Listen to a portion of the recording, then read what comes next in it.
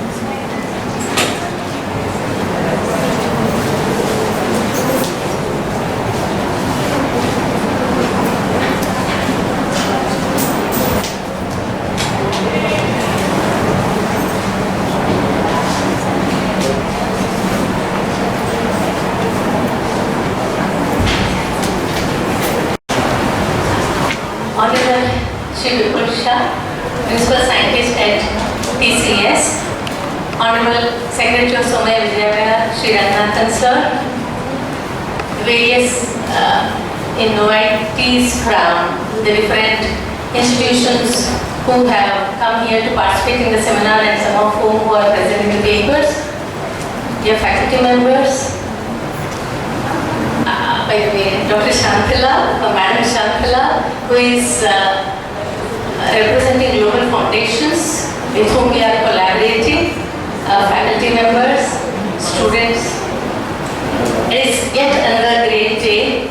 We are celebrating the 24th seminar in the Senior Scholars Seminar Series.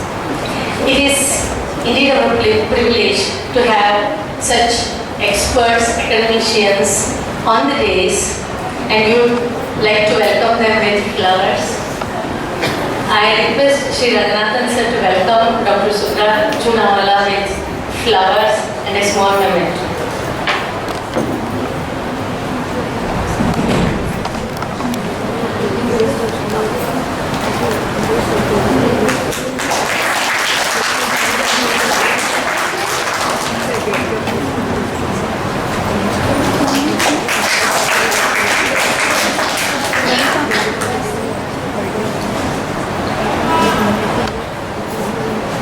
We welcome Shri Vipul Shah sir, who is instrumental in bringing the CS Pashala workshop to our institution. I request Ranganathan sir again to welcome our chief guest, Shri Vipul Shah.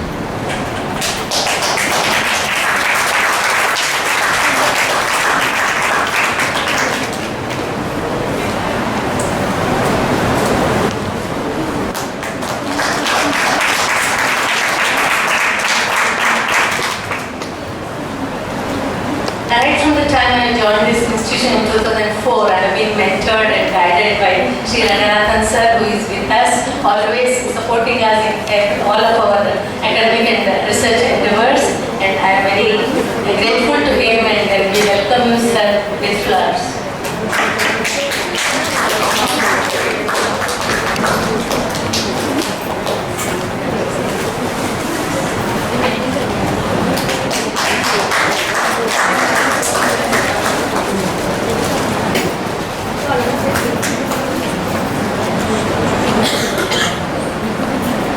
One of the prestigious annual features of this institution has been the Senior Scholar Seminar Series, which was instituted by the visionaries very long back when the institution was started, with the intention of giving more exposure to the students beyond the academics. And we have continued with the legacy, and so we are here conducting yet another national seminar. Why this topic? Issues, and challenges in developing 21st century skills in students, and what are we to come up with. The British legacy is still continuing as far as teaching learning process is concerned. Though we are independent since 1947, the classrooms haven't changed. When I was a student, I had the same type of teaching and learning happening, and even now we do not see much change in the process of teaching and learning. Though we have been exposed to many concepts, Western concepts also, constructivism, learning on one's own and all that. And we have been attending seminars, we have been conducting seminars, we have been training teachers. Somewhere that mindset is not going off. The 21st century skills demand that apart from the syllabus or mastery of the content, which is the basic minimum, we are to develop in the students leadership skills, critical thinking, creativity, communication skills, soft skills, learning to learn skills.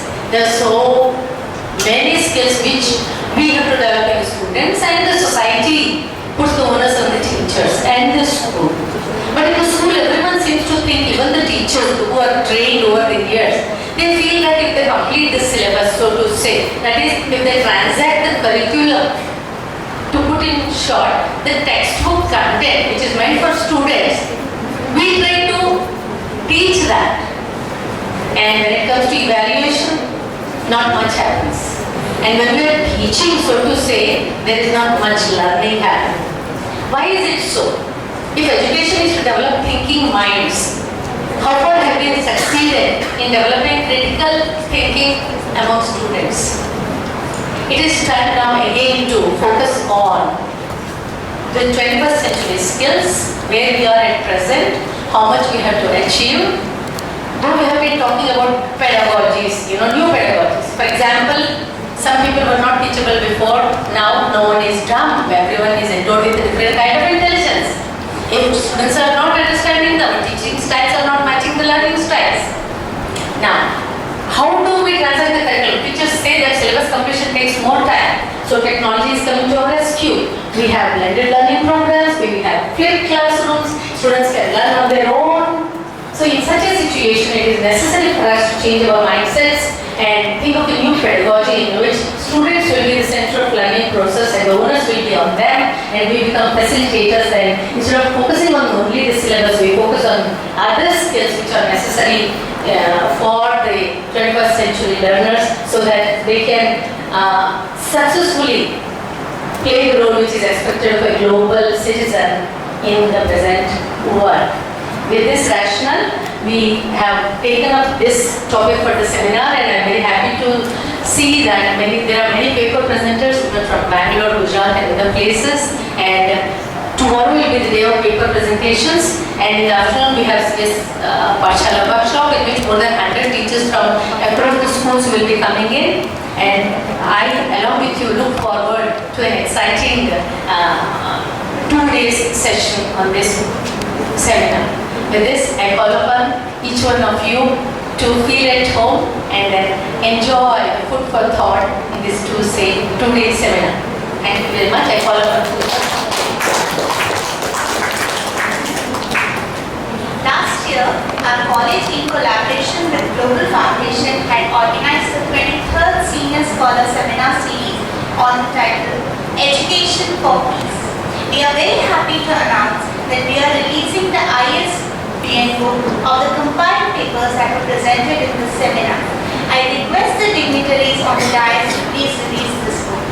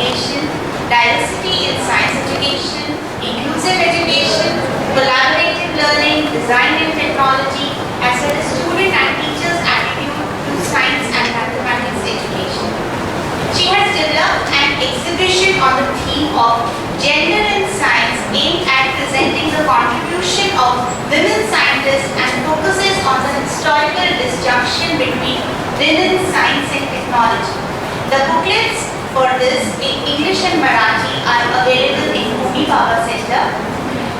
I would request all of you to please go to the Homi Baba Center and see this exhibition on gender and science. It's a wonderful exhibition. She is a co-author of a book in Marathi on assessment and research in science education. She is actively engaged in teaching several graduate courses for researchers at Homi Baba. She is also successfully coordinating the postgraduate research program of distance education of Yashwantrao Chauhan, Maharashtra Open University. She is involved in the teacher professional development program of Homi Baba. She was a convener of the 4th International Conference to review research in science, technology and mathematics education. She has successfully guided 2 PhD students and is currently guiding 2 more PhD students at Homi Baba. She was a member of the focus group that wrote Gender Issues in Curriculum position paper for the National Curriculum Framework 2005. She is also a reviewer of papers for many journals, prominent among which are Indian Educational Review (NCRT). She has 13 papers published in journals of international and national acclaim, around 36 papers in international and national conference proceedings, 8 books published to her credit, and written chapters in 4 books. She also writes articles in popular magazines like Teacher Plus, which reflect her vast expertise in the field. Lastly, I would say she is an excellent human being, humble and modest, an admirable mentor and guide, a participative leader, and a wonderful person to sum it all. And I can vouch for that since I worked closely with her for 2.5 years, which were so far the best years of my life. All thanks to her. I now request Dr. Subra Chunawala to kindly enthrall us with her expertise.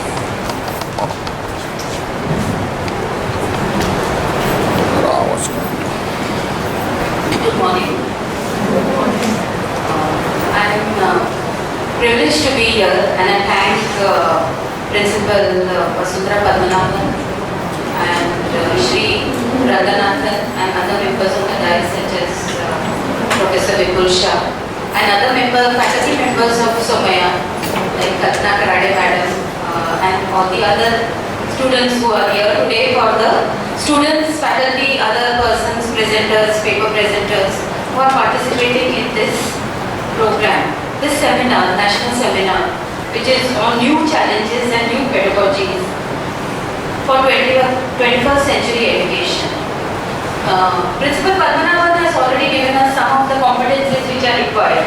She has mentioned what are the new 21st century skills which are being highlighted, such as critical thinking, problem solving, innovation, and communication.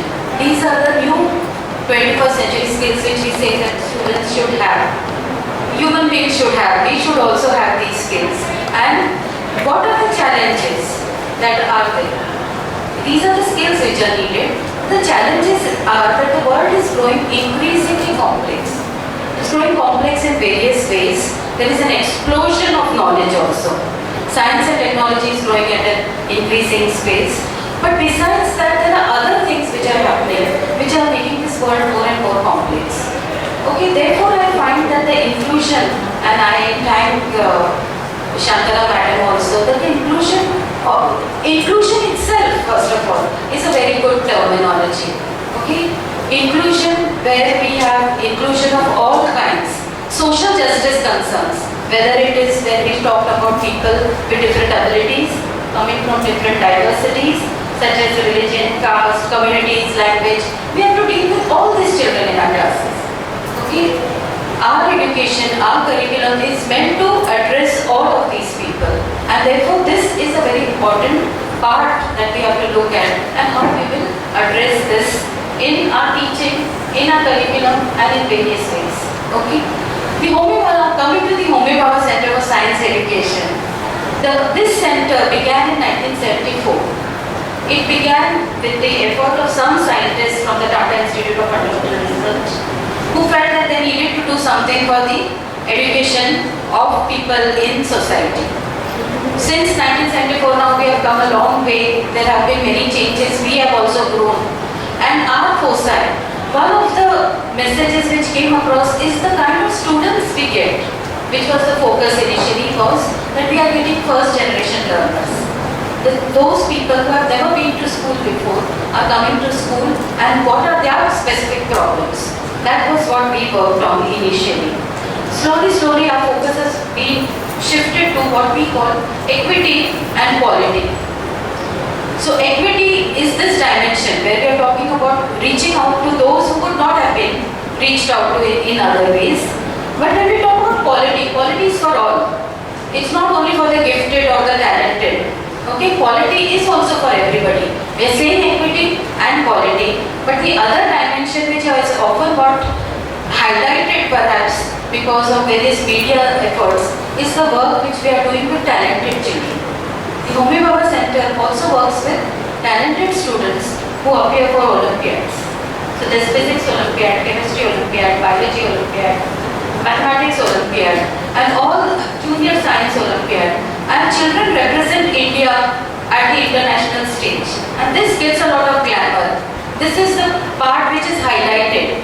This is of course a very challenging task. Recognizing the talented students, training them, and then winning medals.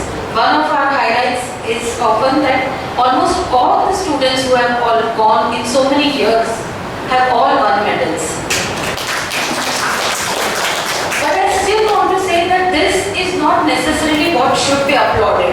What should be applauded is the work which we are doing with other aspects also. That we are trying to work with visually challenged children. That we are trying to work with gender. That we are trying to work with differences that are there, and therefore we have looked at these various aspects. Now coming to what would be the pedagogies to do this? Okay, if we are trying to do all this, what kind of pedagogy would we look at?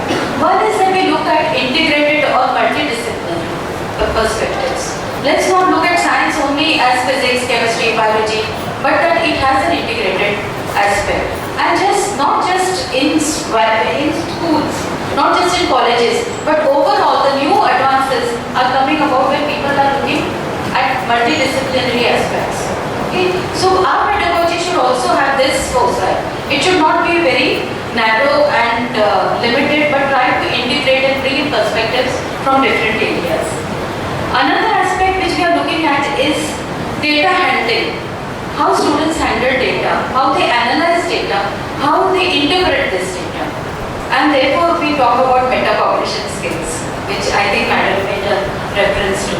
The other thing is collaboration and team spirit. I admire the way Pooja, Madam made us all look at each other and smile. So these are some of the ways that we bring it into children also, into teachers also. Children also need to learn to work in groups. Though, yes, it is very difficult to do that, but still some of our work is attempted at that, and maybe you can also look at as how to make, even in pairs, children work in pairs and learn a cooperative way rather than a very competitive way of progressing. And lastly, we have to highlight social and ethical concerns. Okay? In various ways. Today, I think we are going to learn about computers, but even computers can be used in very social ways to reach out to people, and I'm sure that's what Professor Paritosh Pandya and others will be talking to us about, that the aim of computers is also building groups and not living in isolation. I just want to give a reference to all of you. One of the papers which I thought is useful is the future of learning. What kind of pedagogies for the 21st century? Okay, this is a paper by Cynthia Scott, and it was published in 2015. So I mean, if we are talking about 21st century, then we should look at work which is looking at what is the future of learning? How do we look at learning and how do we go about? So some of the ideas may come from there itself that we are talking about. I think with just this short introduction, I look forward to this seminar. I hope to listen to some papers which will enlighten all of us, and all wishing you all the best. Thank you.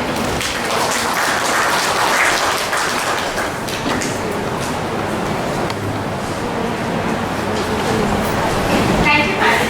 It was indeed wonderful to hear your thoughts. The The chief guest of today's session is Shri Vipul Shah. Vipul Shah is presently a principal scientist at Tata Consultancy Services. He has been part of Software Engineering Innovation Lab at Tata Research Development and Design Center for over 26 years. He has led several research projects in software engineering in the area of language processing, model-driven code generation, program analysis, software testing, and process mining. The research has resulted in several tools. As a global head of academic alliances, Mr. Shah was responsible for setting up and overseeing research alliances with Stanford University, MIT, Carnegie Mellon University, Georgia University of Technology, and University of California, Riverside. Mr. Shah has been on program committees of several research conferences. He leads National Level Association of Computing Machinery India education program CS Pathshala to devise and sustain initiatives to improve access and quality of K-12 computing education in India. CS Pathshala has over 125 volunteers. Mr. Shah is also involved in the local school level scratch competitions. I now request Chief Guest Shri Vipul Shah to address the audience.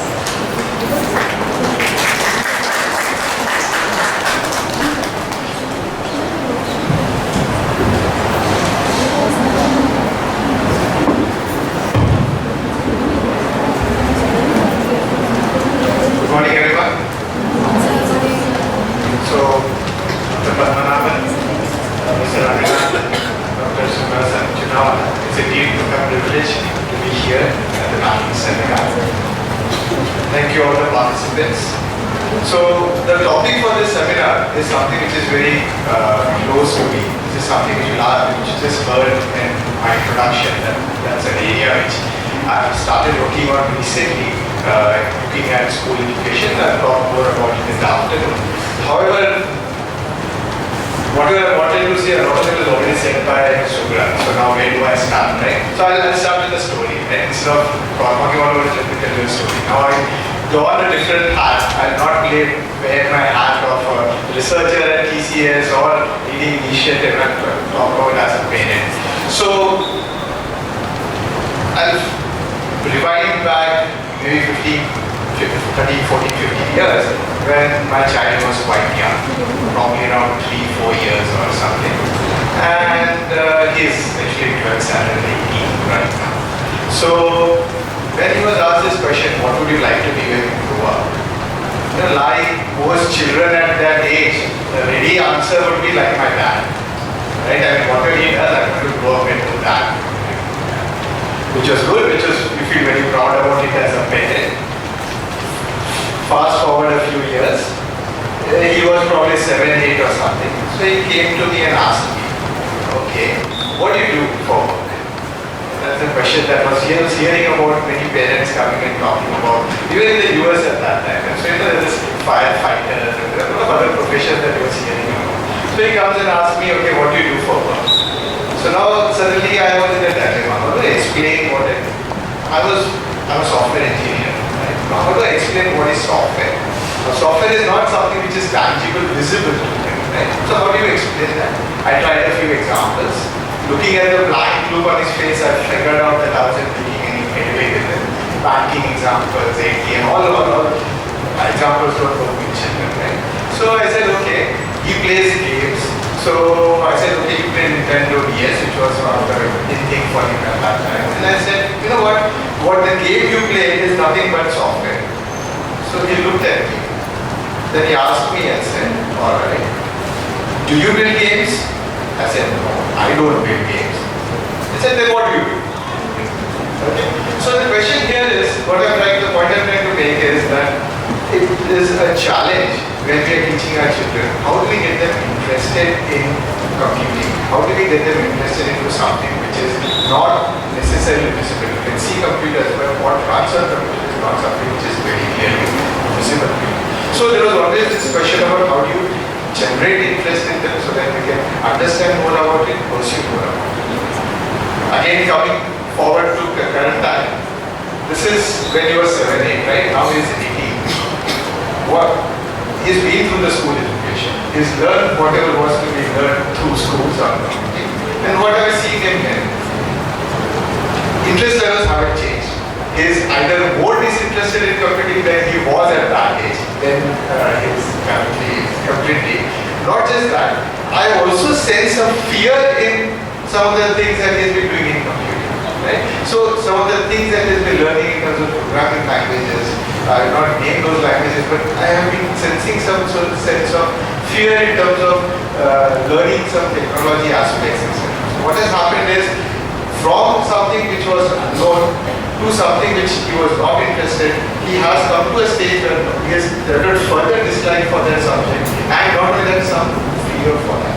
And or probably something which I personally, with my background in computing, would have liked him to know more about, right?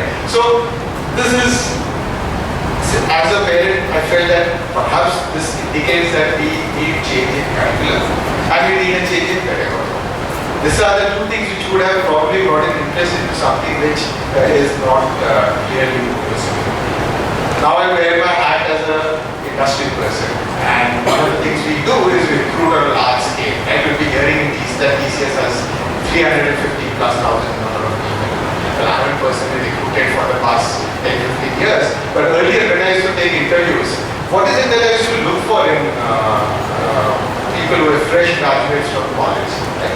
We would look for not the technology that they know. We would look for what they know basic concepts. When I mean basic concepts, I'm not talking about technology gaming or anything likewise. I'm talking about basic simple concepts, simple math questions. Can they tell me an algorithm for computing factorial? Right? We who used to tell candidates, don't even write it in a programming language. Just tell us in English, how would you do factorial of a particular number? Believe me, it was very difficult to get all, very few candidates were actually able to do that. Right? So, not only at the school level we have curriculum that needs change, we are also finding that at engineering college level, there is a need for teaching them concepts in depth so that it will last them for a long time. But the things that we do in TCS is build software. Now we build something, it's always a problem that needs to be solved, right? And so basic problem skills, solving skills are something that are necessary and something that everyone must possess. And that is what we want to see in the candidates that we see. However, problem solving skills are not something that we teach in schools nor in engineering colleges. If I ask any one of you, every day you get up and solve problems. You have all kinds of problems in your life, right? Then why is it that we don't teach this as basic skills to our children at whatever level, primary, secondary, or higher education? Right? Why is this important? I come from a computing background and my scope, my thought is probably strictly into computing. However, not everyone is going to become a computer scientist, right? However, these are the skills which are going to help everybody, whether any discipline they pursue, any job they take up, anything they do in life. Problem solving skills are the most important, as was earlier mentioned, the most important to get to the century scale. There are too many changes that are happening around us. I think we've been noticing that things are changing at a much faster pace. There are too many agents of change. So, I don't know, you probably would have read, it was maybe a month ago or something, I don't know when it comes in newspapers. You're all probably heard of 3D printing, right? So there was a report on a bridge being built in Spain, if I'm not mistaken, using 3D printing. You've all probably heard of Google cars. 10 years back, did you even know about that? No. And right now it's not a question of when the cars are going to come. It's not a question whether if the cars are going to come. It's just a question of when are they going to come, right? They've already done trial runs in Singapore for a taxi. They're doing trial runs in the US with cars. They're doing trial runs with trucks. Think of the kind of disruption it is going to bring about in the entire industry. If taxis become driverless, what happens to that industry? If trucks become driverless, what happens to the entire industry? And not just the trucking industry, but the entire ecosystem around it. What happens to the dhabas around it? What happens to the entire ecosystem, right? So technologies are bringing in a lot of disruption. Just this last month's article of IEEE Spectrum magazine, I read that Rolls-Royce is working on we see this cargo container ships, right? We have all of these containers probably near Siam somewhere. When I pass through the train, I notice those containers, right? So these are huge, large ships that travel from one country to another country carrying goods with them. They are working on technology wherein it can be remotely managed with no crew on board. Alright, so think of these large container ships on the sea, completely managed offline by a bunch of people, nobody on board. What they save is all the crew. The crew cost apparently they would end up saying about 5% to 15% cost just to house the crew there. The weight of the ship reduces because now you don't have to build quarters for them. Right? So you can have more containers that you can carry. Apparently they are trying to be more safe because most of the errors that happen are human errors. And with computers, the good thing is if there are problems, you can always go back and fix the problems the next time it doesn't happen. Right? So the only thing that is stopping is this technology is likely to come in the next 10 years, even faster probably, even earlier. Right? The only thing that is the reason for it to take so long is the regulations. There have to be enough safety regulations in place so that we are ready for these technologies when they come in place. There are all kinds of regulations. Who owns the ships, where do they originate, what happens if there's an accident, all kinds of liability issues that need to be solved. So what I'm trying to say is there are a lot many changes that are happening around us. There are a lot of agents of change. We take our cell phone, how long before it becomes obsolete, right? We just buy it and within a few months you have a better, faster, bigger phone available, right? New disciplines are coming up. Earlier Surya referred to cross-disciplinary work. So computational advances have enabled works on things like computational genomics, computational biology. But who would have thought of tools available which can look at gene editing, right? I mean, again, the problem, there are two problems to that particular problem. One is the actual gene editing itself, taking a genome, identifying a pattern, replacing that pattern with something. And the other is actually identifying, which is a computer science problem. How do I search through billions of billions of signatures and identify the patterns that I'm looking for that I can replace? So there's a computer science problem. And these are the kind of problems that our children are likely to see in the, when they come out from schools. So what is the role of a school? The role of a school is to prepare students for higher education, give them training so that it would last them not just for the next few years, but the next 20, 30, 40 years. Right? So what we need to do is we need to train them in skills which are going to be foundational skills which are going to last them for this long. And I'm happy to say that in our small way, CS Pathshala is one such initiative where we are trying to introduce problem solving and computational thinking skills as part of the computing curriculum. We'll have new computing curriculum around problem solving skills. Curriculum that does not require you to use only computers. Curriculum that introduces science into the current computing class, which is science plus the lab that everybody is used to treating computing as. And I'm happy to say that we have a very ambitious plan to have every child in India trained on problem solving skills in the next 15 years.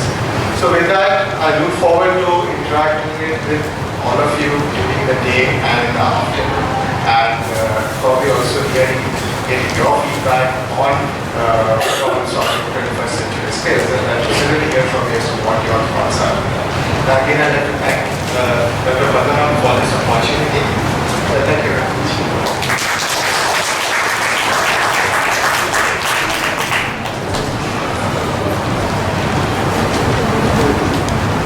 Thank you, sir. Your words have definitely made a mark. All of us are now eagerly waiting for afternoon when CS Pathshala will begin. A mentor is someone who allows you to see the hope in yourself. Our institute is indeed fortunate to have a mentor like Shri B. Naganathan, Honorary Secretary and Chief Advisor, Tejas Somaran Trust.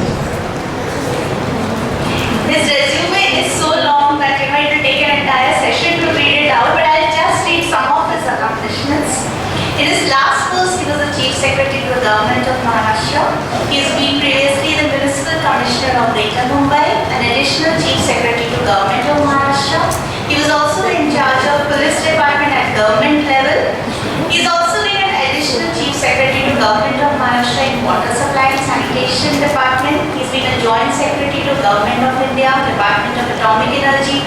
He's been a Secretary to Government of Maharashtra Rural Development Department and Revenues and Forest Department. He's a Managing Director, Maharashtra State Seeds Corporation. He's been a District Collector at Wardha, Chief Executive Officer, Zilla Parishad, Assistant Collector at Nandurbar, amongst many other esteemed positions. And mind you, I'm just reading a few of them. He is also the Chairman of Internal Finance Committee of NAC. He's associated with Alert India, working in the areas of leprosy, AIDS and TB. And I think this demands applause. He's also a chairman of Sri Ravindranatha Paduka Trust, which is a religious and cultural organization. He's on the local managing committee of Nirmala Niketan, and he's also on the advisory board of Council of Fair Business Practices. To cut short, I think we're really fortunate to have him amongst us today. I request Chairperson Sri V. Ramanathan to address the gathering.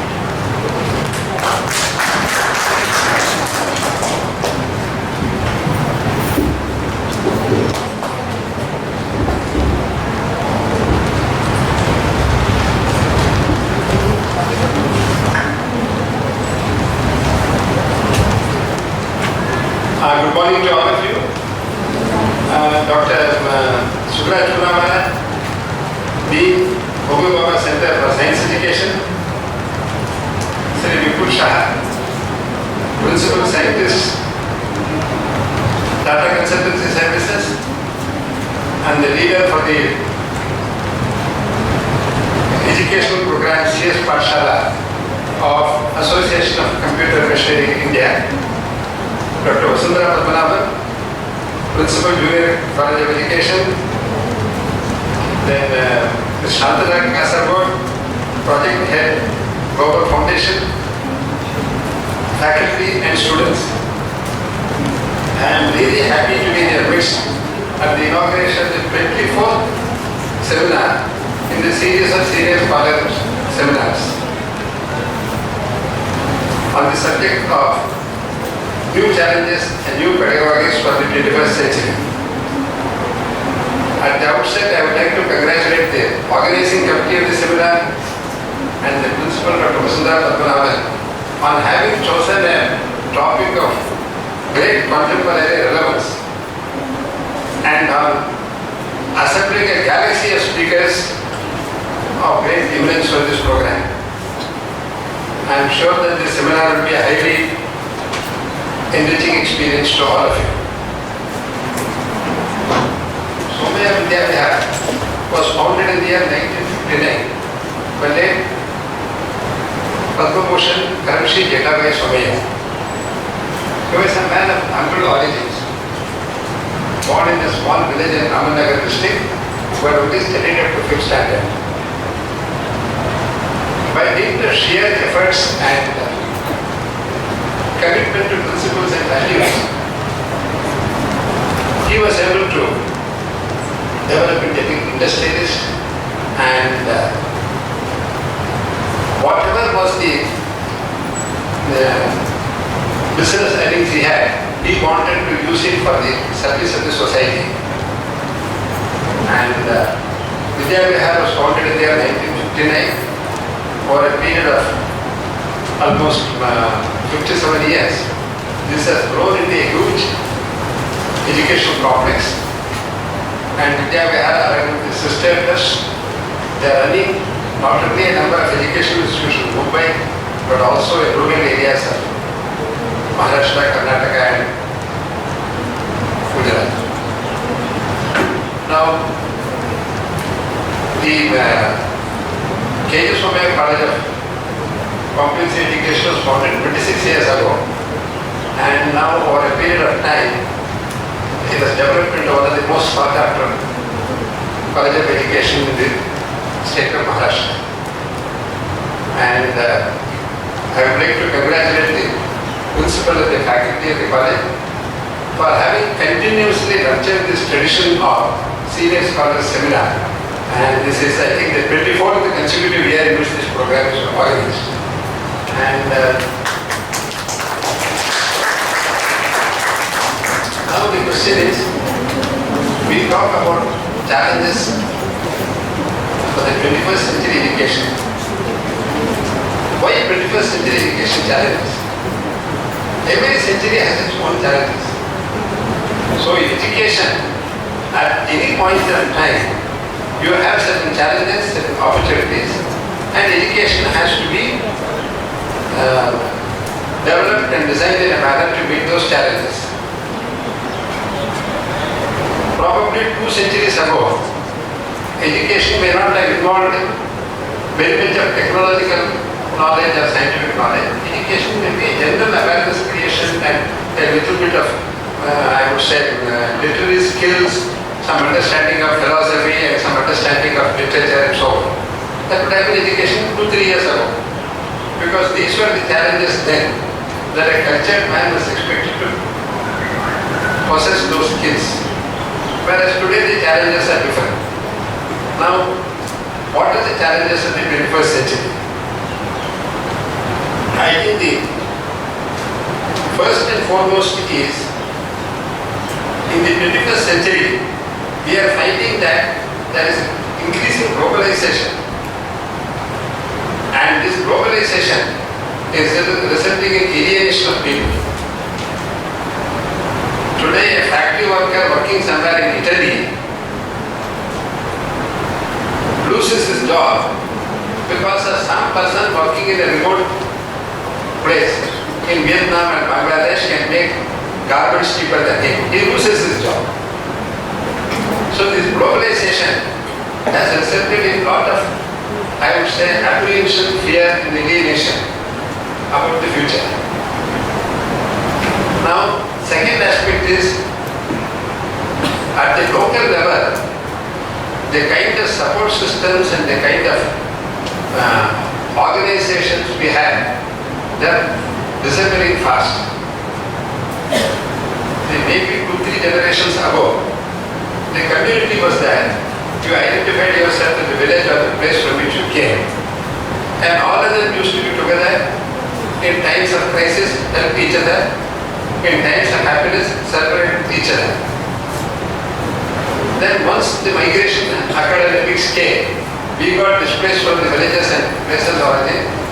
We have lost contact. Now we have got into cities. So the community is lost. Then 2 generations ago we had the joint family system, where people used to have a number of persons in the house, your uncles, aunts, brothers, cousins, nephews and so on. So it's a big family. So the joint family had a support system. If someone was handicapped or was not particularly bright, the rest of the family used to take care of him. That is how the system used to work. So when we were young, we were all getting quite worried about the disappearance of the joint family system. We said that nuclear families are coming. The old support systems and the kind of education which children used to imbibe unconsciously by the various relations around is getting lost. And we are getting the nuclear family. Now we are finding increasingly the nuclear family is also disappearing. Firstly, because in most families there are only 1 or 2 children. You don't have any siblings to interact with each other. And both husband and wife go to work. They go in the morning, come back in the evening. They have no time to spend for their children. Many times, when we talk to the children, they have to confide necessity in the teacher. They are not able to confide in their parents. The teacher is now giving the support system because parents are too busy. They have no time. And children are not feeling close enough to them. Of course, in China, this problem has become particularly acute because of the one-child policy. You find that you have got 4 grandparents and 1 child. So that's children. Then you don't have other children to play with. Earlier, when you go out, you had a lot of children with you to play with. Now when you go out, you find hardly anybody to play with.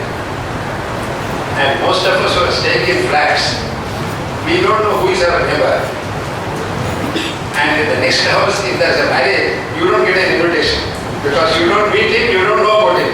You only hear some noise and all that, think some shadi kuch ho rahi hai.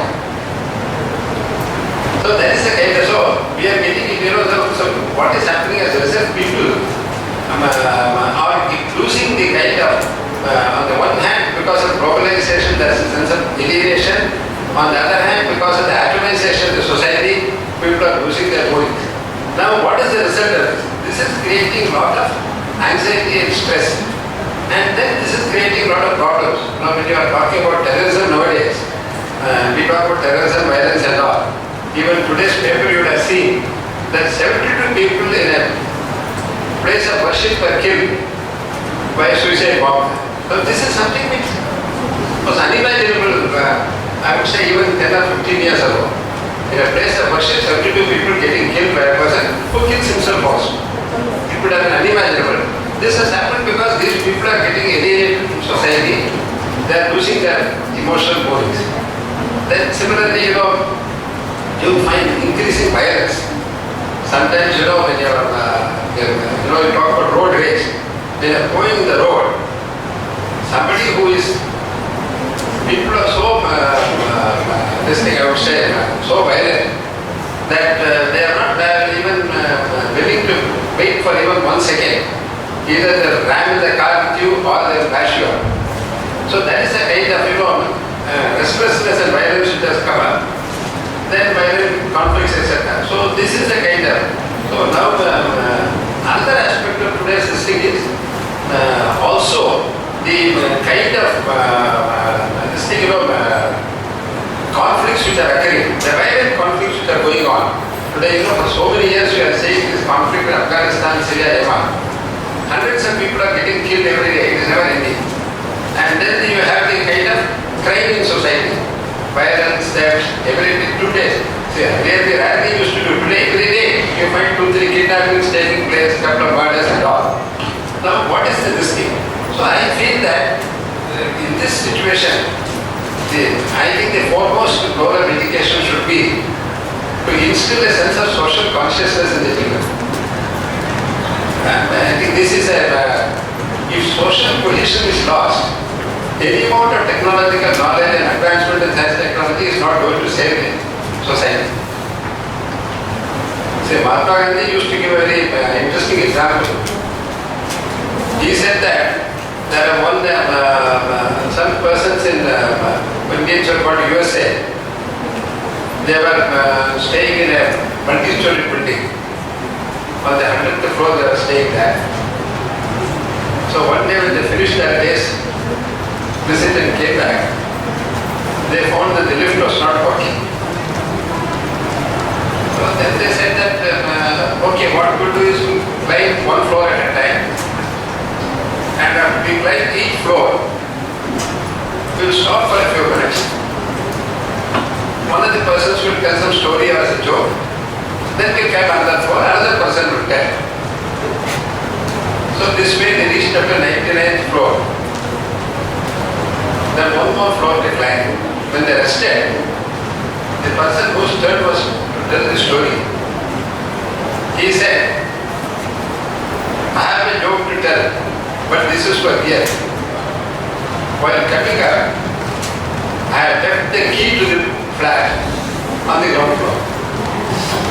So that's what has happened. Technology has advanced, but human feelings are getting lost. So this is where I think social consciousness, and definitely as a part of the education program, students must not only be made to work in various parts of the country, in the rural areas, in the tribal areas, in slums, and develop an empathy with the other people. They must also involve in a lot of group activity. Because today, we are finding that the children are emotionally fragile because they are not exposed to the kind of rough and tumble of life. They are leading a sheltered life. And parents don't have time to spare for them. So the result is emotionally they are very fragile. Very easily they get upset, they get disturbed, and sometimes they have a violent reaction. So that's why, I think we should have as part of the education, there's a lot of group activities, 4 or 5 children working as a group, these have to be promoted. And most importantly, sports are an important media of promotion. I find that hardly any students are playing games. I think it must probably be made even some kind of a obligatory thing that every student must play some game or other day in day out. Then in group activities and games, etc., you start learning how to, sometimes you win, sometimes you lose, you are able to accept process, you are able to interact with others, develop an equation with them, and try to work harmoniously as a team. So I think this is very important as a part of the education. And second aspect of education which I wanted to, current situation which I wanted to mention was the environment and ecology. So people are not realizing that we are going through an ecological crisis. See, every day you must be reading the newspapers. Air pollution levels in the city of Mumbai and Delhi in India are so high. They are among the probably 10 most polluted cities in the world. Apart from that, you are having the global warming. If they say if it continues at this rate, after another 50 years, human life may not even survive on the earth. So this is an ecological emergency. This is an issue which I think, irrespective of what the student is studying, whether he is trying to do a BA in science method or BA in geography or whatever it is, this has to be a part of the educational process and students must impact. How we are sensitive to the ecological and environmental situation. And there are many aspects. I am just giving an air pollution as an example, global warming, then contamination of foodstuffs, various areas. So I think this is an issue of which, unless each and every person is aware of it and does whatever he or she can do to minimize the pollution, with all our technology, we are going to face a very, very serious problem. Then the last thing which I wanted to mention was about pace. I think this has already been mentioned that rapid changes are taking place. Technology is changing fast. In fact, Alvin Toffler in the book Future Shock has said, not only is change occurring faster, but the rate of acceleration is also increasing. So it's an exponential growth in change. Now no institution can teach the student what he would has to do after 5 years. Because what he has learned today may not be adequate 5 years hence. So we have to imbibe a culture of lifelong learning. I think one of the recent Institute of the London Economist also, this was the cover article about lifelong learning. Then they said, how do you sort of, program students for lifelong learning? Now, for instance, the PTI is teaching students for the, building. After 3 years, there will be no builders because robots would have replaced men. Robots will be this thing.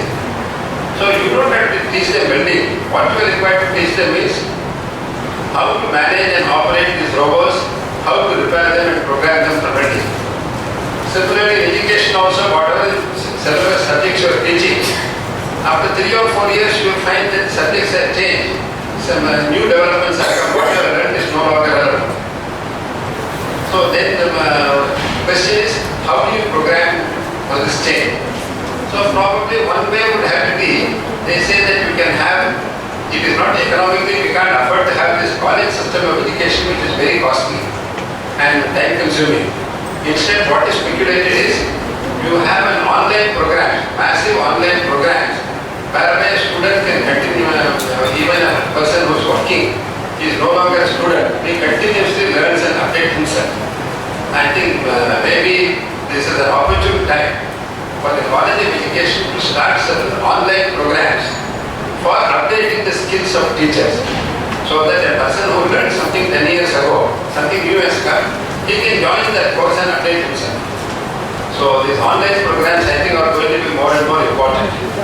And we have to find out what are the areas where teachers have to improve themselves, and with reference to those areas start conducting these programs. And online courses are very much cheaper than classes like this, and we can on a fees we can organize.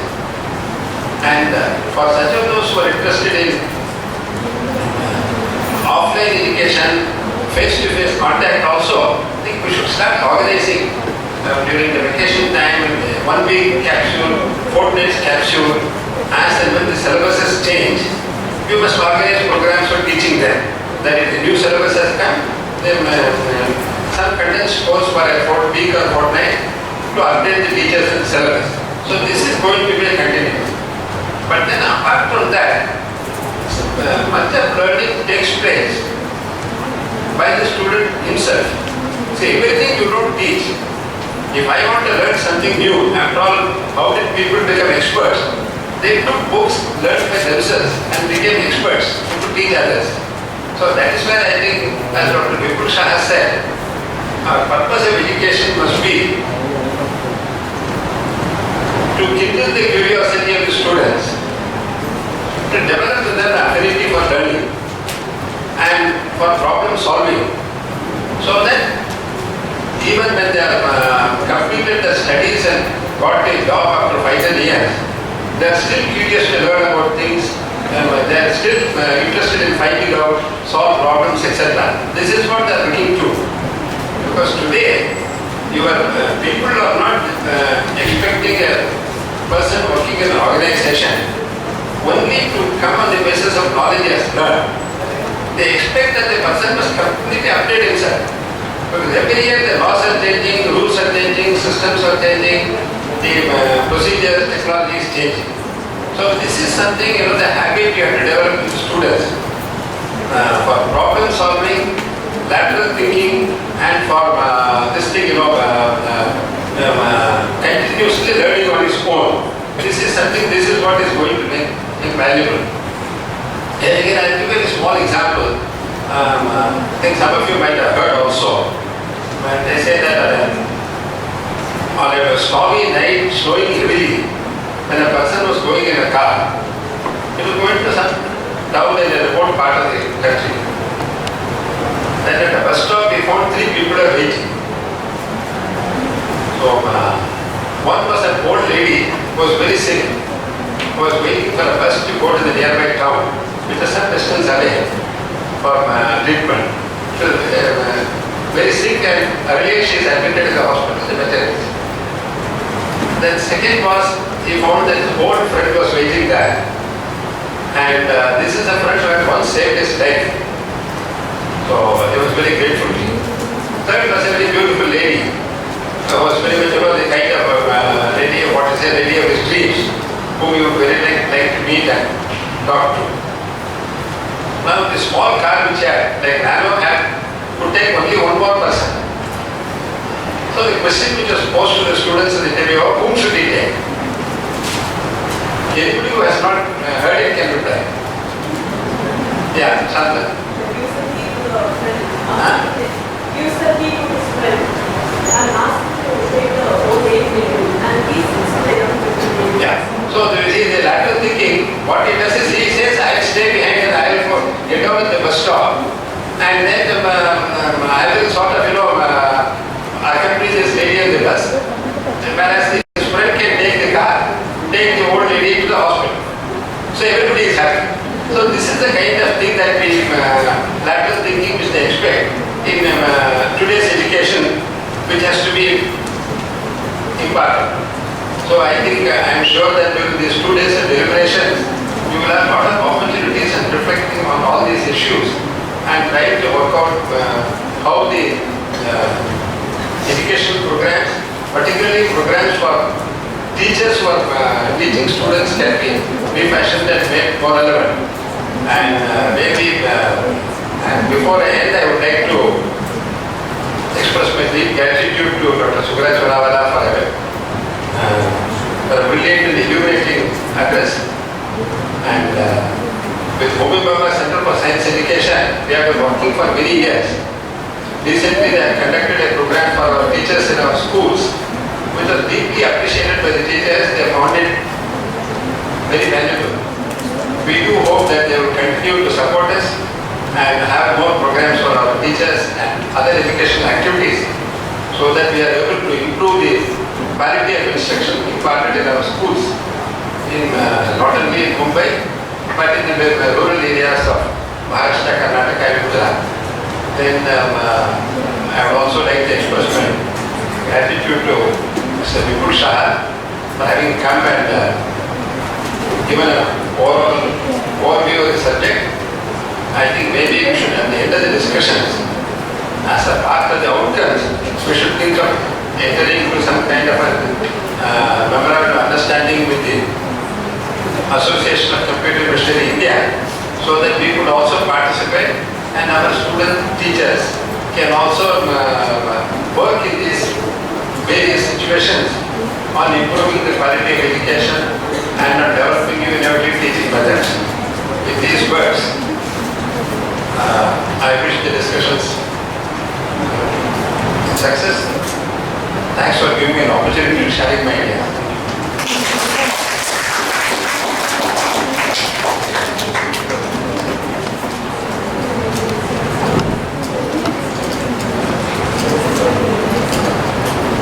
Thank you, sir. Your thoughts really made us do self-introspection and awaken to the conditions of the world.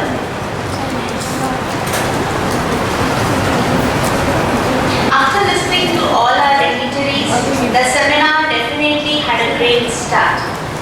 I call upon my colleague, Ms. Usha Sharma, to kindly give the vote of thanks.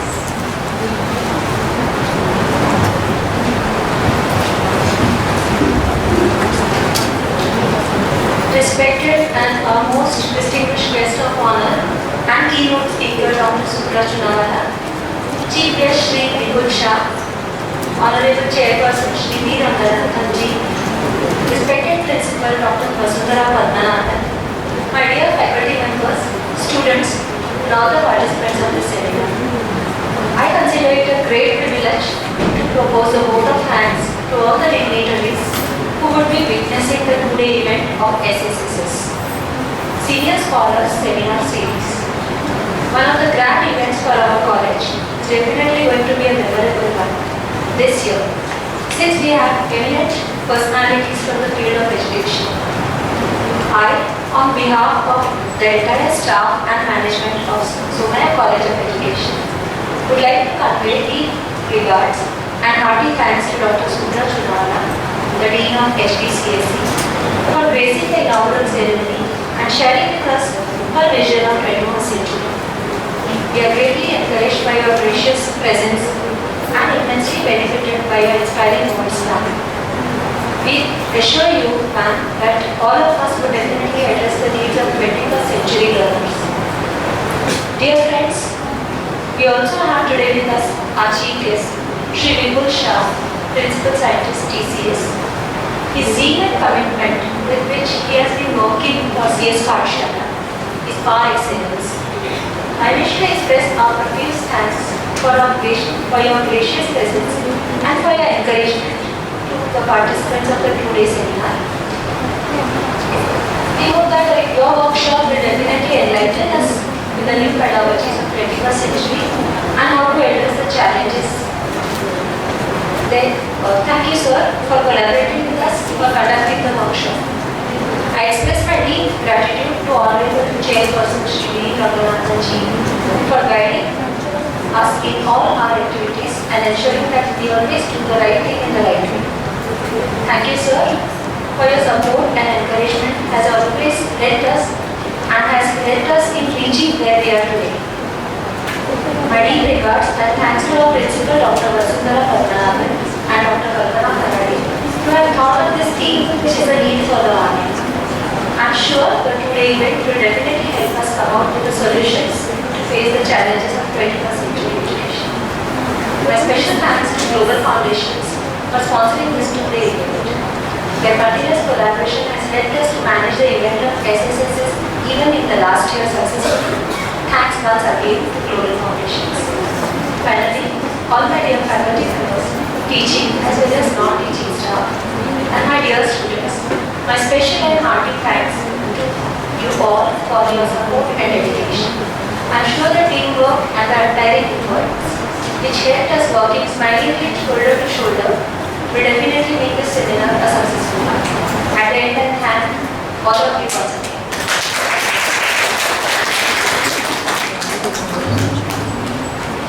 So at the end of this inaugural session, I would just like to say, please continue smiling, continue sharing and continuing learning from each other, and smile not for these next 2 days but for an entire life.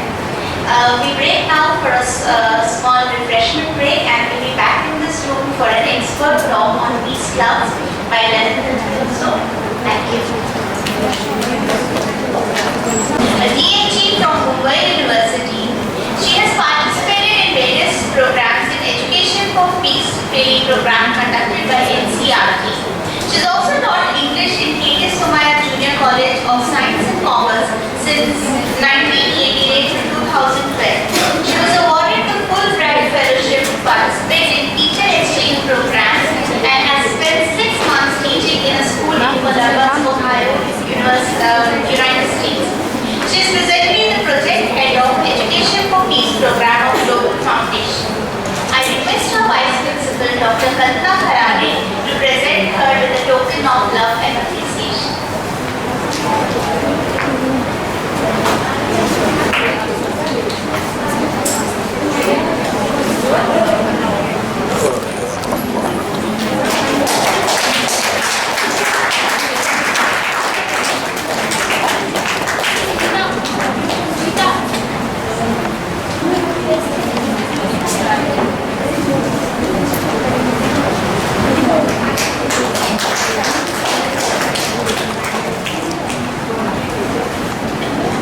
I request Chancellor Madam to kindly come on the dais and share her thoughts with us.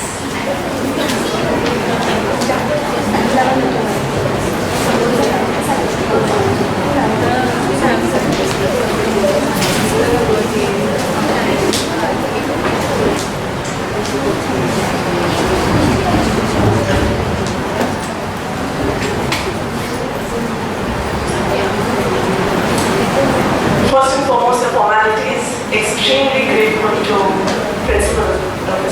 Vasudha and the faculty and also the students who have given me an opportunity to come and present our program. The theme is something that we have been working on. Education for Peace, the topic itself says quite a bit. The challenges have been discussed in a very scholarly manner during the inauguration. Nothing much remains to be said. If I say the same thing, it will be extremely repetitive. And it has been said in such a scholarly way, with so much of experience, with so much of understanding, with so much of research, that whatever I say might sound very laymanish. But I have had the privilege of working on solutions for these challenges. So, as has been said, after undergoing this training in NCRT, I had the good opportunity of associating myself with Global Foundation. And one of the many initiatives they took up was this project of Education for Peace. Initially, we started off in a very small way in the district of Sinapur, where we were only carrying on awareness programs. We would visit schools, we would talk to the heads of the departments, we would meet the teachers, and we would simply talk about what this idea is all about. To put it very briefly, Education for Peace is a concept that has been envisioned by UNESCO. And the simple philosophy was this. You know why UNO was established? To bring in peace wherever there is war. But then UNESCO said, why should we wait for a war to happen to bring in peace? Why can't we usher in a culture of peace? Where do we start this? With adults? With governments, with NGOs. They came up with this idea of introducing this program at the earliest stage in schools as early as first standard. And as the days pass by, we see how relevant it is. You will see that everywhere the child is exposed to nothing but violence. I mean, when we're talking about violence, I'm not talking about violence where one beats up the other or terrorist activities or wars. The culture itself is something that talks of disturbance. Look at our cartoons. Look at the stories that the children read. Look at their heroes. We will work strongly on this. So you will see the success of the program, or why the program is so much in demand amongst the children is because there is so much violence. Even the games that they play, it breeds nothing but violence. That is one point. The second point is, this has already been discussed earlier during the inauguration. We are living in a globalized world, and the world is getting smaller and smaller. Mr. Ranganathan very rightly said that our value system was something that we derived from our immediate community, like maybe the family or a small village in which we lived.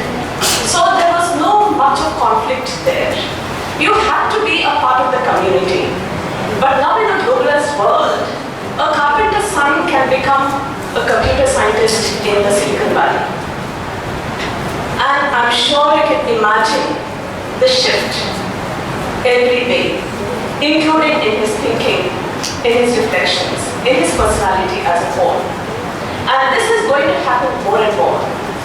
And for the children who are growing up now, you will see all this kind of knowledge, the attitude they develop, the behavioral patterns that they develop. The sources are plentiful. It's not just the immediate family. It's not even the community. The family tells them something, the community gives some kind of a gap. When they come to schools where there is another kind of value system that is built in. TV, WhatsApp, the games, Facebook. And most of the times what I see is also contradictory. When what one person says, the same thing is said in a very cool, fashionable manner, or in a very interestingly packaged way by some other person. So when the child is exposed to multiple ways of thinking and value system, what is it that he is going to make his own?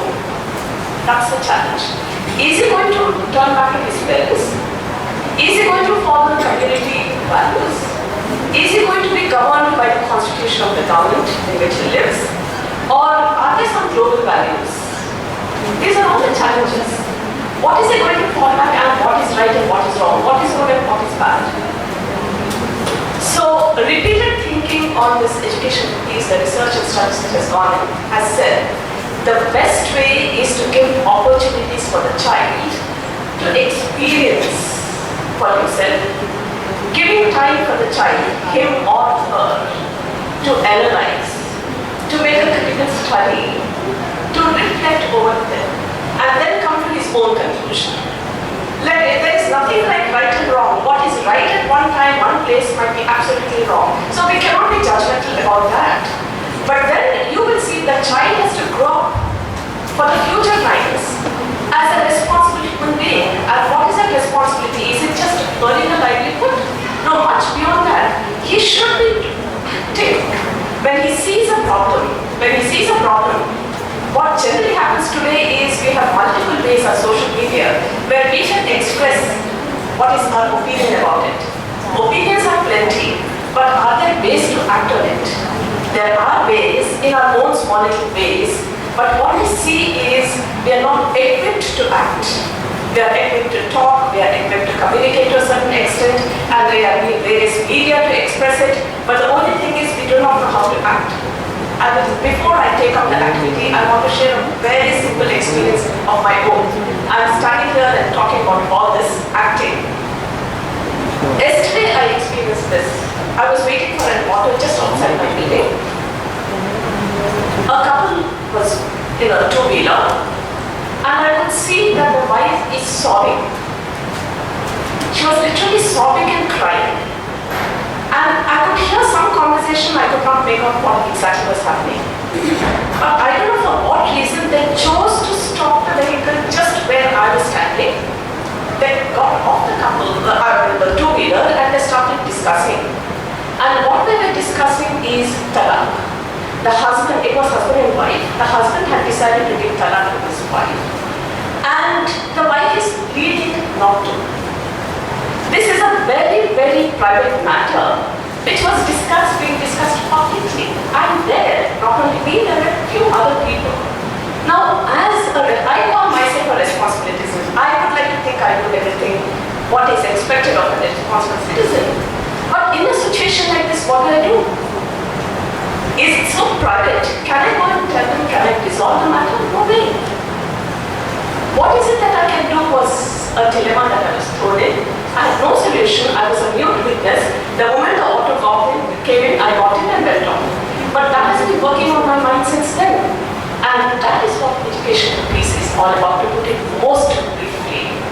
Like, let us equip ourselves, the children, the future citizens of the world, let me put it as global citizens of the world, equip them to act in their own small little world in a very responsible manner.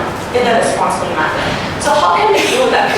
Is it in the, like how Dr. Vasundhara said, the classroom culture and the learning culture has not changed much.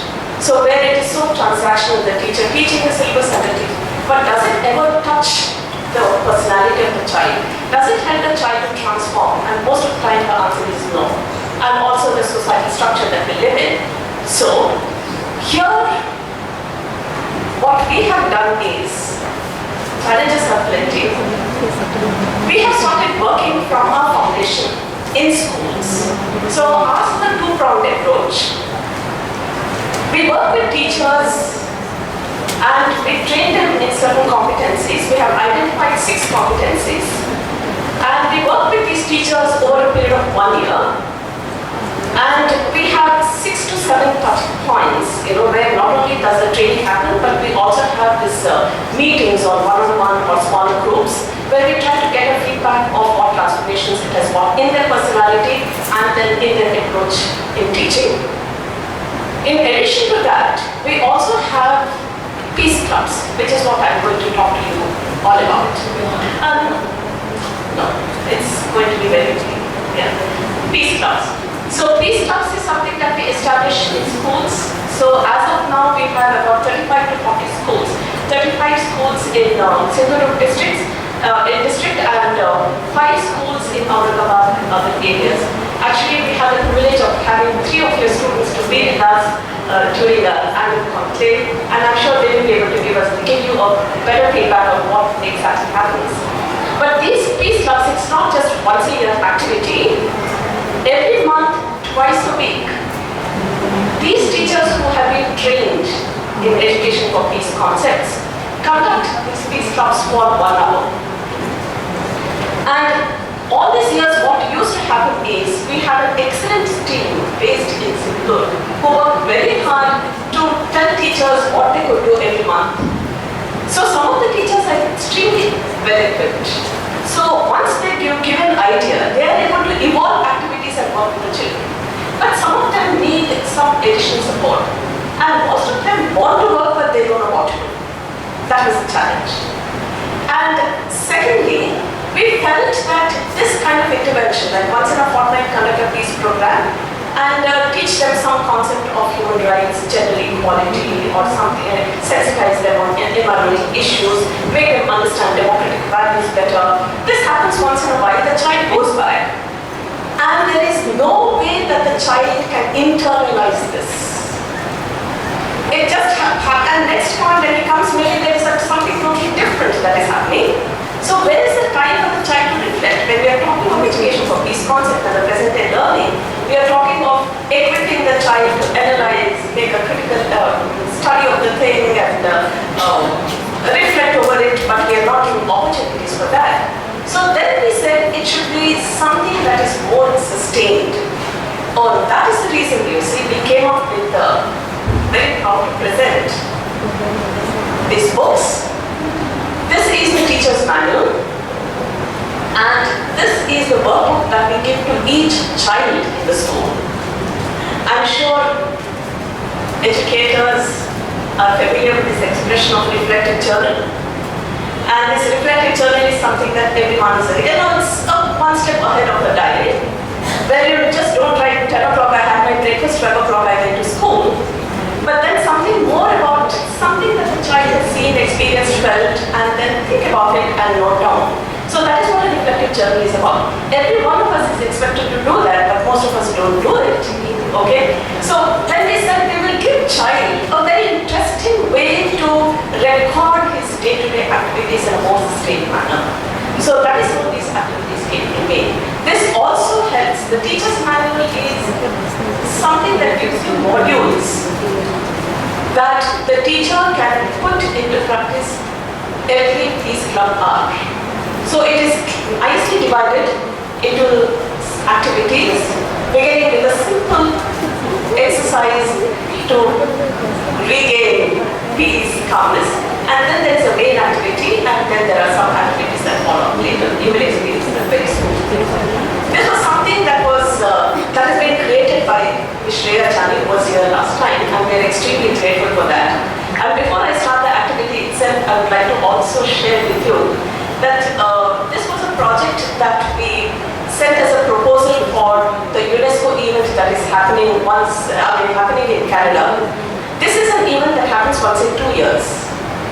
And they invite proposals from all over the world to talk about what new projects they have thought about and how they plan to implement. So we sent this proposal, and happy to share with you that it has been selected. We are going to showcase this in the event that is happening, this international event that is happening. So out of 1,000 or more proposals, we hear that about 150 were selected, and this is one of the 150. So very happy. So this is a sort of an introduction about how we have attempted to bring in this culture of peace. So with teachers, it is helping them to transform by being real teachers to peace educators. Children, we call them peace ambassadors. Ideally, we would have the entire school to be a part of this peace project, but there are so many challenges. So what we do is we start this work with 6 target children. So if the school is small, the entire 6 students become members of the peace club. If not, maybe 1 or 2 divisions, that is left entirely to the discretion of the school authorities and the teachers in charge. And once these peace clubs are formed, these teachers start working with them. So now I request all of you to keep changing your rules as we advance. So first and foremost, I will be conducting this assuming that all of you must do this. But you will have to accept me as a teacher. Okay? Ideally, we would all sit in a circle, and I will be sitting with you, not even in the center, but with you somewhere. And we start off the activities.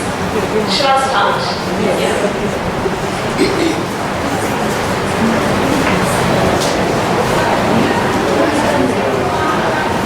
So, may I request you all to relax. Hands resting on your legs and palms facing the ceiling. Close your eyes.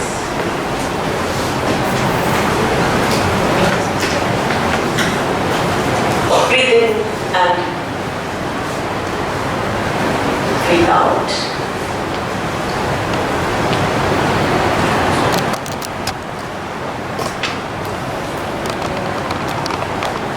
Breathe in and out.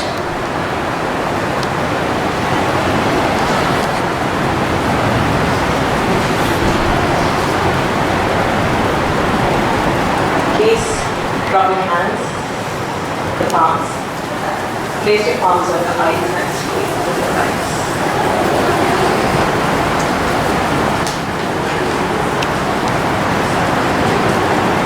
Let me read out this poem. Who is there to take up my duties? Asked the setting sun. I shall do what I can, master, said the early man. Please keep breathing in and breathing out. The fish in the water is silent. The animal on the earth is noisy. The bird in the air is singing.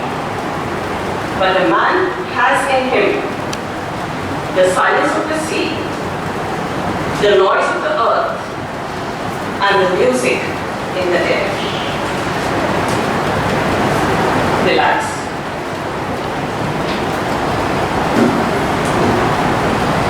This actually is a poem that has been taken from one part of the textbook. So this is a poem that the teacher reads, which also will become a kind of a module when she teaches this in the classroom. So now we start off with the activities. All of you must have some superheroes in your minds, right? Can you think of some superhero that you admire? Superhero. Would you like to share with me? We are all students now, me too. So it's not a question answer session. Please relax. I'm simulating what happens in a peace club. Okay? I want you to experience what happens in our peace clubs. So which is why I'm giving you, and superheroes, I'm sure it's not a $1 million question, a difficult question to answer. I'm sure all of us have some superhero in mind whom we admire. Can you just mention some superheroes? Children? My dear friends?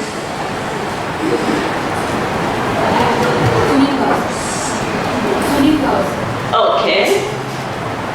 But I think generally this generation would say Superman and Batman and, am I right? You felt ashamed to say that, you see? No, these are superheroes, right? Okay? And the Chota Beam, if I ask a small child, he'll say Chota Beam. Great, yeah? And then, my daughter-in-law said, who is your superhero? When she went for an interview in America, she thought for a while, if I say Superman, Batman and things like that, it's not, well, there culturally I am an Indian, I'm talking to an American audience. If I say Superman and Batman, will it cut out? No. Then she said Hanuman. Hanuman is my Superman. Yes. Now, think for a while. What are those superpowers that superheroes have, children? Can you think of your superhero? Maybe Superman, Batman, Chota Beam, Hanuman. What are the superpowers that they have?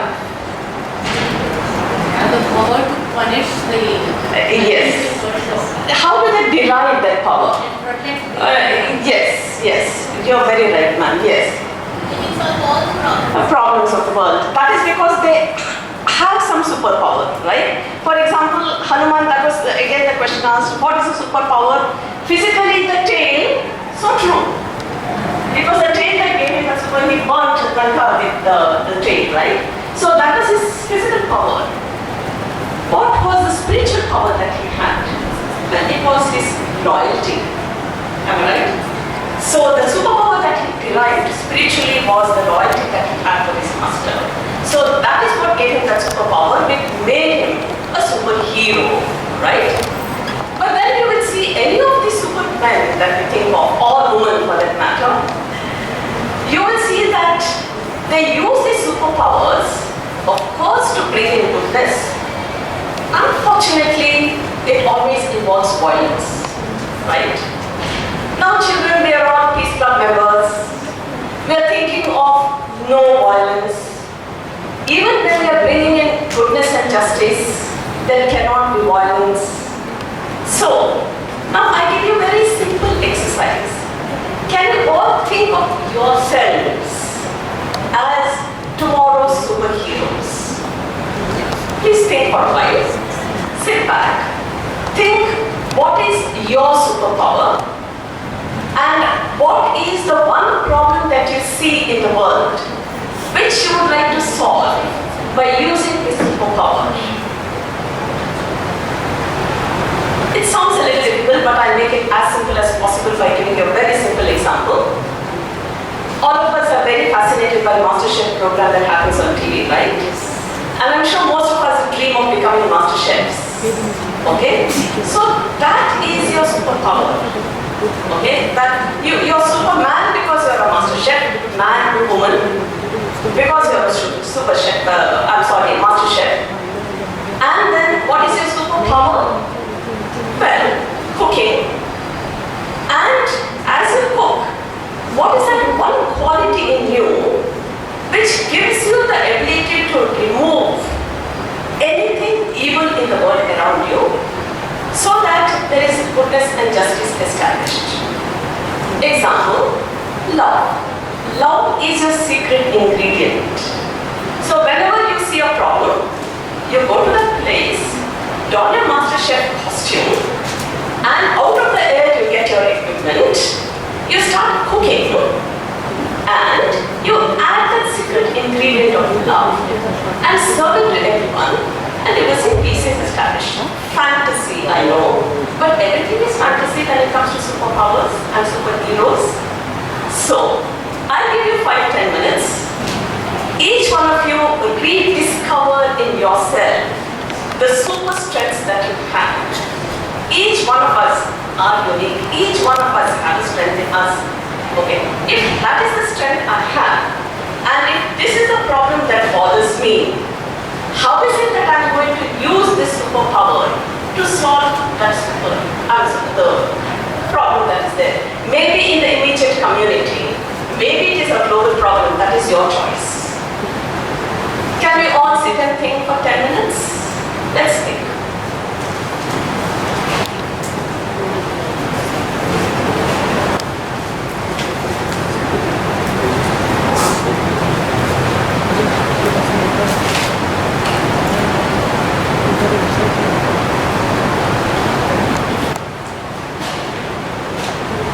I'm not going to give you the full 10 minutes, and I see that some of you have already thought of some superpower.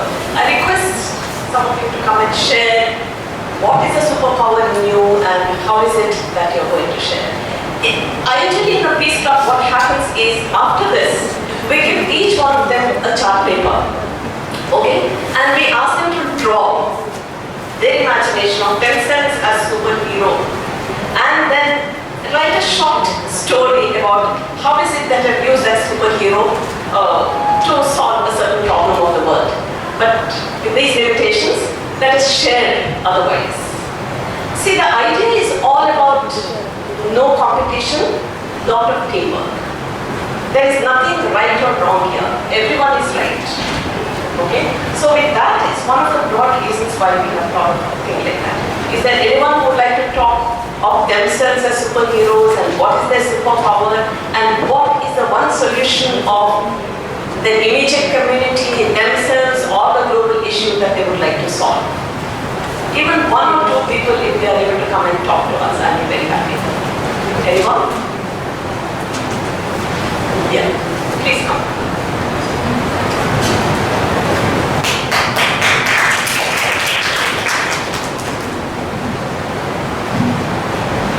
Good afternoon, everyone. Before starting my point of view, I would like to know, I would like to tell you that I am a mother of a special child.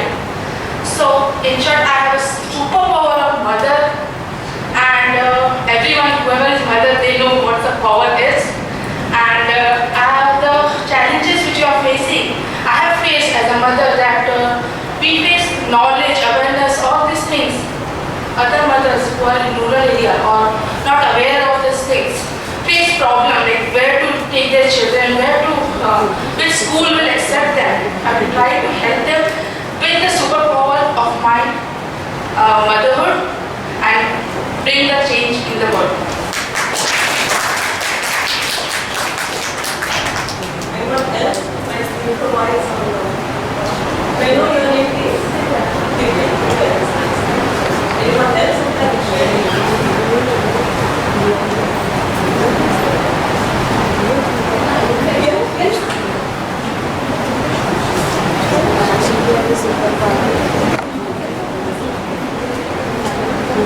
I think every woman is a superwoman, and I also, identify myself with that.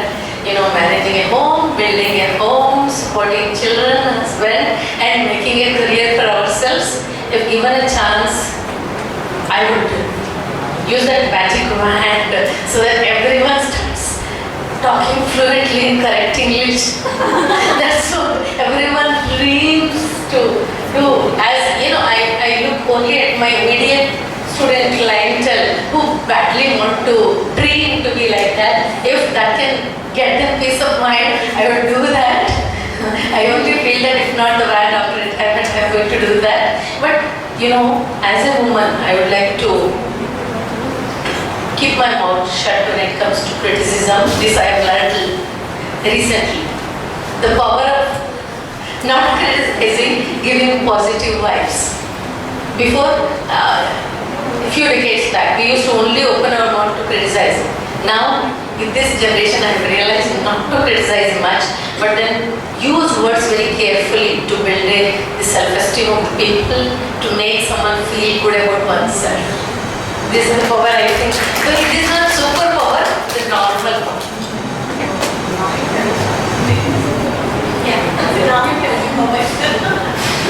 My auntie wanted to say. Yeah, please.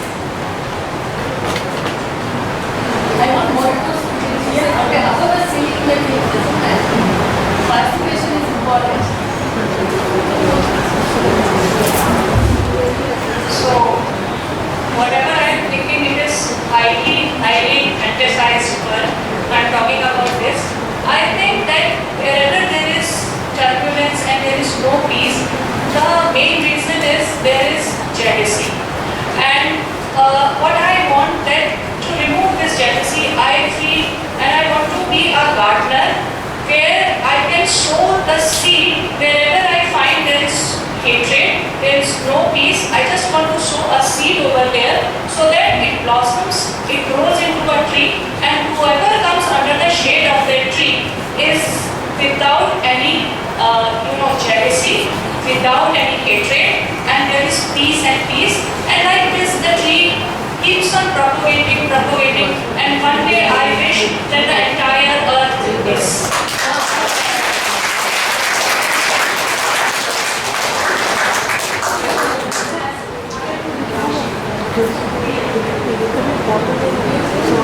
Wonderful, Rashi Gupta. That is not a fantasy, that is a possibility. You can make it a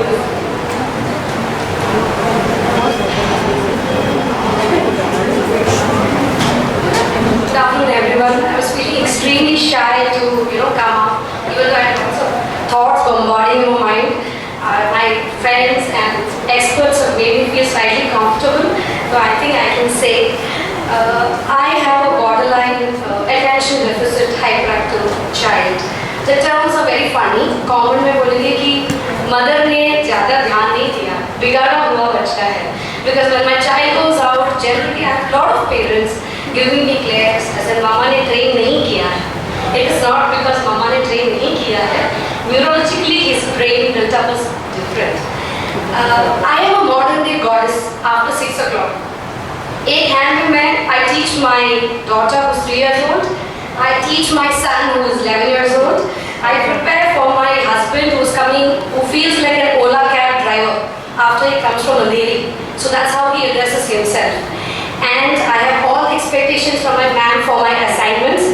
I have my colleagues and my friends feel that I can do well. I have gratitude in life.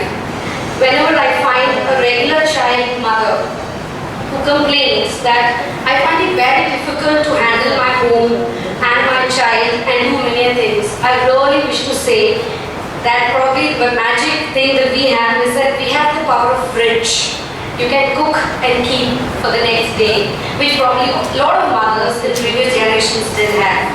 You have a regular, typical development child who has all the developments and you won't feel sorry for your child to see that उसकी domains proper नहीं है, उसकी milestones proper नहीं है, future कैसे होगा. So if you have a regular development child or if it is a special child also, ADHD child, the mother feels sorry, but he should meet a cerebral palsy child. Then you learn to have gratitude in your life. When you have an autism child, then you understand how difficult it is to teach those subtle things that we learn. Nobody teaches us, but हम लोग ऐसे ही सीख जाते हैं. So all that, one main thing that probably I have and I want to give to everybody is gratitude. We have everything. Just need to look into yourself. Thanks everyone.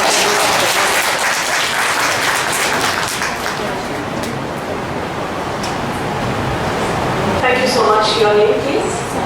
Soumya. Thanks so much. So, I would love many more others to come and speak, but again, time constraints. So, this is one activity that happens, and we conclude the piece of this particular manual by again asking all the children to perform a symbol, and then we ask them to ponder over it. What they've written important. And then also, we ask them to discuss amongst themselves and try to redefine the term hero. Now that they've understood that there can be superheroes who do good by doing good things, then can the word hero itself be redefined? So that is how the class concludes. Now I want you to think a little before we start the next activity.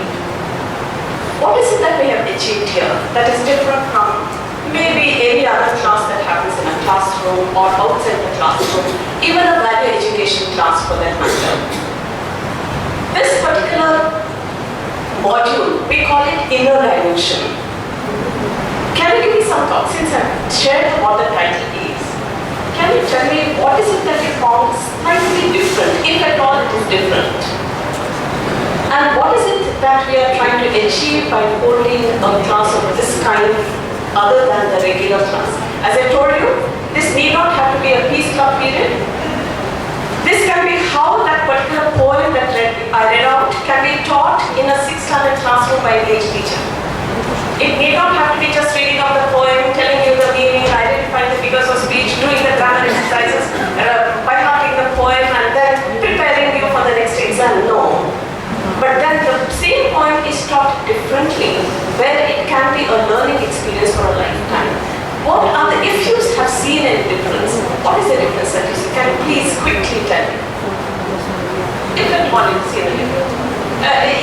Yes. First and foremost, thank you, madam. As you said it, there is a total involvement of the child. The teacher-learner relationship here has improved. It's not only a teacher sharing what she knows or only transacting the business of teaching, but giving opportunities for the child to experience one thing. Not only does the child experience because he is allowed to think, okay, I can also become a Superman. It's not that only Superman or Superwoman or Batman or Hanuman. Even I have the ability to become a Superman. How? In my own small little way. What happens generally, you will see the world around us is, all of us are only talking of, supposing you do not lead an environmental friendly life, tomorrow the world will collapse. Okay? There are nuclear bombs being made everywhere. So what will happen? Social media is going to destroy the world. So the child is constantly being told all the wrong things that is happening for him. So it only makes the child feel fear. So we cannot stop there. We have to empower the child. Empower the child, where the child must feel that yes, all these challenges are around me, but in my own small little way, I can do something to resolve this issue. He might not be a Superman who will go across the globe and solve a problem, but in his own small little community, like that was a wonderful thing where she talked about planting trees, right? So that is something that is possible, but then we have emphasized it with a very practical and a very possible one.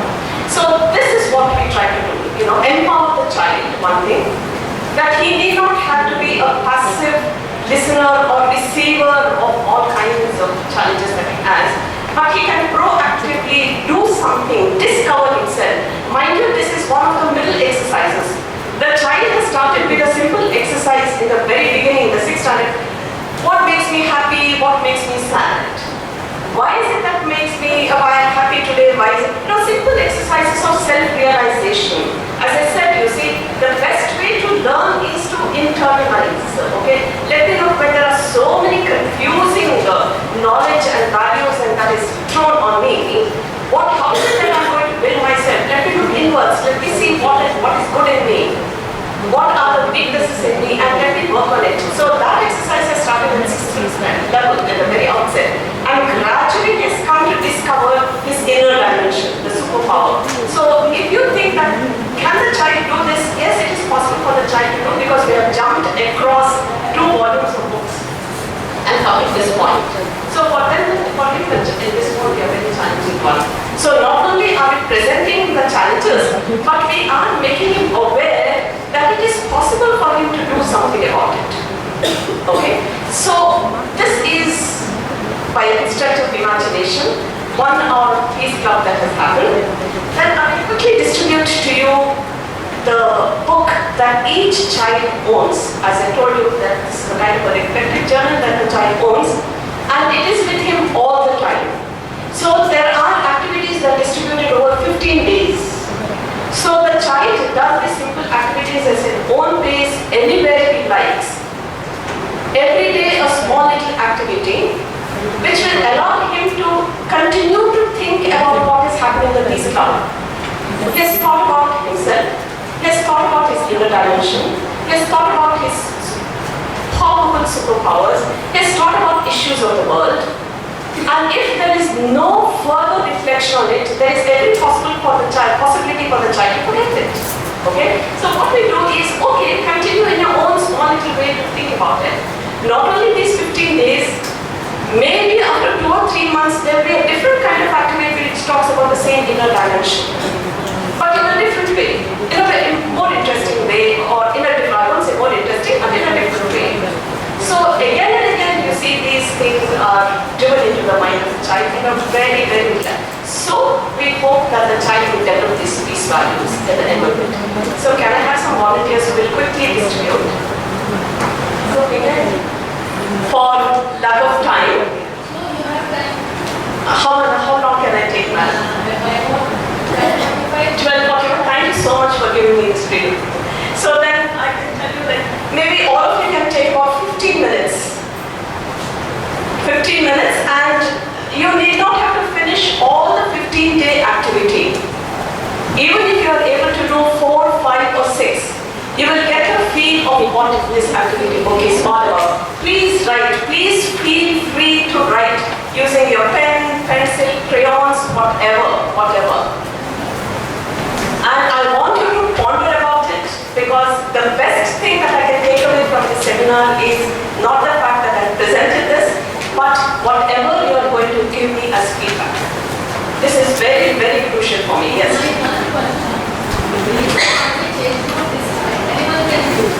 Basically, which is exactly what we did. Ideally, this will be introduced in the 6th class.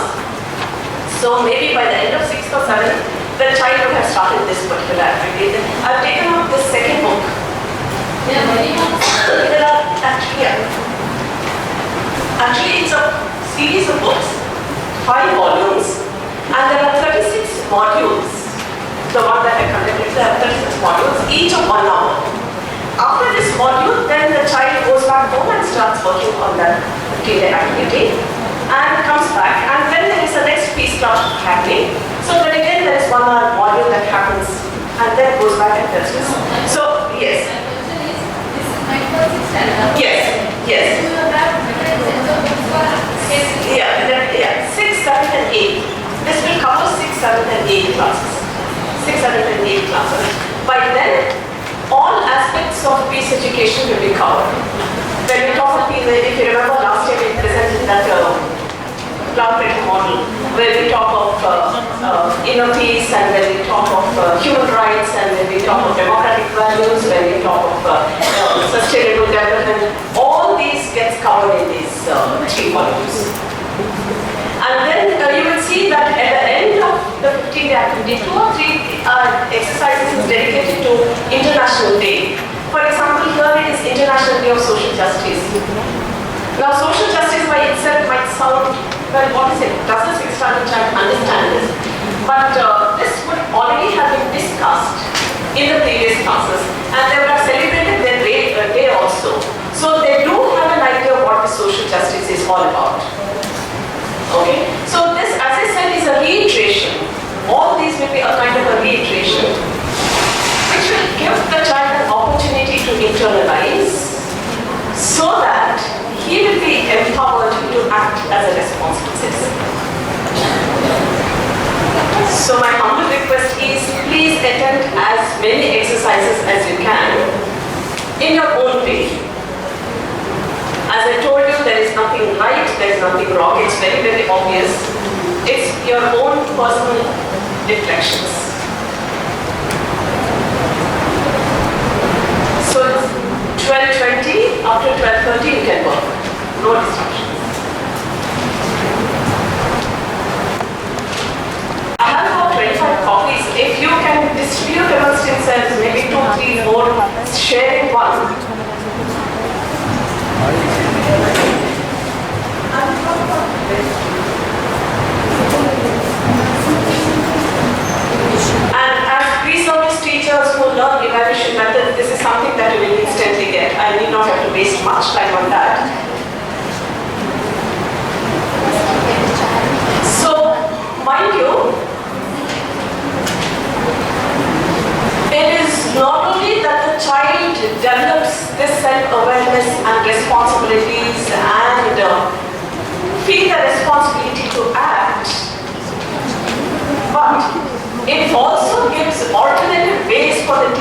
impart education in its fullest sense.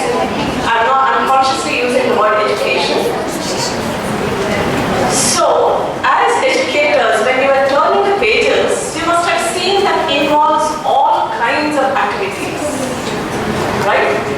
Coloring, writing, drawing, observing, and all of us are very aware of multiple intelligence.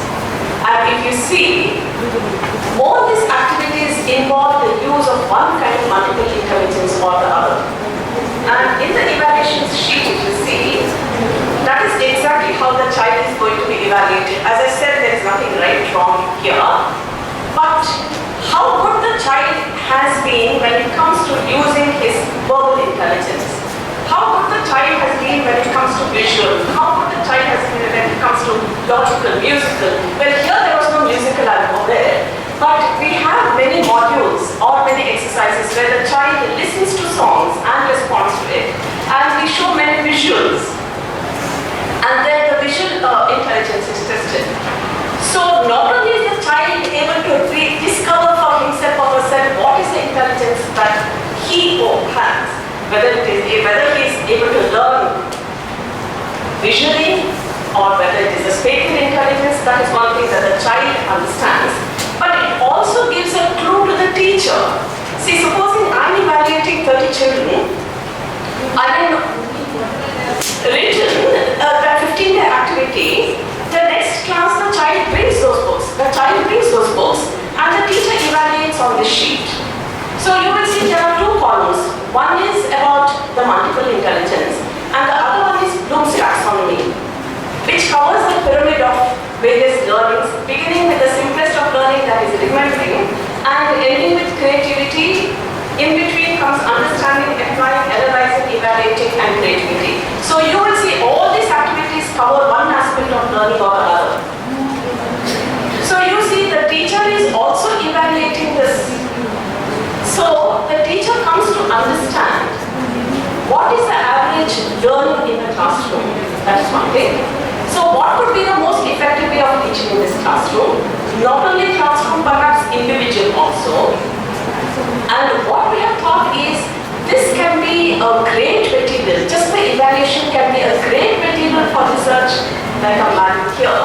You know, she is constantly looking up. I'm sure you will require these kinds of learning, evaluation charts, where it's not only psychological issues, social issues, but learning challenges. Everything gets measured here. So there is no individual library who is doing this, what is doing this, but the only thing perhaps that is reflected here is the communities where this work has been done. It could be in a very peaceful community like in Sindhur where we work, or it could be in an extremely conflict-ridden area like Kashmir or Manipur where we are going to introduce shortly. So with all these kind of places where we have worked and whatever the results are, you know, with this kind of evaluation chart, the entire teaching methodologies can be changed. And it can be an immense material for research scholars anywhere across the world. So the reason why I collected these books is we will use this chart to evaluate every book that I've given. I know that most of you have been able to do 2, 3, 4, whatever.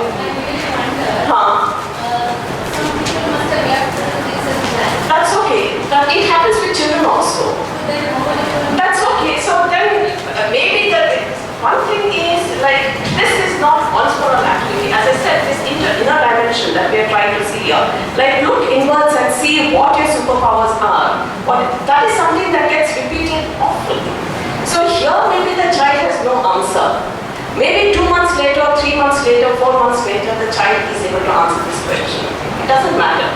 And you will see that same exercise in a different way. And also, maybe the child is able to write a beautiful poem when it comes to it, but maybe the child is not able to draw even a line. So you will see linguistic intelligence the child possesses, but what he doesn't have is maybe this kind of intelligence where the drawing is concerned, artwork is concerned. Or maybe the child is able to color. Generally what happens is if the child is very intelligent and does mathematical problems very well, but then if not able to draw when the child is still intelligent. But the child draws very good. I mean, a traditional classroom, I mean. He's able to draw very well, but is bad in mathematics. He's a bad student, right? But then now we have to lean on ourselves that that is also an intelligence that needs to be nurtured, right? And this is something that perhaps a traditional classroom does not allow a teacher to discover. Where is the scope for a mathematics teacher to see whether the child has drawing ability? No way, right? But then the very first chapter, a module there, gives an opportunity for a mathematics teacher to teach fractions where she uses visual intelligence. Visual intelligence. So a fraction is such an abstract concept for a 6-month child. It must be extremely difficult. But with the simple story, the child is able to understand this element of idea of fractions. So we are also giving opportunities for the teachers to understand that there are various ways to teach it. So I would like to think all of you to take some time and to go through the evaluation chart. So whenever when you give the feedback, I want you to consider this also. Not only the manual, the teacher's manual, which I demonstrated to you, of course with all shortcuts, but which is a 1-hour activity, which happens once in 15 days in the classroom, where it starts with a simple exercise of reflection, and then there is a main activity, which here it is about discovering the inner dimension in yourself. Somewhere else it could be fair trade, somewhere else it could be understanding our constitution. And almost all activities end with celebrating an international day, which gives the children a broader idea of globalization. When we do celebrate Independence Day, we must celebrate. Republic Day, we must celebrate, but in a globalist way, we better have a broader vision of everything. So we have included a list of international days, which the children observe in a way that becomes meaningful. So all these are considered when this book has been designed. So then I close my presentation with this humble request. You've done it, you've seen it, you've experienced it. Of course, it has been a very short method, but since you have the feel of it, my request is please give us some feedback about what you felt about the whole thing. This is something that I would like to record and keep for myself, which I would like to share with an international audience when we go to Canada.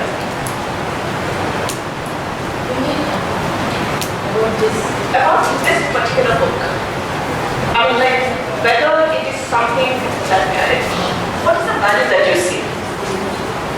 Does it? I did not dwell much on the challenges, because all the challenges that we see, you and Madam and Mr. Sharma and Mr. Ranganathan already shared it. So I did not want to be repetitive. I said, let me not talk of the challenges, but I said for all the challenges that we have in this world, we have come up with a solution like this. Do you consider this a solution? Whatever challenges that you see, do you consider this a solution? If it is a solution, how practical it is? Does it work for the age group that we are thinking? And we need to train teachers to also be a part of this program. So the modules that you see, is it something that is workable? Is it practical? Is it possible for a school to set aside 1 hour for an activity like this? What happens in the district where we work is this value education period, which they have once a week. They club that and make it into 1 hour period once a fortnight. So it's no challenge at all when it comes to time. So that is the time that is set aside for Peace Club. But the new thing, what they do is something that has now been clearly designed for them. Otherwise, the teacher would tell them that this is the International Day of Social Justice, so please you can do these kind of activities, we would tell them, and they will do it. And end. So we realized that it is not meaningful. It is not doing what it ought to do, bring about that kind of empowerment in the children. So it has to be a sustained activity. So to make it a sustained activity, we felt that the child should visit these concepts in his own way,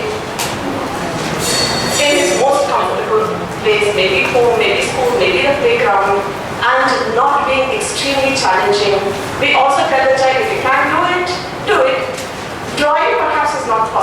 you saw maybe one activity where the child has to draw the superhero and also write about it.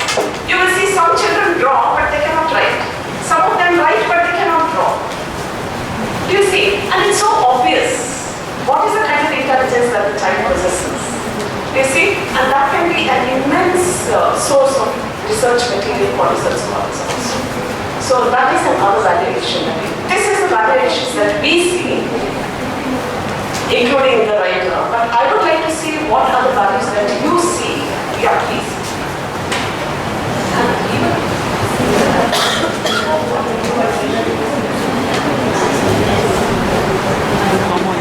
I congratulate the Global Foundation team for having come out with some material as colorful and appealing as this, and even to engage the students to realize their own strengths, weaknesses.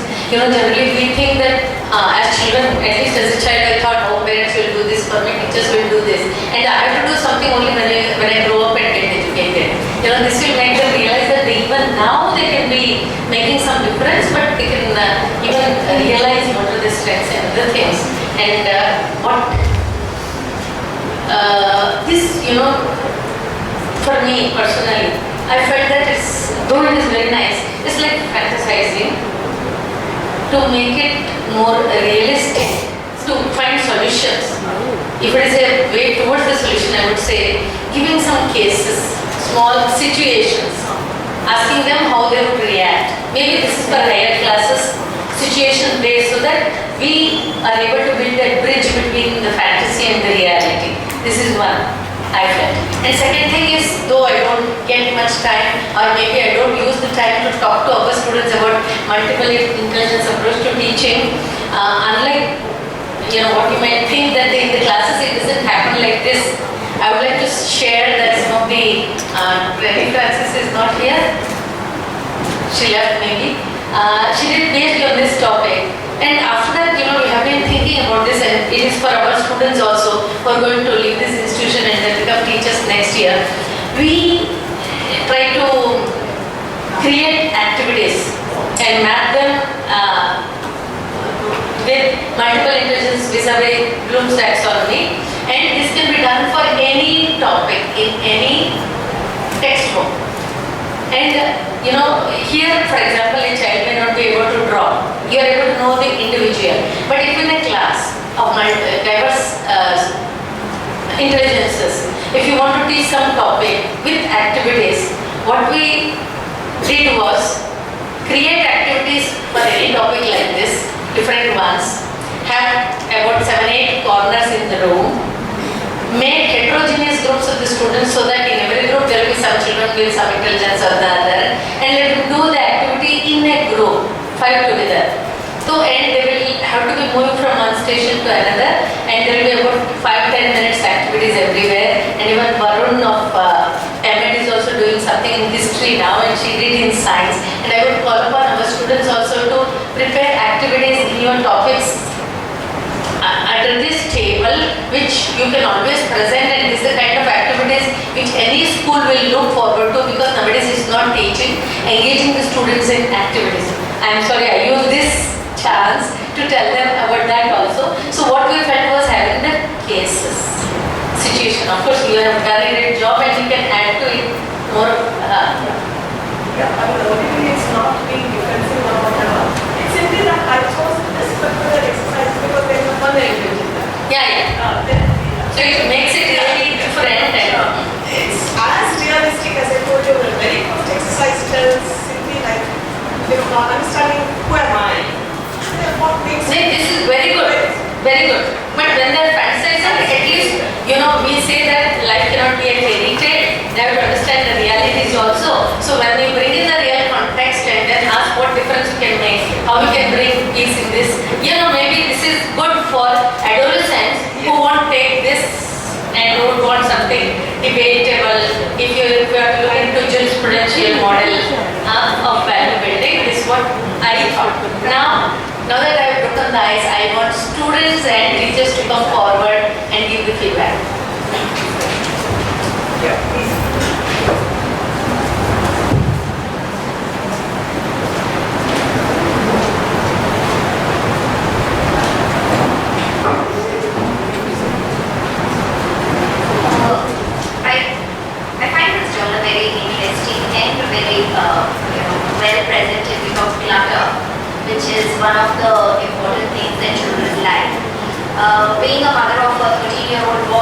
my son goes to one of the good schools in Mumbai. He has a peace club, and for the last 3 years, he has been asking me, Mama, what club should I join? I said, anything of your interest. Of course, his interest being STEM and interact. He didn't know what peace club was. If, as a parent, I knew what peace club was, or if I had better orientation to it, a school that is already implementing a peace club, we parents would have had better awareness to nudge our children into it. Okay? So it is an implemented program because the Bombay Scottish School already has a peace club as one of the options, and they have it twice a week, twice in a month. So as she said, fortnightly, and it is of 1 hour duration.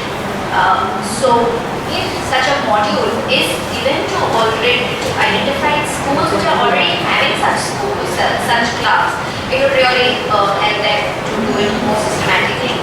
As we were talking, sharing between ourselves, and we were doing this booklet, it is that I thought was very insightful. We also felt that the two sheets which talked about what are the things that draw your energy flow, something like that. There's a sheet, and how is it that you recharge? So a 6th standard kid, not all of them, there would be of course kids who are highly spiritually oriented or who know the difference between mind and spirit, perhaps because of the family backgrounds and because of the orientation they have, would be able to be aware to be able to answer. But this is a section where perhaps Manuel would have already mentioned that there needs to be a little mentoring and support that needs to come from the teacher, parent, or the support that they have.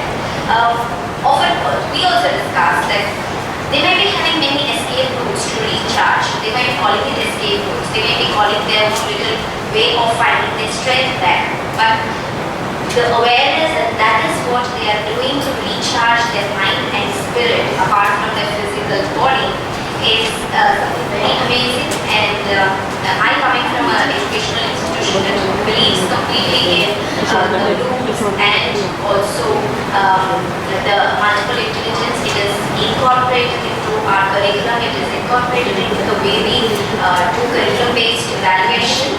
And also our children have a reflective journal like this, and it is a tried and tested method. I think this is what children of today need to learn, is not about technology, knowledge, it's all at the click of a button. But to be a good human being and to learn the value systems is what our children need. So then, also in one of the sheets, there was the answer very much there. Which says self-trust is, I just love that sheet. If we can teach our children self-trust and self-motivation, the answer to the dilemma that you had, which you raised to us, is here. If that woman had self-trust, had self-empowerment, and had self-motivation, and had the self-trust that life is not about all depending on a man, I can stand. One doesn't have to beg for don't give me divorce. Yes.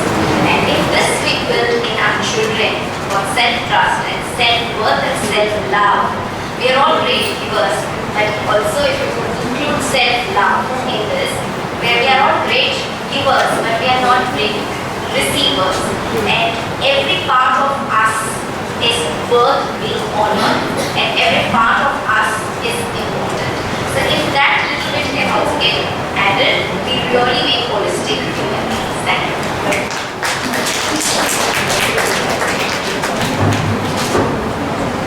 Thank you so much. Kalpana, students, madam, would you like to share something? Kalpana?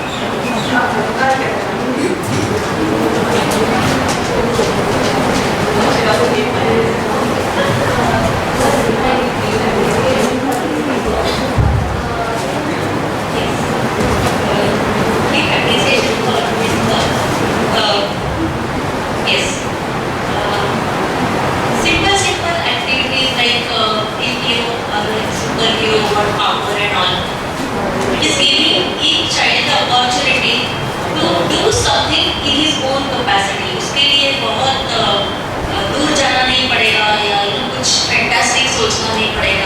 whatever he can do, he can do. What I feel personally, ये जो language, what language is used in the book, are the children in Ural and able to? No, not this language level, not only translation, but have you just given the cultural specifications? But so even if we are going to give case studies, we will perhaps have to keep in mind the cultural context of the children. So that another observation. Nowhere I think the inclusive perspective, at least I didn't find. Have you included? I think that was very much there. As I said, maybe it has been very long on my part to just cut out a few pages. Yeah. It doesn't give the perspective of what a child is. All these has to come. All this has to come. The movies that we show, the movies that we show, most of them are from in Marathi language. It is going to be shown in Marathi language, and all the programs, I mean, either from movies or serials or that has to be definitely not some Western movies. no, not only social, emotional, linguistic inclusion, but even the special needs children. Yes. Across these 5 volumes, sometimes I don't see something because still in the private process. Yeah,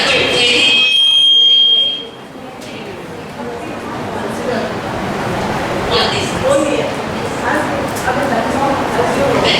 These education is all about that. We haven't done it at all.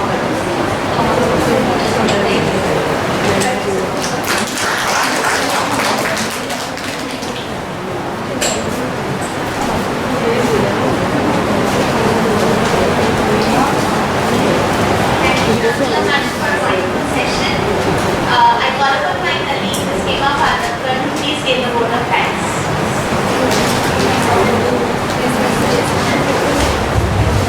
As rightly said by Franklin Roosevelt, we cannot always build the future of our youth, but we can build youth for the future. I really feel honored and privileged to get an opportunity to propose a vote of thanks on this occasion. The Shantala madam spoke about the ushering in a culture of peace, even in the absence of wars. She also highlighted how children must be equipped to act in a responsible manner and also encouraged to think critically. She also explained the inner workings of the peace clubs. She also demonstrated through an activity of the peace club how we can discover the super strength we have and how we can use it to make a difference.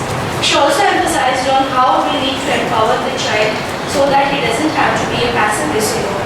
On behalf of the KG Somaya College of Education and participants and all the faculty, I wanted to thank you for coming. We greatly appreciate the time you took out of your busy schedule to give an expert talk.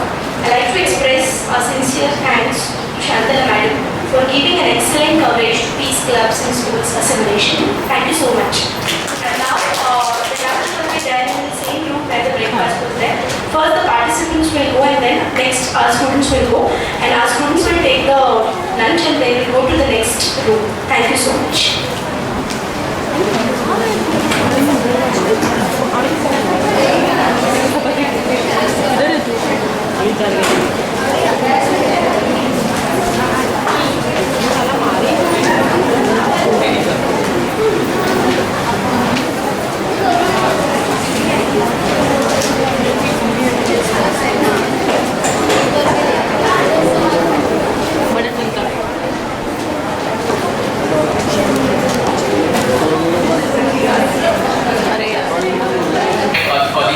Drawing this on the board for you.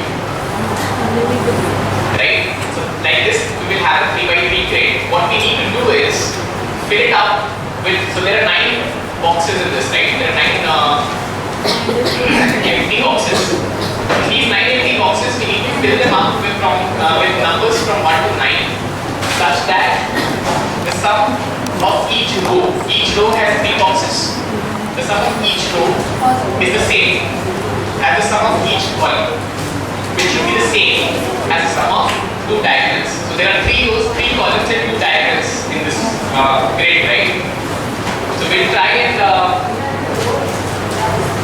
fill this up with numbers from 1 to 9 such that the sum is the same. Can the number be repeated? No, the numbers cannot be repeated. That's a good question. So you have to fill them uniquely from 1 to 10. The numbers cannot be repeated. So we'll start off with this and see who is the fastest to do this. If you need is the problem statement clear now? Okay, I can repeat it if needed.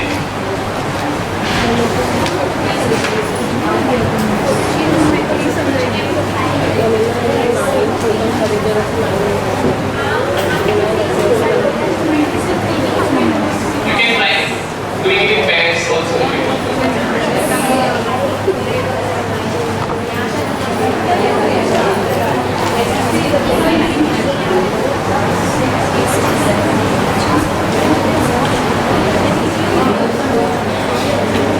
And if anyone is close to solving it or has solved it, can raise their hand and we can.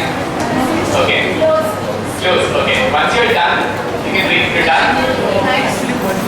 We're done. So when we are not going to use, they can change this.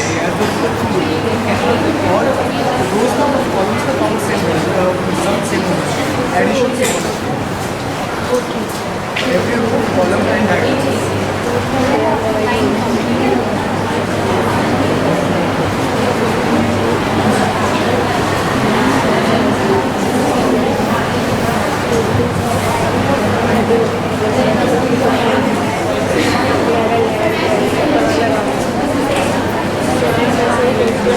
So those of you who are coming in,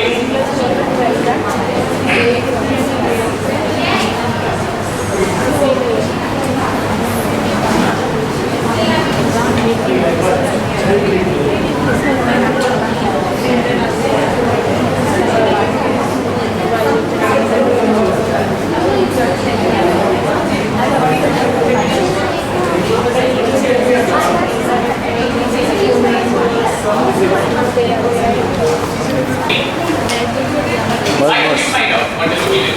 We'll give the hint in a while. If you are not able to find out.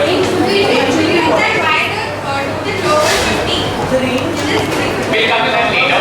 But yeah, I want all of you to find out what the root should be.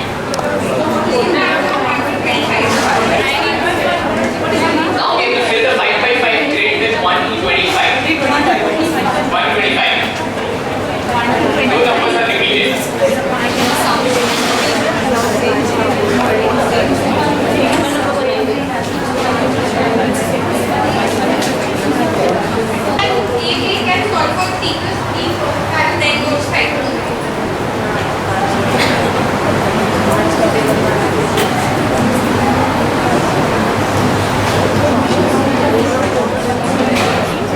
And there is no one way of filling it, is another hint that I think. You can do it in any other way.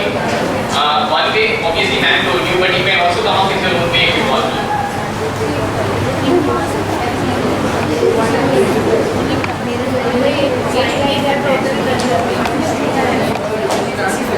So the hydrogen cycling, the numbers will be between 1 to 25 and no number will be repeated. If anyone has any doubt, please ask. There are volunteers around, they will help you.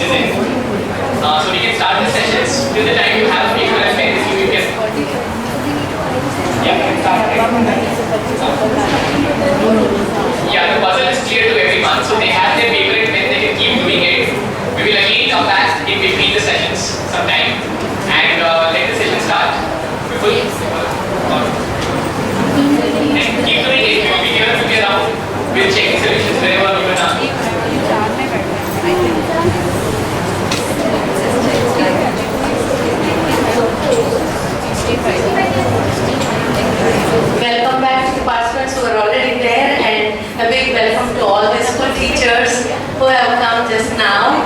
And we have assembled here to see how we can make children think logically and how we can equip them with problem-solving skills. So in that direction, CS Pathshala is an initiative which tries to develop computational thinking skills right from primary schools so that we develop critically thinking minds and we don't make them only mug up things that we produce in the exams. We are indeed fortunate to have with us Mr.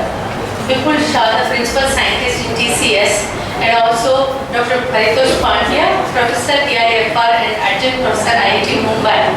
We welcome you, sir. First of all, I would like to introduce Mr. Vipul Shah, who will tell you about Pathshala, and then we will call upon Dr. Pandya to give us the keynote address. Mr. Vipul Shah is presently a Principal Scientist at Tata Consultancy Services. He has been a part of the Software Engineering Innovation Lab at Tata Research Development and Design Center, TRDDC, for over 26 years. He has led several research projects in software engineering in the area of language processing, model-driven code generation, program analysis, software testing, and process mining. The research has resulted in several tools. As Global Head of Academic Alliances, Mr. Shah was responsible for setting up and overseeing research alliances with Stanford University, Massachusetts Institute of Technology, Carnegie Mellon University, Georgia Institute of Technology, University of Massachusetts, Amherst, and University of California, Riverside. Mr. Shah has been on program committees of several research conferences. He leads National Level Association of Computing Machinery in India, which we in acronym call as ACM India, education program CS Pathshala to devise and sustain initiatives to improve access and quality of K-12 computing education in India. CS Pathshala has over 125 volunteers. Mr. Shah is also involved in local school level scratch competitions. This project, CS Pathshala, has already been pilot tested under his leadership in Pune. We want to bring it to Mumbai schools also, and you all will be the pioneers in this project, and it would be nice to explore the possibilities of knowing what are algorithms and then trying to teach children in simple steps itself is an exciting prospect, and we are all here to know more about it. And I do not know much, and I need more to tell you that what is an algorithm. Though my two children are computer scientists, so I went through Google, and it told only it is some simple steps put in a flowchart manner.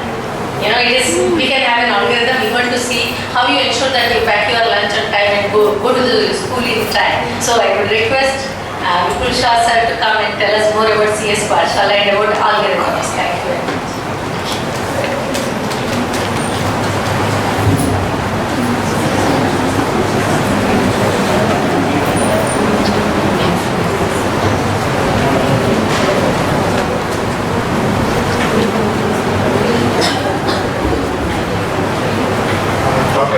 Thank you very much.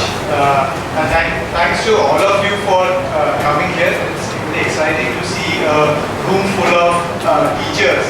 And one doesn't often get an opportunity to speak to teachers, right? I mean, it's always you're addressing colleagues in your office when you're working with them, you're talking to your peers.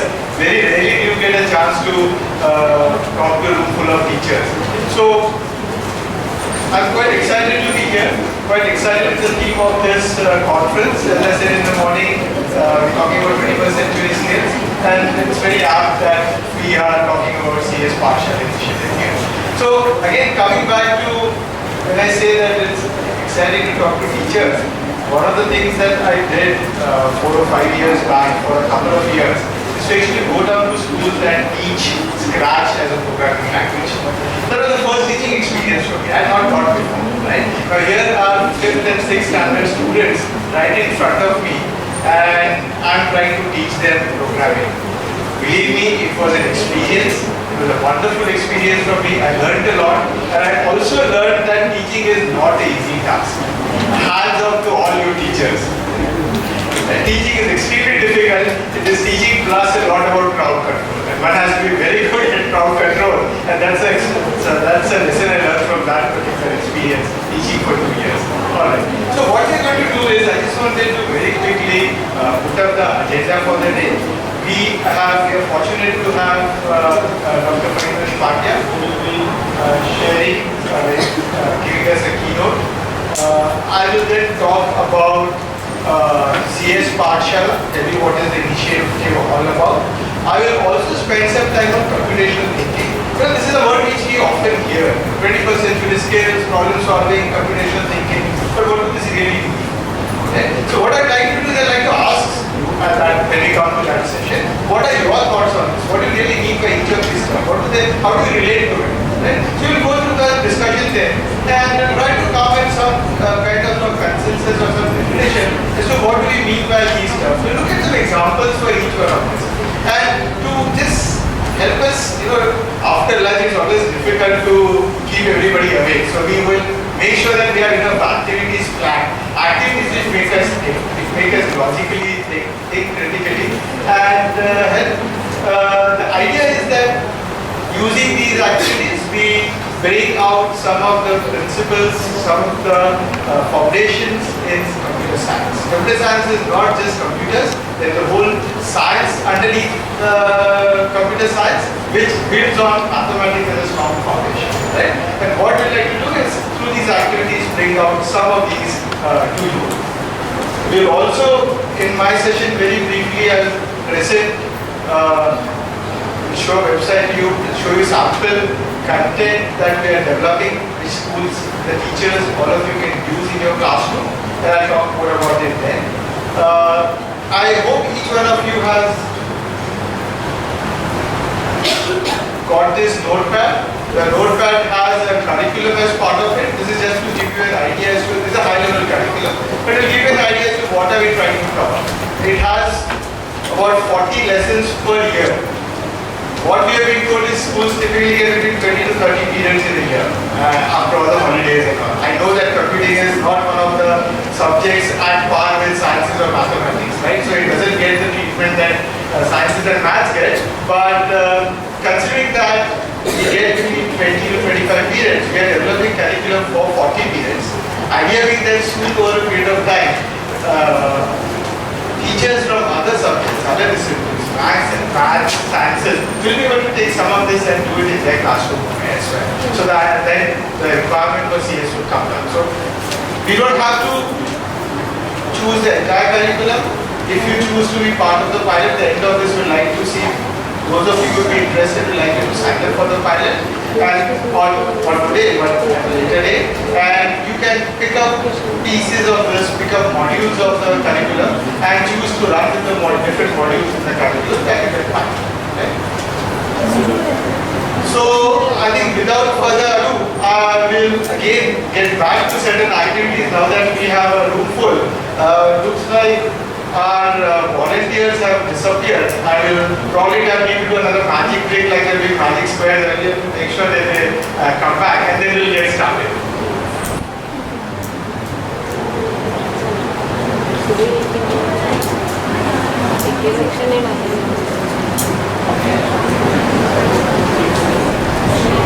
Alright, so very quickly, you already went through one round of activities, so let me introduce the players to you. Well, they just disappeared and I started introducing them.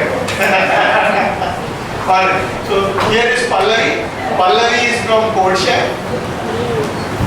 And Anup makes the grand entrance. He is also from Codeshare.com. And both of them are CS Pathshala volunteers and they have agreed to help us out with this. We also have several student volunteers from Somaiya College who will be bringing around with you and helping you with these activities. Very big thanks to all the volunteers. Hi, so I'm back. We have the answers, right? I hope my grade is ready. Anyone? We have one answer from there. Can Komal, can you please go and check? Does anyone have the answer? The sum was 65 if we know correctly. The problem was, as mentioned in the board, if people can see the board, fill the numbers from 1 to 9. The numbers will be 1 to 25. Sum of each row, each column, and both the diagonals should be same and equal to 65. No numbers should repeat. Are we close to the filling the box?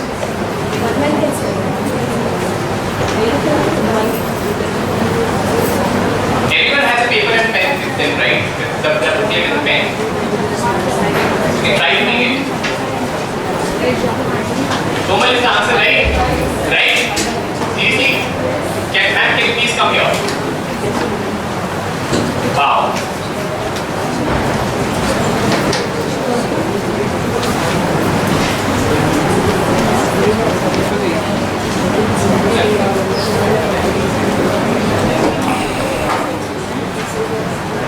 Hi, I'm Lakshmi from Kodar International School. So very simple thing what I did was, I put the center number as a 13th number and then I made it grid like this.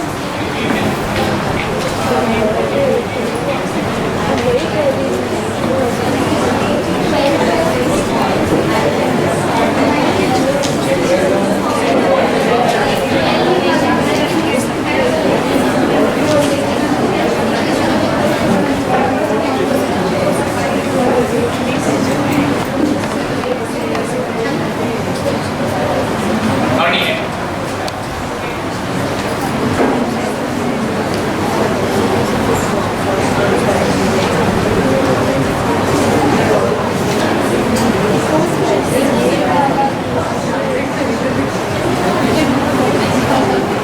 What I see is she's already filled up the grade with 1 to 25, but now she's doing something very different. This is not something how I learned it, but let's see.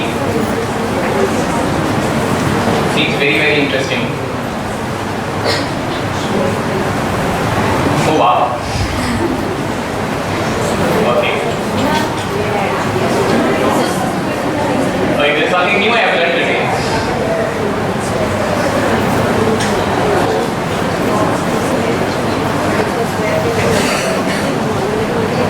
The number which is over here, you need to just Ma'am, can you take the mic, please? Yeah.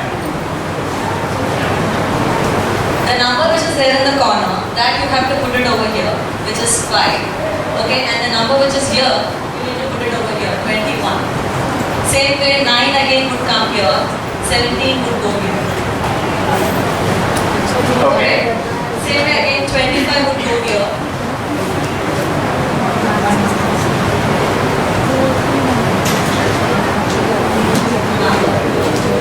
And again, 1 would come here. Then again, 3 is here. Well, we have to start 11 out is immediately. here. 16 is here. 4 is here. 10 will come here. 22 is going to be here.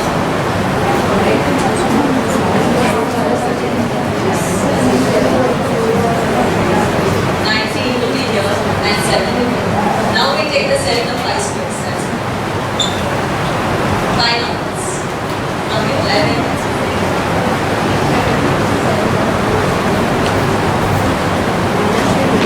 6, 25, sorry, 11, 24, 7, 23. We haven't started 24, I think. We did.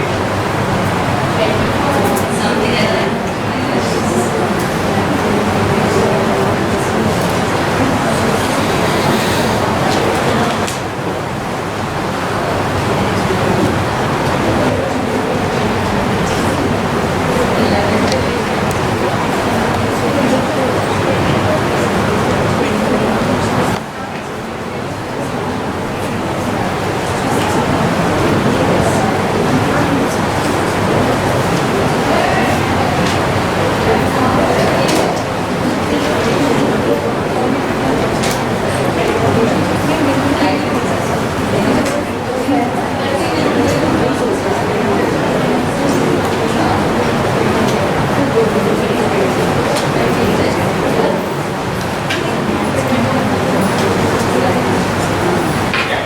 I think what we do is we'll just fill the final matrix. Final island. Just put the final matrix so that everyone can validate it.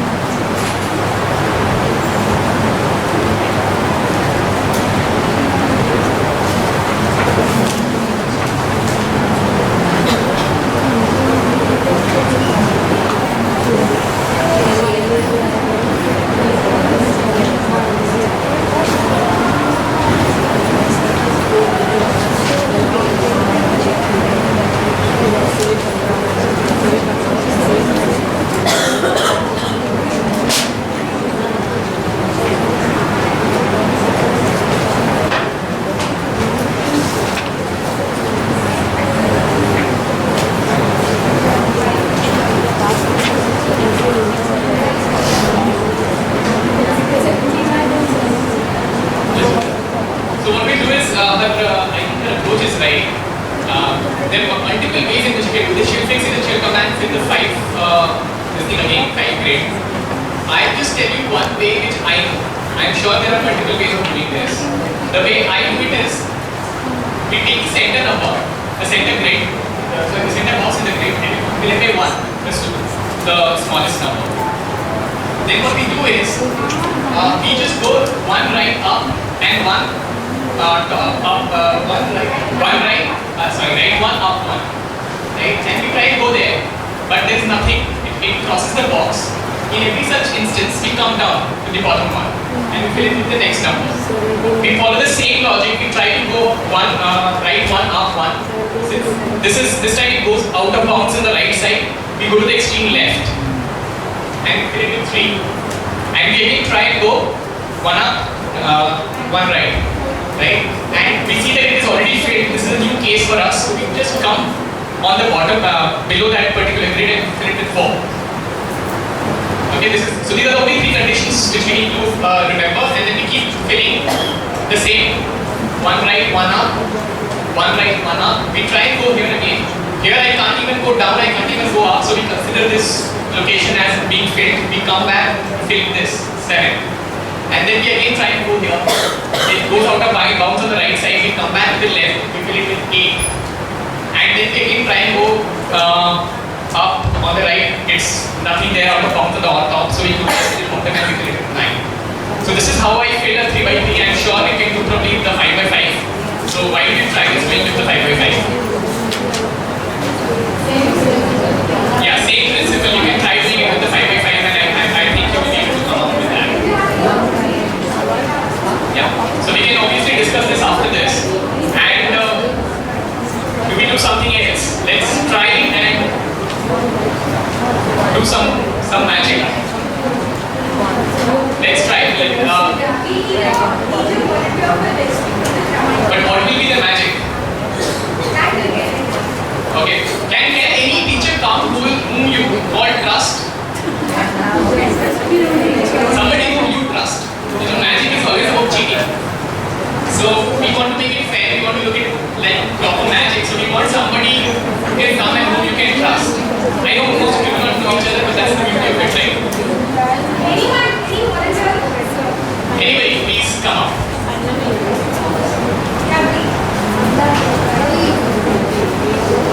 He's not one of our volunteers, right? You haven't planted him in the floor so that.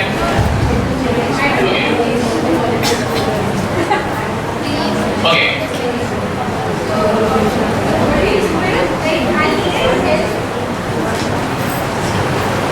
What's your name? So, Mr. Mahesh says he has no idea about what is happening. You should really tell it to them because they trust you. I trust many things. Yeah, don't worry about that. So, fine. Pallavi, can you explain what he needs? Yes, so what we do right now is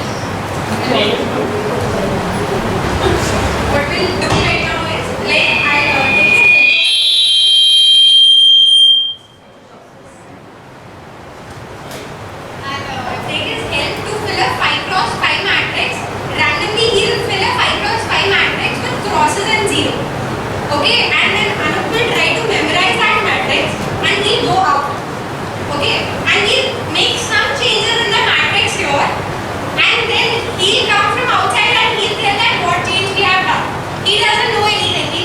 make sure that one volunteer goes with him and he doesn't know what is happening. So what I understand this is, probably she will fill up something there.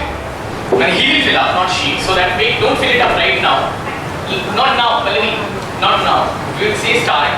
We'll try to make it more foolproof, right? So that we don't feel like me or Pallavi has cheated. We need one more volunteer whom you trust, who will come out with me and make sure that I'm not texting anything. She's not sending me on message or WhatsApp. These days, you can send any message anywhere. So I need to be one more teacher who can come with me outside so that we don't know what is happening in. Anyone? Please, ma'am. So you will be there with me. The thing is, Mr. Mahesh will try and fill up a 5x5 grid or whatever. We will probably come in for 5 seconds, see the grid, go back, and then you all will decide something to change in that grid, and then probably I will have to come and show my magical skills to find out what that change is. Is it fair? Is it all right? Right, ma'am, please, we need to go out. And you need to make sure that I don't communicate with the inside world. Is it alright? Pallavi, you have only 3 minutes to get this done. I'm going out. No, you wait. Bye. I'm secret grid and you go. Then I see that I already know what is there. No, you may not memorize it. Even if you memorize it, make it more difficult for you, okay? Oh, or what I do is, write the grade, I come back, see the grade, and then I go. Okay, fine. That's better, right? Okay. Okay, I'm doing it. A random 5x5. A random, it does not need to have patterns. It will make it easier for him to remember. So don't make any patterns. Make sure you don't make any patterns. Okay? Make it very random as random.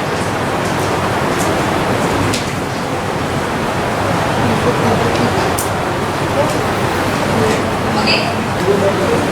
So you don't have. So let's make it more difficult for him. We'll add a row and column also for this. Okay?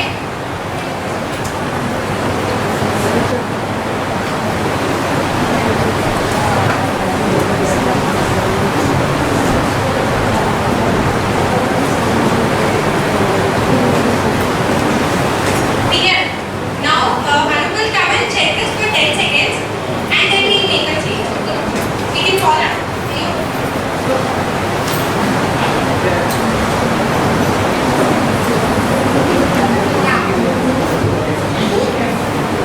We have made it more difficult for you and we have added a row and column and we have made it a 6x6 manner.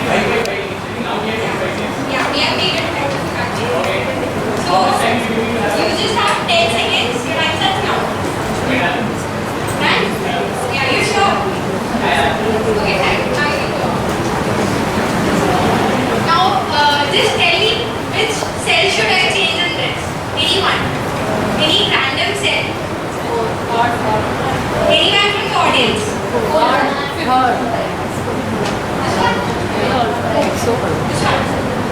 Right. I changed this to X.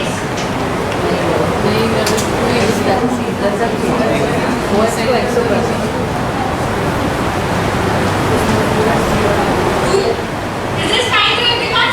No. That's too easy. We need only make one thing. Is this right? Too easy. No, that will be easy. Okay, fine. We will not take this.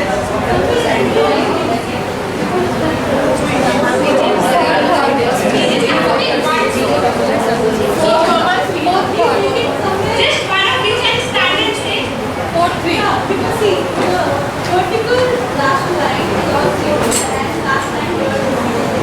Let's have some modification. Center. Is everyone okay with that choice? Earlier, teachers felt, students felt that it was too easy. Make sure you're giving them a difficult one, right?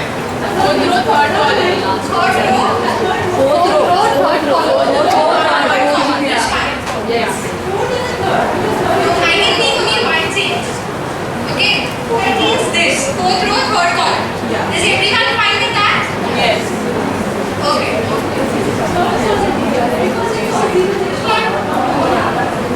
Okay, I'm changing this.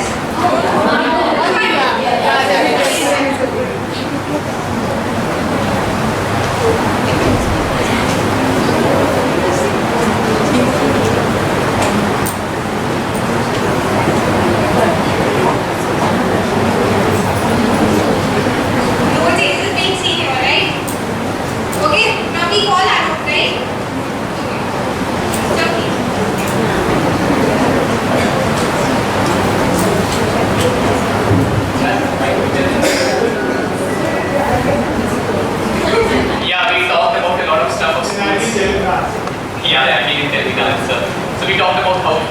happening in her school and how I feel like writing sort of courtship to her.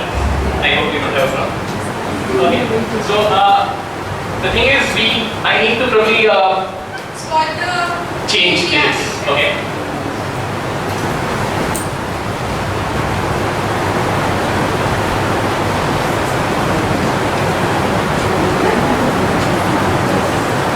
Did they rub like multiple times to misguide me? 1, 2, 3.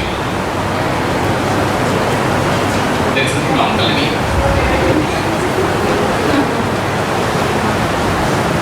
Are you sure?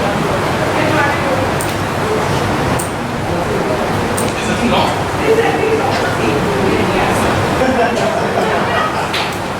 Is it this one?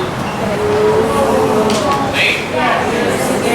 Okay. I was looking at doctors and they just not to use me. Okay. That's it. Magicians don't did their tricks, right? So obviously we leave you to figure out how do you do this. I'm not going to tell you the answer. Or should I? Maybe after the session. After the session. After. So let me think about it. We are here. So I suggest please think about this. Trust me, I did not know what it was. And then we will discuss this later. Yeah, this is behaving like true magicians. We don't want to ever reveal their secrets. So what I'll request Dr. Padmanabhan to come and introduce our chief guest, keynote speaker, Dr. Venkatesh.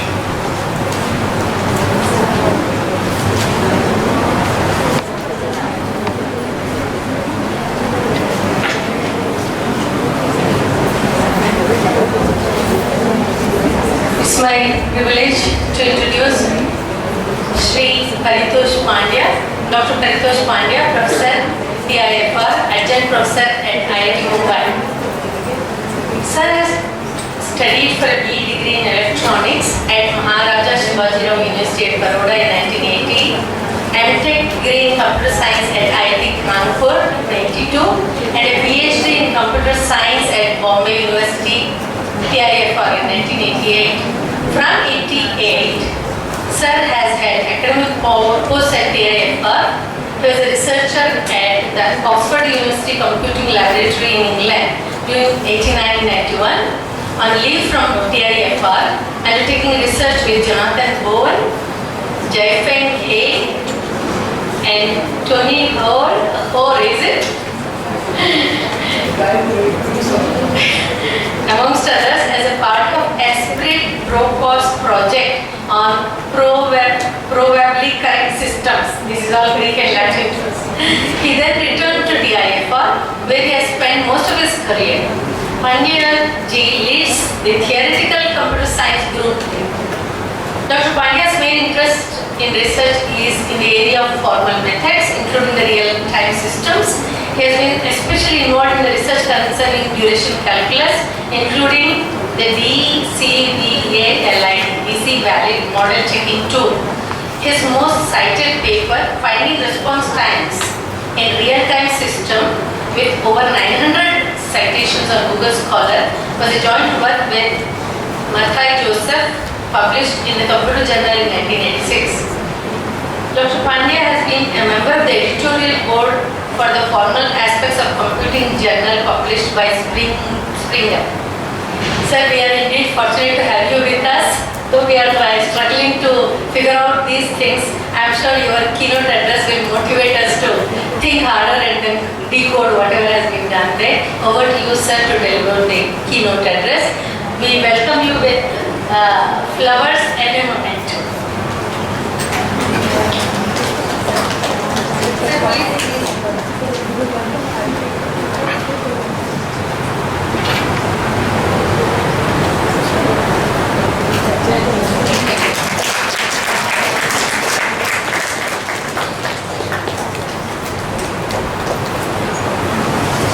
Over to you, sir.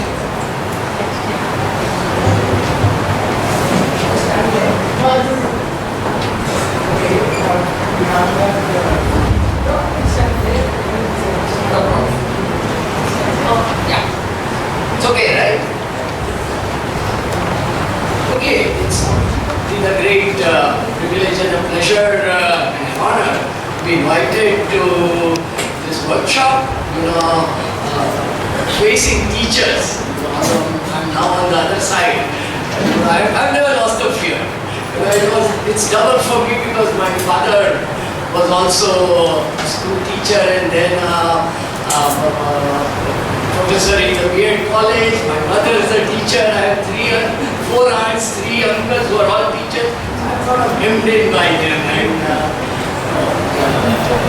But this is the time when I get to say things. Alright. Thank you for inviting me. This is indeed a privilege. When I came, I didn't really know what kind of event it was, and what I see is that Google has actually organized lots of fun and games for you. My talk unfortunately doesn't have so much of fun and games, so I'll try to, but it's commensurate with the post-lunch talk. There is no mathematics in it either. So, I just want to raise some issues with you. I don't think, how many of you are teaching computer science?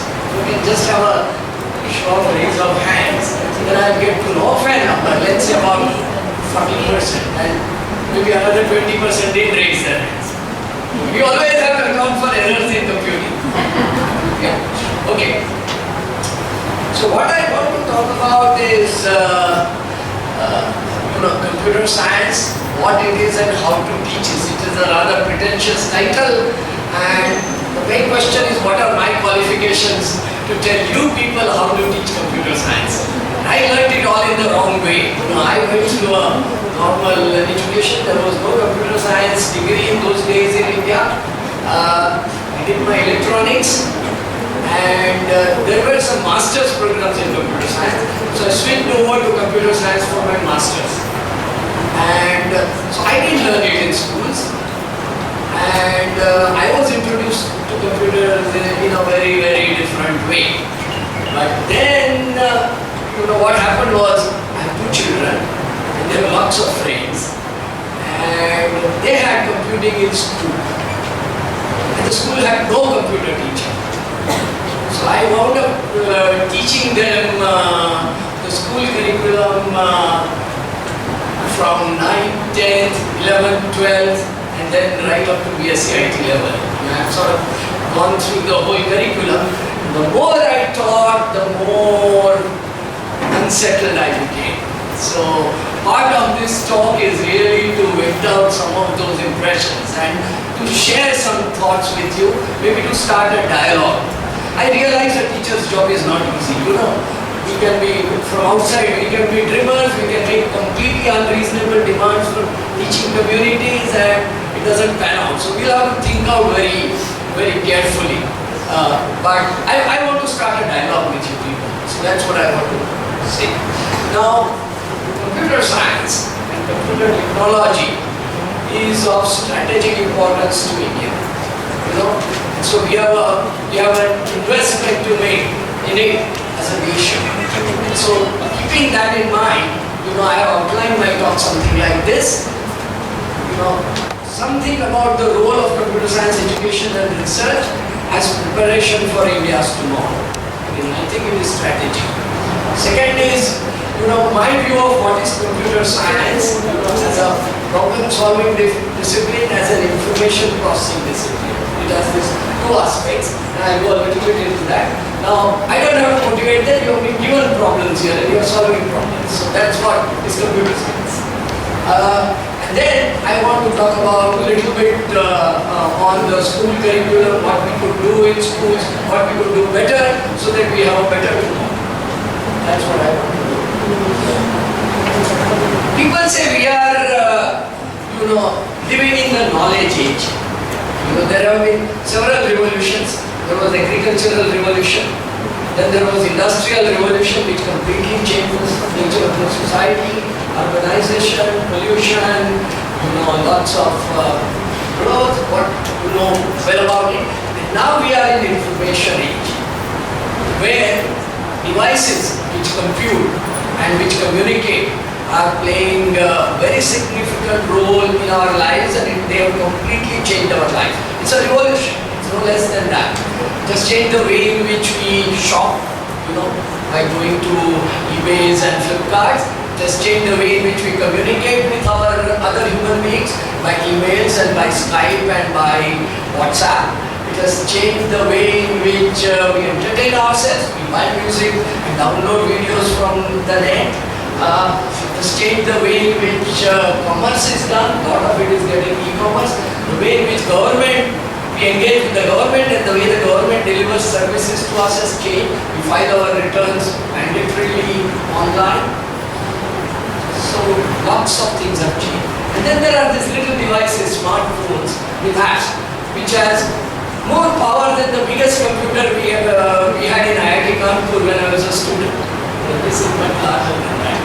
And there is all that power sitting here, and we are using it in our day-to-day activity.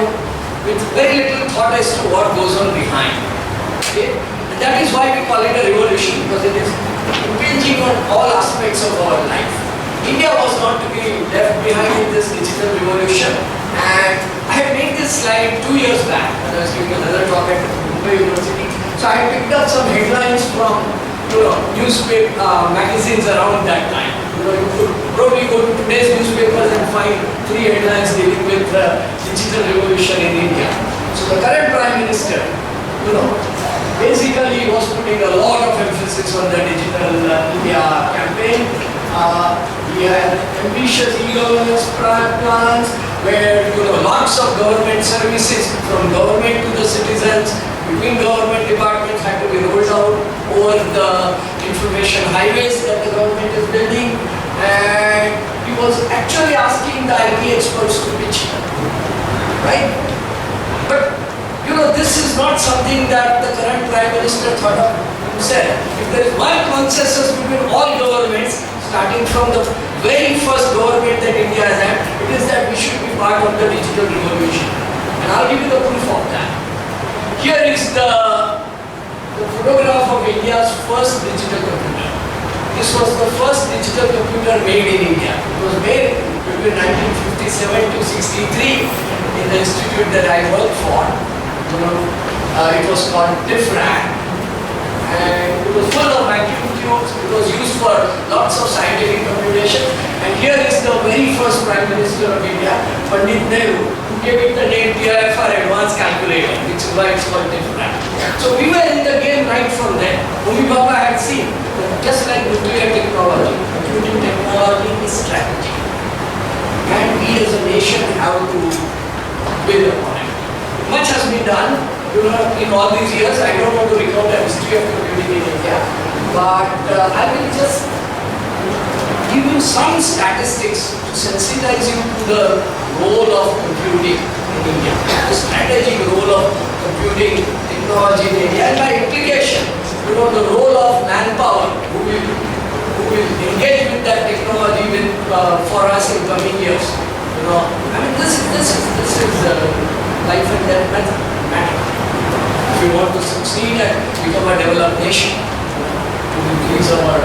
So software exports account for 25% of India's export. All these numbers are outdated. People would have much more hands-on. But these are about 3-4 years old. Okay? Percentage of GDP, 8%. Which is very, very large, I think, as industry. Revenue of $118 million US, which in rupee terms would be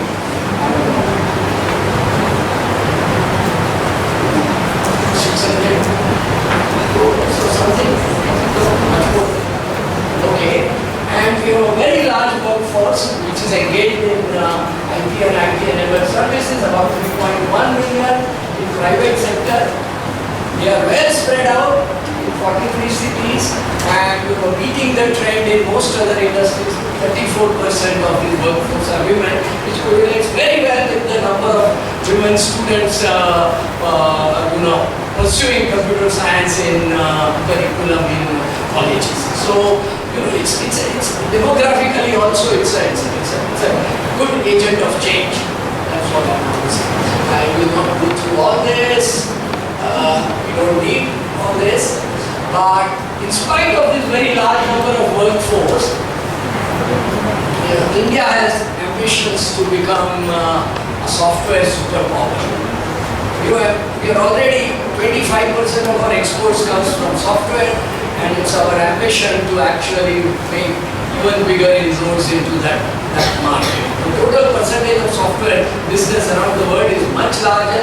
Our share is not that high. I mean, I think Vipul probably has much more hands-on on that, but this is the numbers. We have lots of institutes of higher learning, but we are still short of manpower, and government's projections are that we need many more people trained in computing technologies in order to help India become this software superpower. But that is just matter of an industry and some kind of growth. But this is a very powerful message. You see, software industry is sort of called an icon of India's economic liberalization and growth. Right? It has brought a lot of, it's not just one industry, it has brought a lot of hope to people. People all around the country are learning it. And actually, if you ask young people around, many of them aspire to do computing. And so, for example, if you take the joint entrance exam of IITs, out of the first 100 rank holders, 80 joined the computer science department of IIT Bombay. This is their first choice. So you can see there is something that draws them to this discipline. And it's not just money. I think it is the challenges that the subject poses. Okay? At the same time, as I said, there are a very large number of graduates coming out in computing technology around the country. The learning of computing now begins with schools. And I think many of you are the teachers whom we are finding a change in the pattern when we teach engineering students. They already come having learned some amount of computing. And some of them are very good, so clearly most of you are doing a good job. But for some of them, we have to undo their training. And I want to talk about that a little bit. One of the most serious concerns is the quality of computing education in the country. Now this is, most students acquire this at college level, so this is more of a concern at college than at school. But if we can make a good beginning at the school level, maybe we can address this.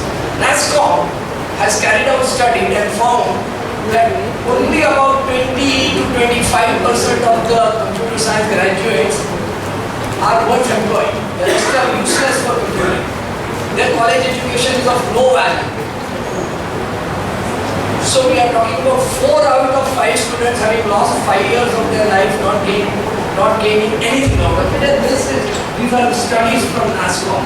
The government was very annoyed with this. Department of Ministry of Information and Communication Technology said, we are not going to believe you. They carried out their own survey.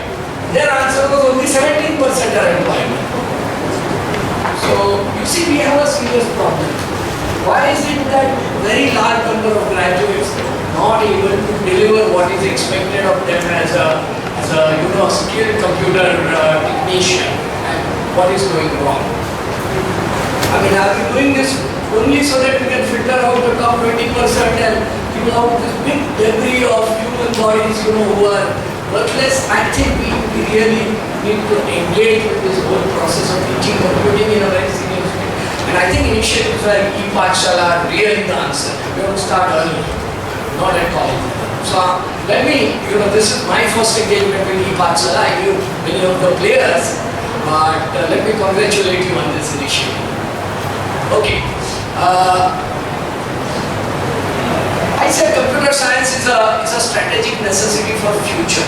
So let's see a little bit what is going to happen to computers and computing in future. Computers are include communication, wireless communication, networks, things like that. Okay? Of course you find them in universities, in the computer centers, and you find them as desktops at our home. But you increasingly find them in cars. A high-end car would have something called ECU, electronic control unit, which are little computers, about 120 of them, spread all over the car, sensing all the time what the car is doing and working on it. Mobile phones and tablets, as I said, have more power today than the biggest computer that I had as a student. consumer electronics, your TVs, cameras, microwaves, washing machines, they all have computers. Your camera has an amazing amount of software. Your TV, your Samsung TV has over 1 million lines of code. Right? So you see, computing is pervading all parts of our life, and somebody has to build these things. Right? We are talking about training people who will do that. Okay? This was more classical. If you go a little further, we are coming to more modern applications, most recent self-driving cars.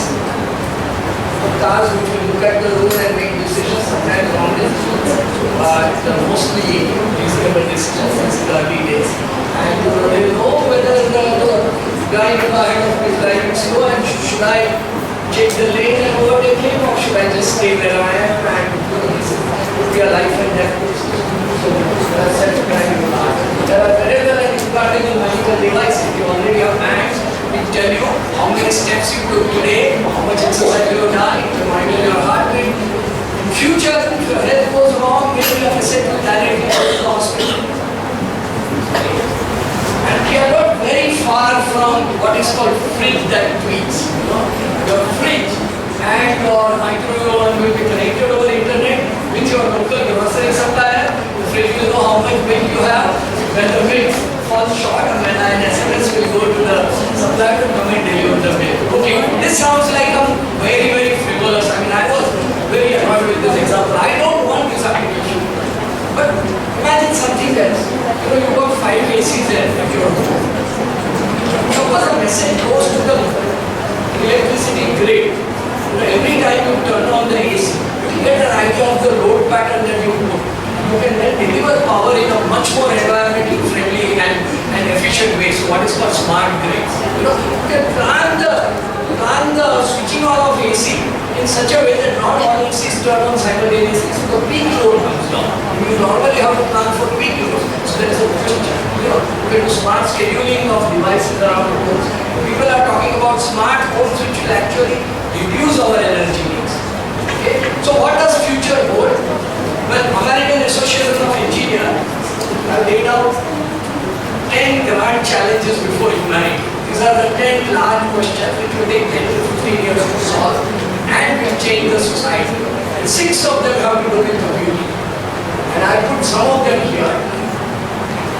These are smart homes and smart cities. The home will have lots of sensing. So when I use word smart, what do I mean? Let me first give you an idea of what we mean. There is this idea of ubiquitous computing. What we mean by that is, there is this population of sensors which is embedded everywhere. In the devices we wear in our clothes, in our devices, microwaves and refrigerators and homes, in our cars.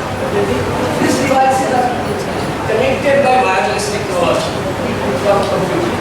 These sensors interact, they communicate with each other, and they have a little bit of intelligence, limited local intelligence, that they will make decisions. When to turn on the microwave, when to turn on the fridge, whether to sound an alarm, things like that. Okay. So this is what I mean by ubiquitous computing. I don't know to give a definition here, but with this ubiquitous computing, homes are going to become smart and managed by computer programs. Any service that you want in life is going to be mediated by an intermediate device which is making part of the decisions for you and modifying things. It could be a scary outlook for a lot of people. But this is how the world is going to go, whether you like it or not. Whether you wanted mobiles or not, I want mobile very day. It's become a must. You can't resist it. So you have to prepare for this. Okay. E-transportation. You schedule your transports so that it meets the current need of the sensitive to the need. The traffic signals are turned on depending on the load pattern so that it optimizes the amount of time for each way. So e-transportation, is a big thing. Health. Everybody's medical records will be there, and then they will all be available electronically, and you will have much better data on their past, as well as you could do much better studies on diseases. Yeah, e-education is a very, very big challenge.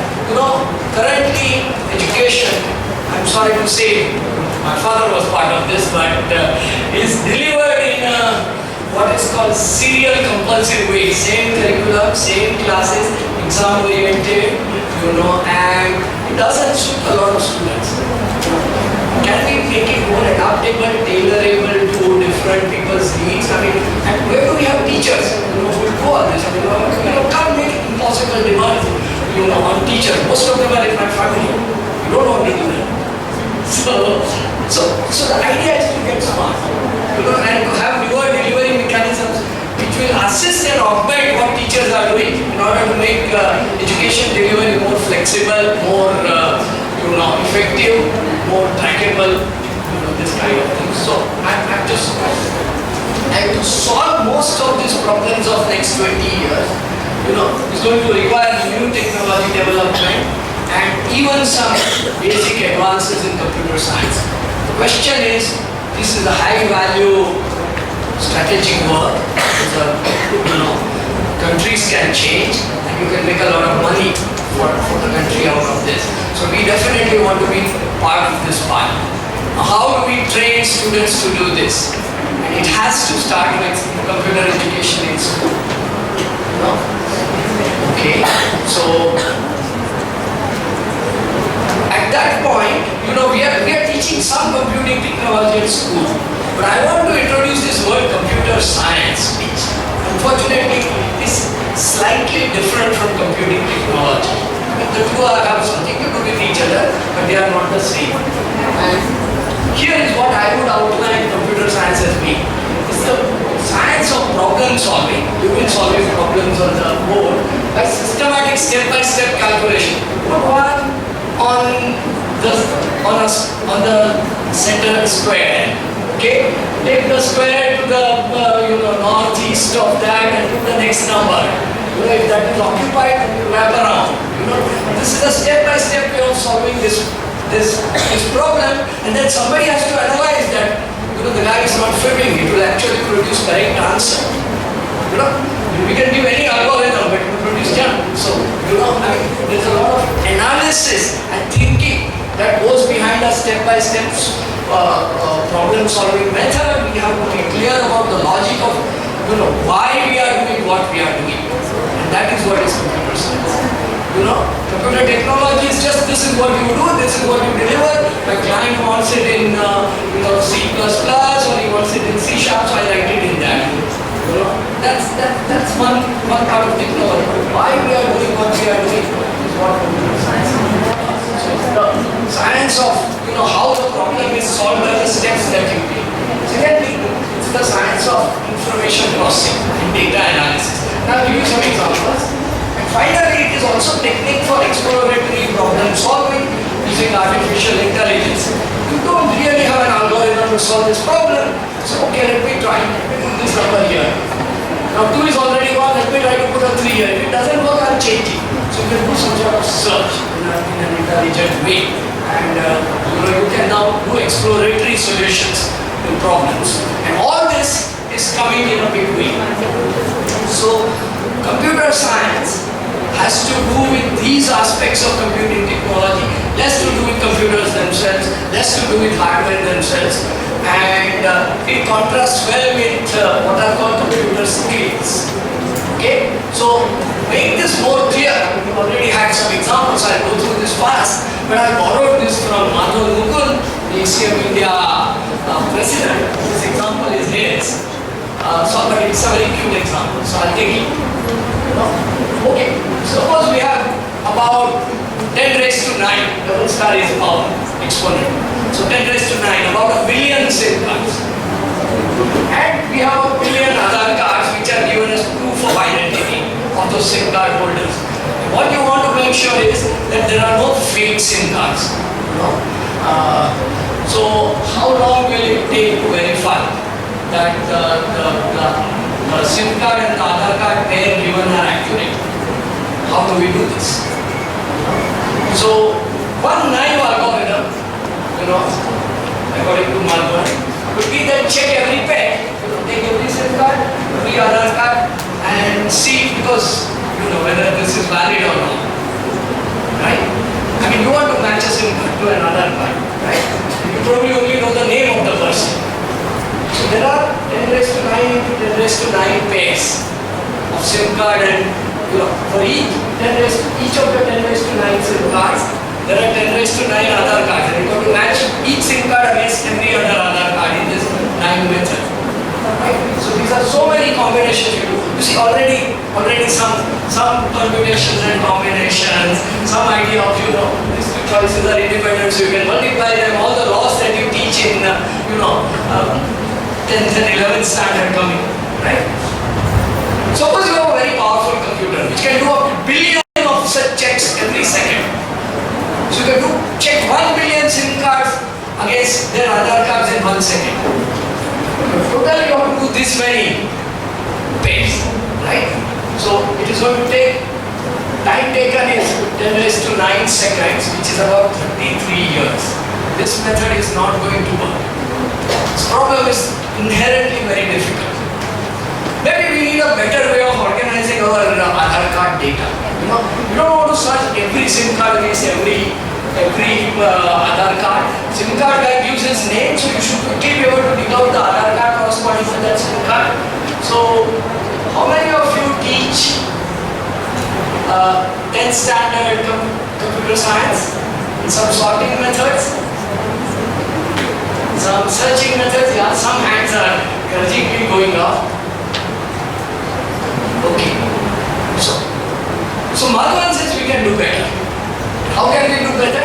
We can arrange the Aadhaar cards in a list. Let's say alphabetically by the name, and let's say the place of birth and the date of birth of the person involved. So our list is ordered. And now it's much easier to search, right? Because it's alphabetic, you can quickly dig into that list, right? So, but then the question is, how long will it take to arrange this list? So you want to sort 10 raised to 9 Aadhaar cards by their names. So you can start like, you're sorting a deck of cards and say, okay, I put the first card.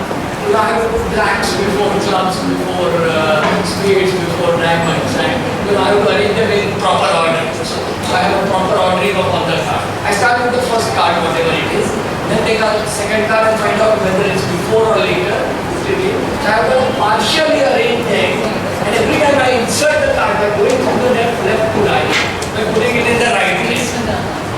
Anybody knows what's this called? Yeah, this is called insertion sort. You sort by inserting at the right place.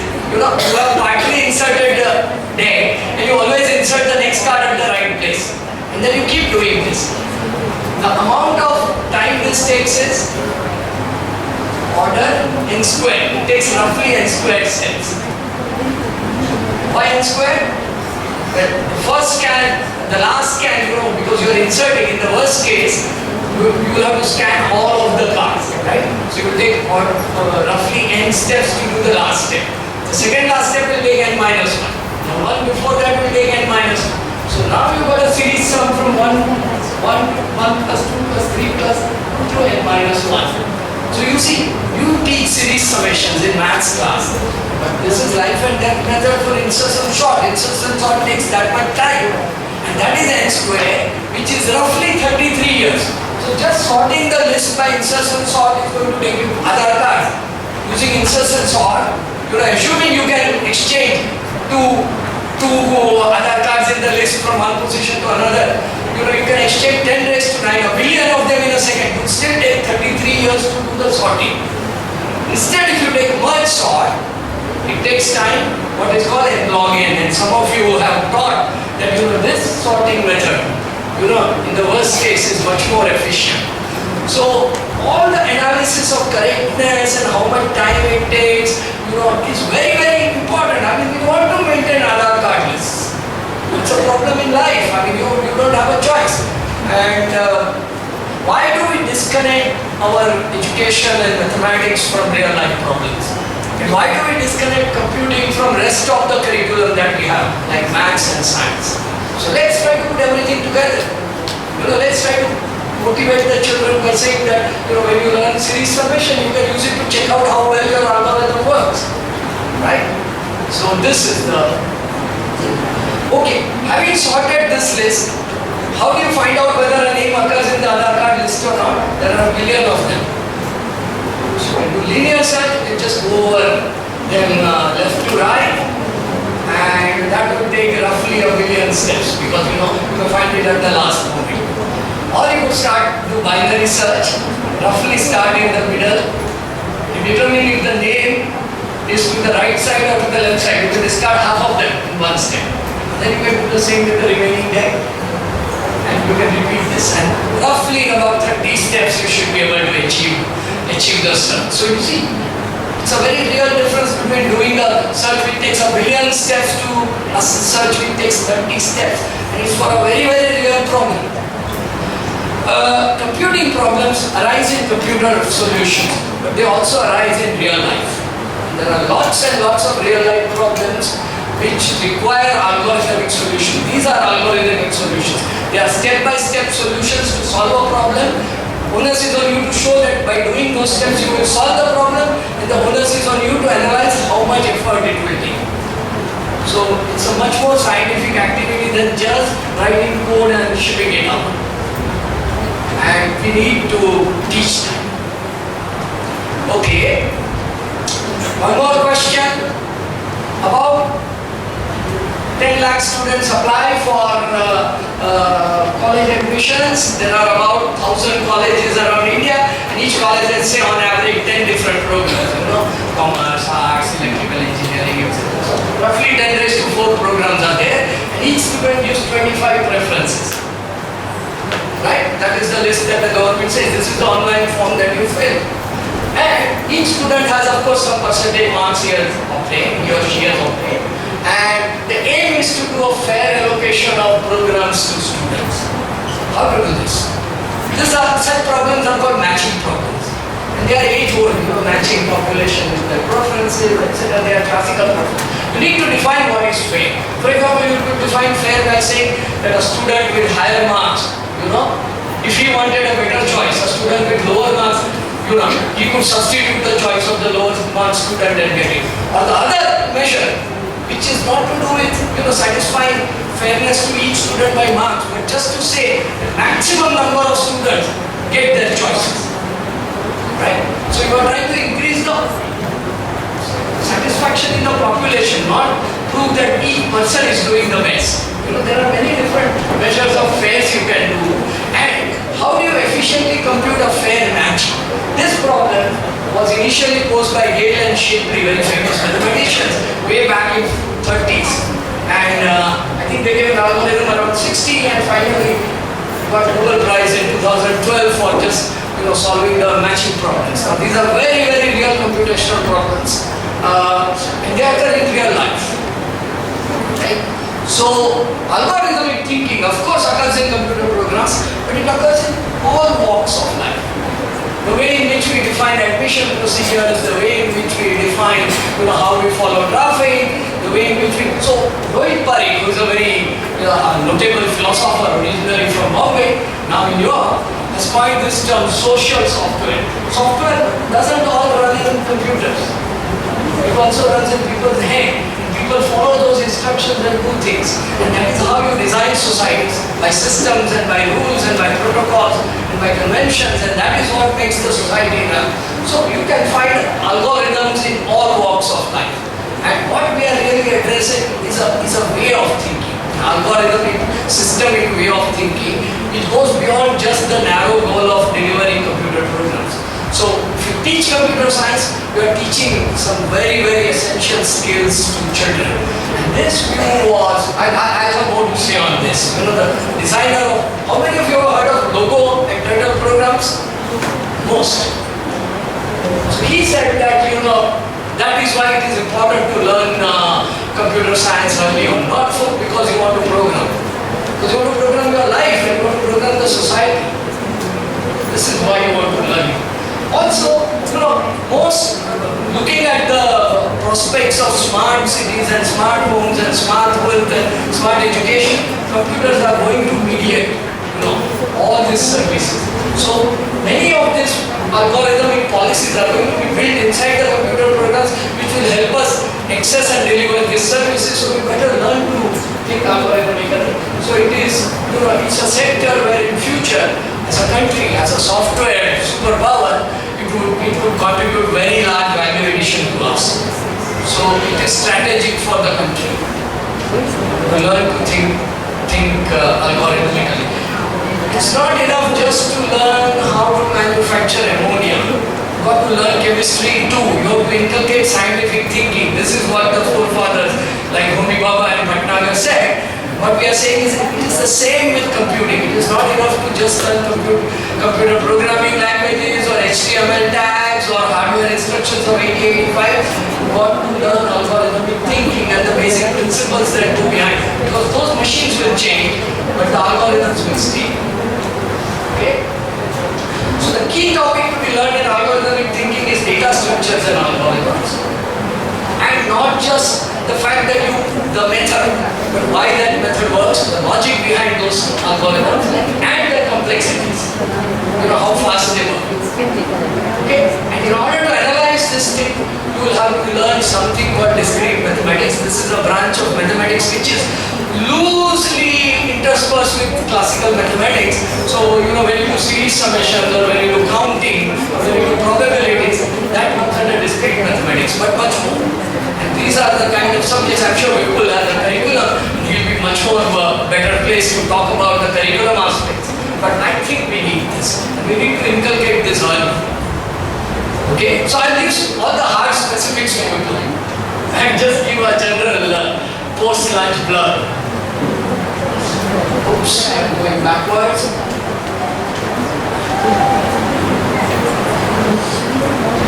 Okay, don't have to look at the screen. The other use of computer is that they are information processing engines. They do data analysis. And the world is exploding with data. Whether you like it or not, they are going to collect data from you. They are even going to embed sensors in your body and collect that data. This is coming in 20, believe me. No option. Okay? So your heart beats and your sugar levels and your, I don't know, whatever. We don't do that. What can we use computers for? Scan sales tax returns to find the potential tax evaders. This is already working not very far from here. It was part of a project which integrated this intelligence in the sales tax department of Maharashtra government. They wanted to improve their yield from 70,000 crore to 1 lakh crore. So 30,000 crore they could give them by this. So these are very large stake things. You just scan the forms, find out if the data doesn't look right. Don't judge anything, you just flag it. Then some officer will look at it. And I think our current Prime Minister is trying to do the same with cash deposits. For good or for bad. But that is the scan health records for correlation so that the medicine can be more tailored to your demographic profile, your own some medicine better for certain races than you would. But first you need data. What is good for whom? So scan health records profile all travelers, terrorists. The key topic to be learned in this thing is something called data mining, data analysis, artificial intelligence, probability theory. And it all begins in school.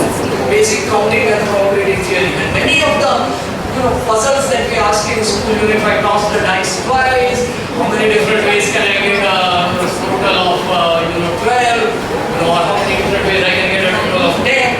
All this kind of thinking also comes into data analysis. So I think what we do in school is very relevant. Only we haven't connected it enough with the life in future. So that's the problem. So this is what I mean by computer science. Okay? And unfortunately, a lot of teaching, at least in the days when my children learned computing in school, that is 9, 10 standard, 11, 12 standard, suffered from this dilemma. Look, I think there's a lot of good which is there in the curriculum and the way they are being taught. I don't want to say it's all useless, but there are some glaring problems too. The main dilemma that computer education faces is the following. Do we teach students to provide computing services, or do we teach them fundamentals to think algorithmically? If they have to provide services, we are teaching them skills. We are teaching them desktop publishing, how to nicely organize a document, how to structure it well, how to make a web page, how to make a multimedia, author multimedia, or analyze things using spreadsheets. These are very low value things, but you would want a lot of people to know that. So those skills are important. I don't want to say that for the sake of fundamentals you can completely ignore skills. Skills sell, they get you jobs. Okay? At a slightly higher level, you will teach coding. Coding in C#, coding in Python, coding in Java, and this will be programming language skills. And you would even evaluate how well he is at doing those things. So skill development is one thing that computer education tries to address. Other thing that the education tries to do is to teach them how to create solutions and know-how. Because after all, computing addresses large structural computational problems. All the problems that I showed you, other like sorting and even solving these puzzles. So for that, you want your manpower to be engaged in research and development, and also to technology management. That requires a slightly different focus. So you want to enable that too.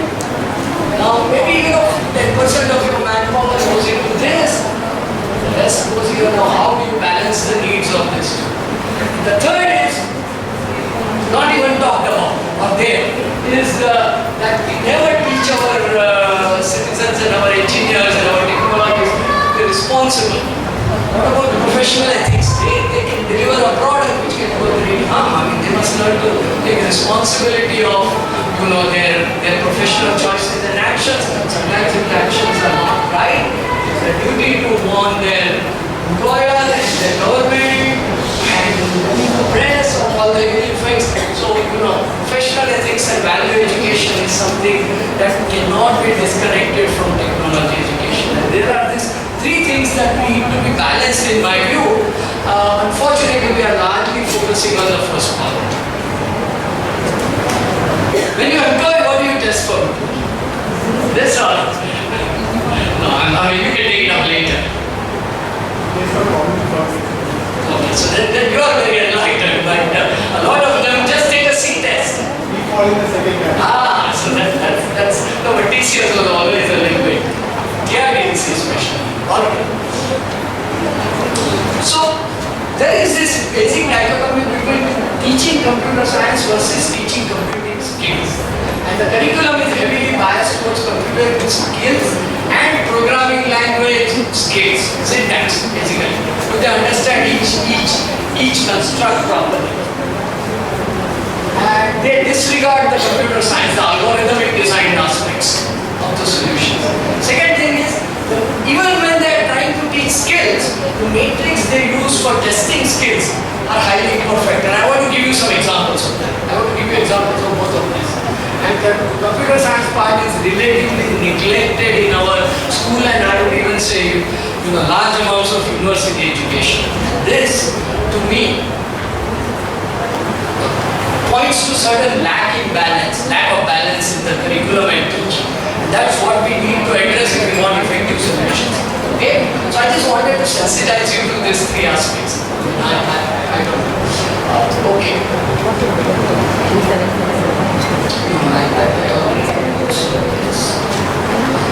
Okay. So first thing is, when I say that current curriculum is very skill oriented and very syntax oriented, one thing is that it's sometimes very archaic and has got jargon laden syntax. Unfortunately, in computer science, there's a lot of jargon. There are too many different platforms, everybody uses their own terminology. It's a very young science, like physics, doesn't have enough standardization. And we fall in the trap of asking them to learn all the jargon and the names.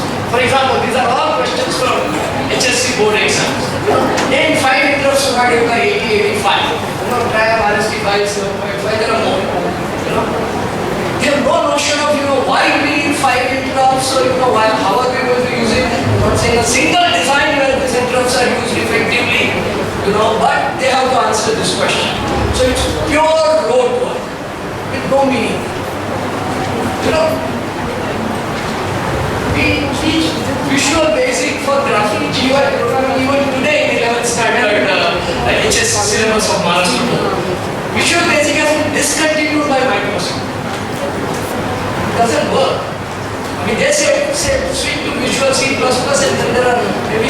version, higher versions of VB for compatibility. Basically, they are saying don't use it. We insist on teaching them and we teach them C++ separately. So why are we teaching them two syntaxes for the same thing? I mean, there's a perfectly good GUI library available in C++, but teaching them C++, keep them together. So there are some irrational decisions which are laden with this. So curriculum needs a little bit of update, but most of the focus is on things like this. This is from, I think, 9th standard ICSE syllabus, which my children had to give commands to make the selected text bold in Microsoft Word.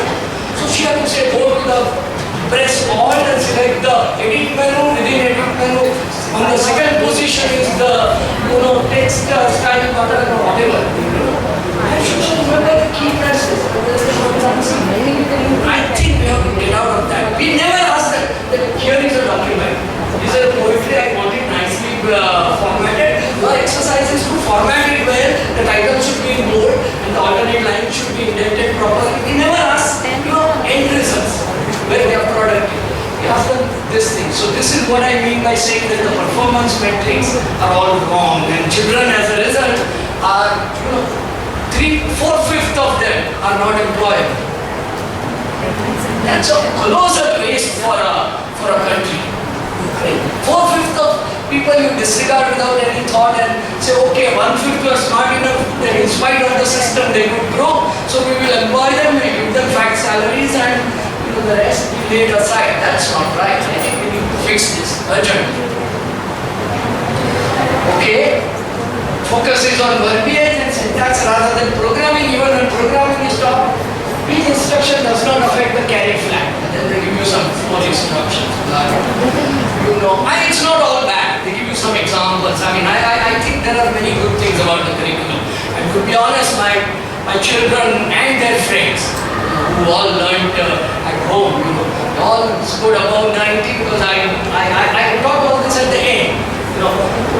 And they all went on to take computer science in the universities and got interested in algorithms. And I think it is possible to keep these things well.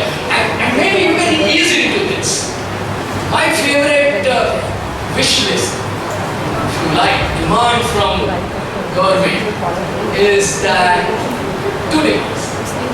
One is just as, electrical wiring is one of the subjects available to you as a professional course, right? In 11th and 12th, you can go for professional stream, you take electrical wiring.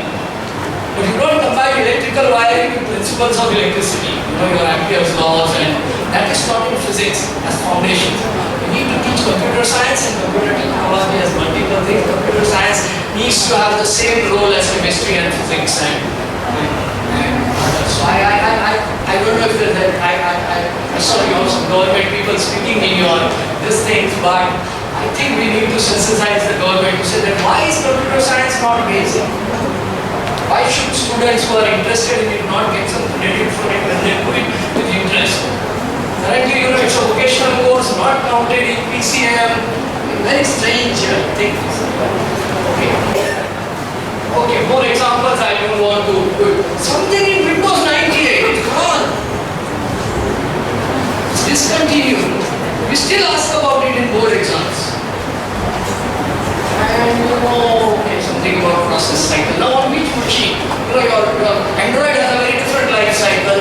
Java has a different life cycle for JavaScript and for Java it will depend on threads, depends on what thread library you are running. So, but still something here. So I think till they understand the sense behind the questions, it's fine. But are they really learning to use the computers well and to program well? So my wish is that curriculum in computer science should focus on foundations, algorithmic thinking, design and analysis of algorithms and data structures, some discrete mathematics counting because you've got to analyze the algorithms. And more importantly, we need to couple computer science with other sciences. There is a lot of science being done, with hand calculations. You can do a lot of scientific computing right at the school level. If any of you have sort of seen Mathematica or Wolfram Life website, they tell you how well children can use these sites to really understand physics and chemistry and biology very well. So we need to do computing in other subjects. I mean, it's a subject which is very interdisciplinary, it enables you to do other subjects better. And I'll give you more examples of this. The focus should be more on programming rather than language. I would even firstly use state-of-the-art platforms because don't use outdated things which are of no use. If required, conduct teacher training workshops, they'll benefit. And how about open book exams? So that all this nonsense of remembering instructions and syntax goes away. You have to just be able to quickly find where to look. If you're not read before, you will not be able to find. Okay. And then finally I want to say that programming cannot be taught. It can only be learned by doing. You can assist somebody learning programming. If they didn't learn programming, it's not your fault. But you have to enable it and assist him and maybe solve doubts and things like that. So I'll go a little bit more. How am I doing for me?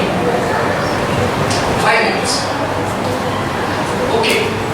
So my recommendations are the following. We start early, and I'm glad to say that e-Pathshala is already talking about 4th standard and 5th standard, and maybe even early. It's wonderful. First time. Okay, that's even better. Okay, so start early. Reduce the amount of syntax needed in your programming. Focus more on the logic of the algorithm installation. So I was very impressed. There's a typo here. There was a program called Raw4 Plus, which some enlightened teacher in a South Bombay school introduced in 5th standard or 6th standard. And it's a drawing program. So something like a paint or something like that. But this is made for kids. It's amazingly well designed in terms of the user interface. It's lightweight, it does what you want. It's amazingly capable. You can produce professional quality flyers out of it. And it does such nice things. But what it teaches you is how to sit. It doesn't teach you, draw this thing very nicely, you are a good artist. It teaches you more concepts that a graphic, is a composite object. It's a structured object. It consists of sub-objects inside. So a house consists of a triangle and inside it is a square. Inside that square there are 2 squares standing for the windows and 1 rectangle standing for this. So first you should know how to draw rectangles, then you should just be able to say draw a rectangle of this size here. You can change attributes of houses by assigning colors to it, and kids can do this. They have great fun. I mean, my daughter made some amazing pictures out of it, and they had fun. She'll be glued to this thing for hours. And it taught us so many principles of what we really want to teach in computer science, which is that there is a lot of organized structure. And this structure appears again and again, then you can reuse it, you can modify it. It has even macros, and I think it was a wonderful program. So I encourage you all to, I don't know, this was 10 years back. I don't even know if it is available, but I'm sure there's something equivalent. So drawing programs are excellent. We teach them Microsoft Word. Now I have nothing against Microsoft Word except that it is proprietary. You have to pay a lot for it. Apart from that, it's a reasonably powerful program. Lots of people use it, but we emphasize the commands, and understanding of all the commands that Microsoft provides. They may anyway change from version to version. We never test their skill on how well they can use that program to organize a document. Do we ever give them an exercise that make a poster for the college function? And the best designed ones would be, and what are the techniques you have used there? Your fonts have shadows, is it divided nicely into sections? We have to learn to think structurally. We have to think structure all the time. This is my belief in computer science. Behavior also follows from structure. This is for you. And I think the sooner we teach them how to see the connection between structure and behavior, the better it is. And I think one of the early educationists who saw this and introduced it was Simon Pfeffer, who designed logo, turtle graphics, where there's a little turtle. Your programming language is just move the turtle 2 steps in the front, turn it 90 degrees, turn it 30 degrees, and these are the basic instructions. And wherever turtle goes, it leaves a line behind. And you can of course lift the pen, then it will not go. So So you can draw basic shapes and then you can use sub shapes to make larger shapes. So once you've taught it to draw rectangle, you can ask it to draw many rectangles at different positions. So you start talking about repetitions of the same patterns occurring again, reusing patterns, how patterns fit inside other patterns. Logo is a wonderful broadening of mind. He also carried out much educational research on children's minds and what this kind of learning does to children. So quite apart from whether they become computer scientists or not, he found marked changes in their way of thinking and intelligence. And the problem solving ability completely changed, and this algorithmic thinking is what got imbibed. And he 30 years ago gave this argument that these are the kind of skills which are very important for society. A more recent program is Scratch now. People actually teaches it to children. I played with it a little bit. It's a fun program. You can build little games and animations within, and there's this cat which is very cute. So I invite you all to program. You don't need to learn any programming language. You just press some keys and you assemble your program. Wonderful. So Scratch. No syntax. But all the algorithm thinking is up front. And it's for children. Okay? Teach senior students, 9th, 10th standard. Not so much to write. See, the board prescribes you, even at HSC level, a set of 20 programs. And only from those 20 programs something will be asked. Generations of students have mugged up those 20 programs without knowing how they work. They cannot write 21st program. And I think they have to be taught to read and understand programs rather than write programs. So I think we should have a library of, So my plea is this. Suppose you are teaching English as a language. It's not a native language, it's a new language. You say, I am only going to teach grammar, not even prose, forget poetry. I am only going to teach grammar. How would it be? Not one composition are they going to write. They're not going to read a single poetry, but you teach them all the grammar rules and you ask most difficult board questions on grammar rules and whether it is grammatic. This is the state of computer programming today. Other more but equally absurd view is that I sometimes think the curriculum in computer science was designed by an anatomy professor. I mean, suppose you teach doctors only anatomy, no physiology, no medicine, only anatomy. What is the cell? It is a mitochondria and it is a, you have no notion what it does. It has to be drawn correctly, it has to be, the figure should be very nice, it should be labeled nicely. I mean, this is not fun. I think we need to really make them competent with programming. My other last thing is that, so first thing is start early. Second is reduce syntax and teach them to read programs. Third is computer programming is something that you cannot teach. It has to be learned. It's like cycling. It's a skill, finally. And it's a skill for thinking logically. It's a thinking skill. And only way is project work. Now this I know is trouble. Where are the resources to really teach thousands and thousands of students project work? But if you have good material available on the web, if you have good showcases, if you have got web-based communities which today people answer all kinds of questions. Why not questions from children about their project? And I think students are anyway helping each other on projects on the web. So I think why not leverage on that and have a lot more of project work, and give them credit for doing the project well. Examine that they have understood what they are doing well. I want to give an example of E-Yantra here, and with that I will stop. E-Yantra is a project at IIT Bombay. I am partly involved in this, but the leaders are Professor Kaviarya and Professor Kriti Ramamrita. What they have done is they have designed a little robot. It's got quite a few sensors there. And they've already built all the electronics. You only have to program it. There is an ecosystem on the web where there are lots of tutorials on how to use it. And every year, this set up a new project to be solved. By whom? By students around the country. 25,000 students take part.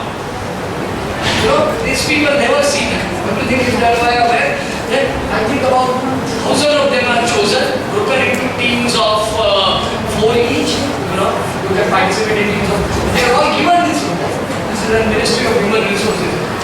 Then they build things with it. And experience over years is that much beyond curriculum, much beyond what they are required. These children deliver this. They are not children; they are college students. They deliver so much, and they all have uniformly said that this hands-on, project-based learning is what has taught them a lot more. And in fact, they are priced for jobs. Because they are more enterprising, they are doing something on their own. They don't have to do this in their curriculum, but they are doing it, so they are getting lots of jobs. And I think we need to increase this learning by doing this thing. Another way of doing learning by doing is you should use computing in other subjects. For example, in physics, a lot of modeling. You can build in basic Newton's laws of motion. Then complex. Three-body problem is impossible to solve analytically. Nobody knows how to solve its equation. But you can easily see, we launched 108 satellites. If you can't solve three-body, how do you launch 108 satellites? It's all done by computing. You can't solve them by solving the equations, but you can simulate the equations in the computer and get the result as precisely as you want. You need to teach students to use computers to understand physics and mathematics, using computers early on.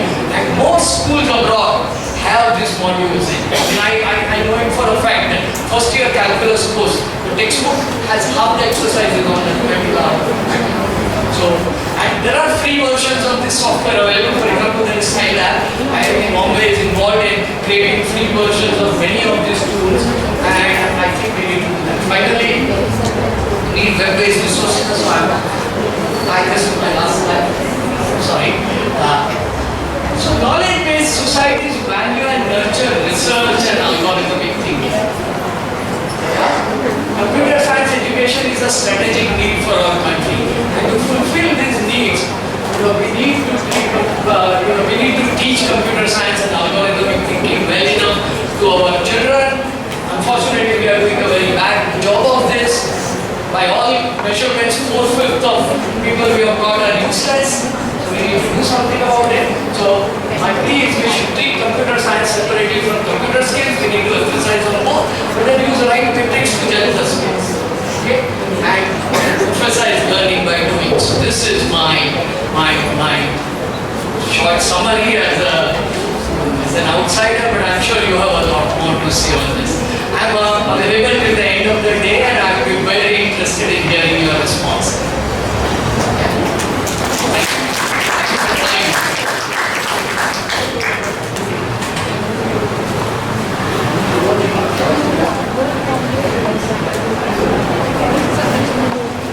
Thank you, Dr. Pandya, about enlightening us to the nitty-gritties of computer science.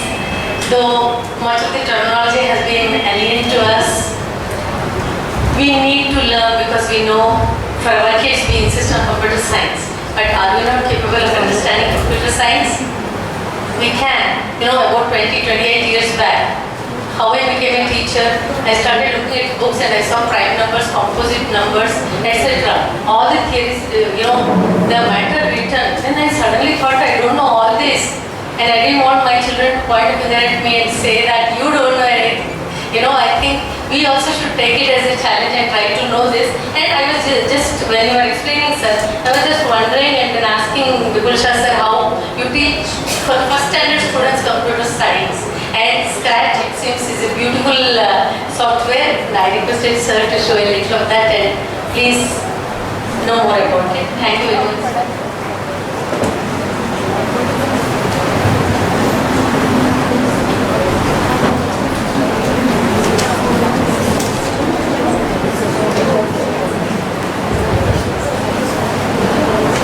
Thank you, Paritosh.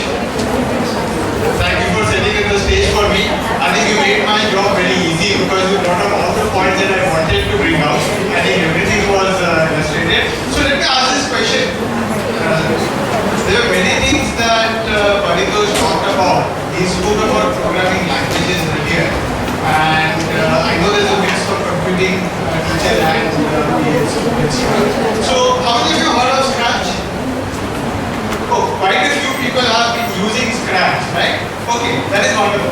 So, for those who have not been introduced to Scratch, what we will do is do a very quick demonstration of Scratch. So, what you see here is a Scratch environment. This is something that has been built at MIT, and while I am talking, Pallavi is going to demonstrate something, so let that happen on the side. So while she does that, let me ask some more questions. So Parikaj also mentioned about the difference between programming and programming languages, the difference between learning syntax and learning programming, right? The difference between anatomy and physiology, etc. Right? So from my knowledge in terms of speaking to various school teachers, I've learned that teachers start teaching languages starting with Go in the 3rd standard or so, if I'm not mistaken. Then some schools pick up Scratch. They move on to Quick Basic after that. Then there is Java, C++, and whatever the fancy everything. Is it any different here, or is it very much around the same lines? Similar lines? Yes. Yeah.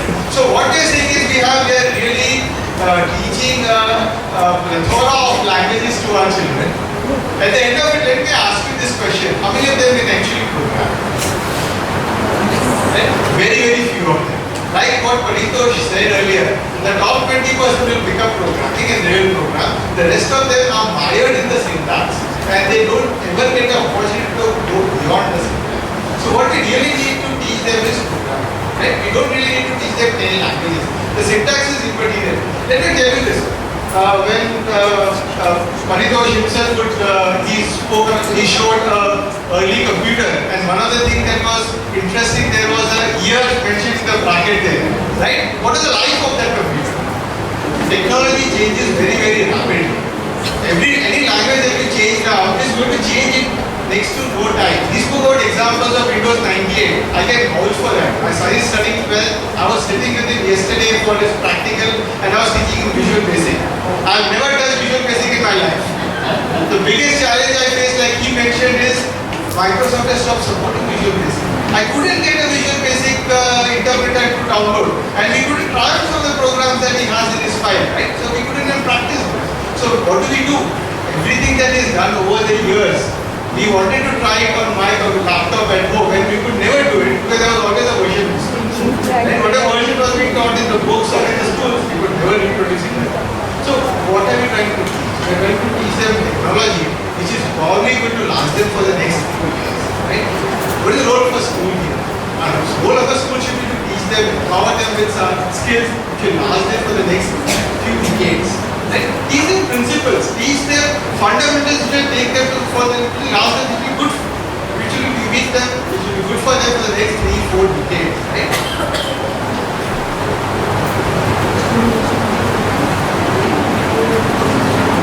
So what I'll do is, I'll come back to this example after I've done. Maybe we can write out separately and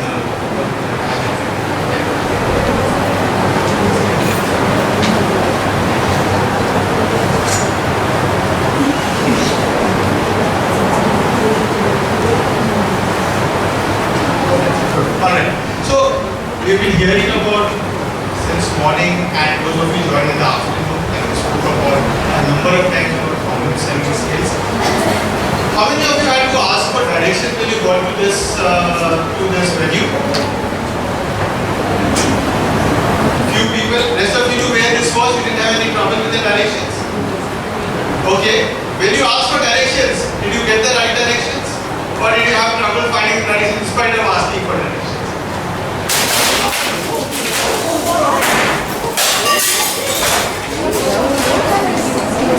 That wasn't me.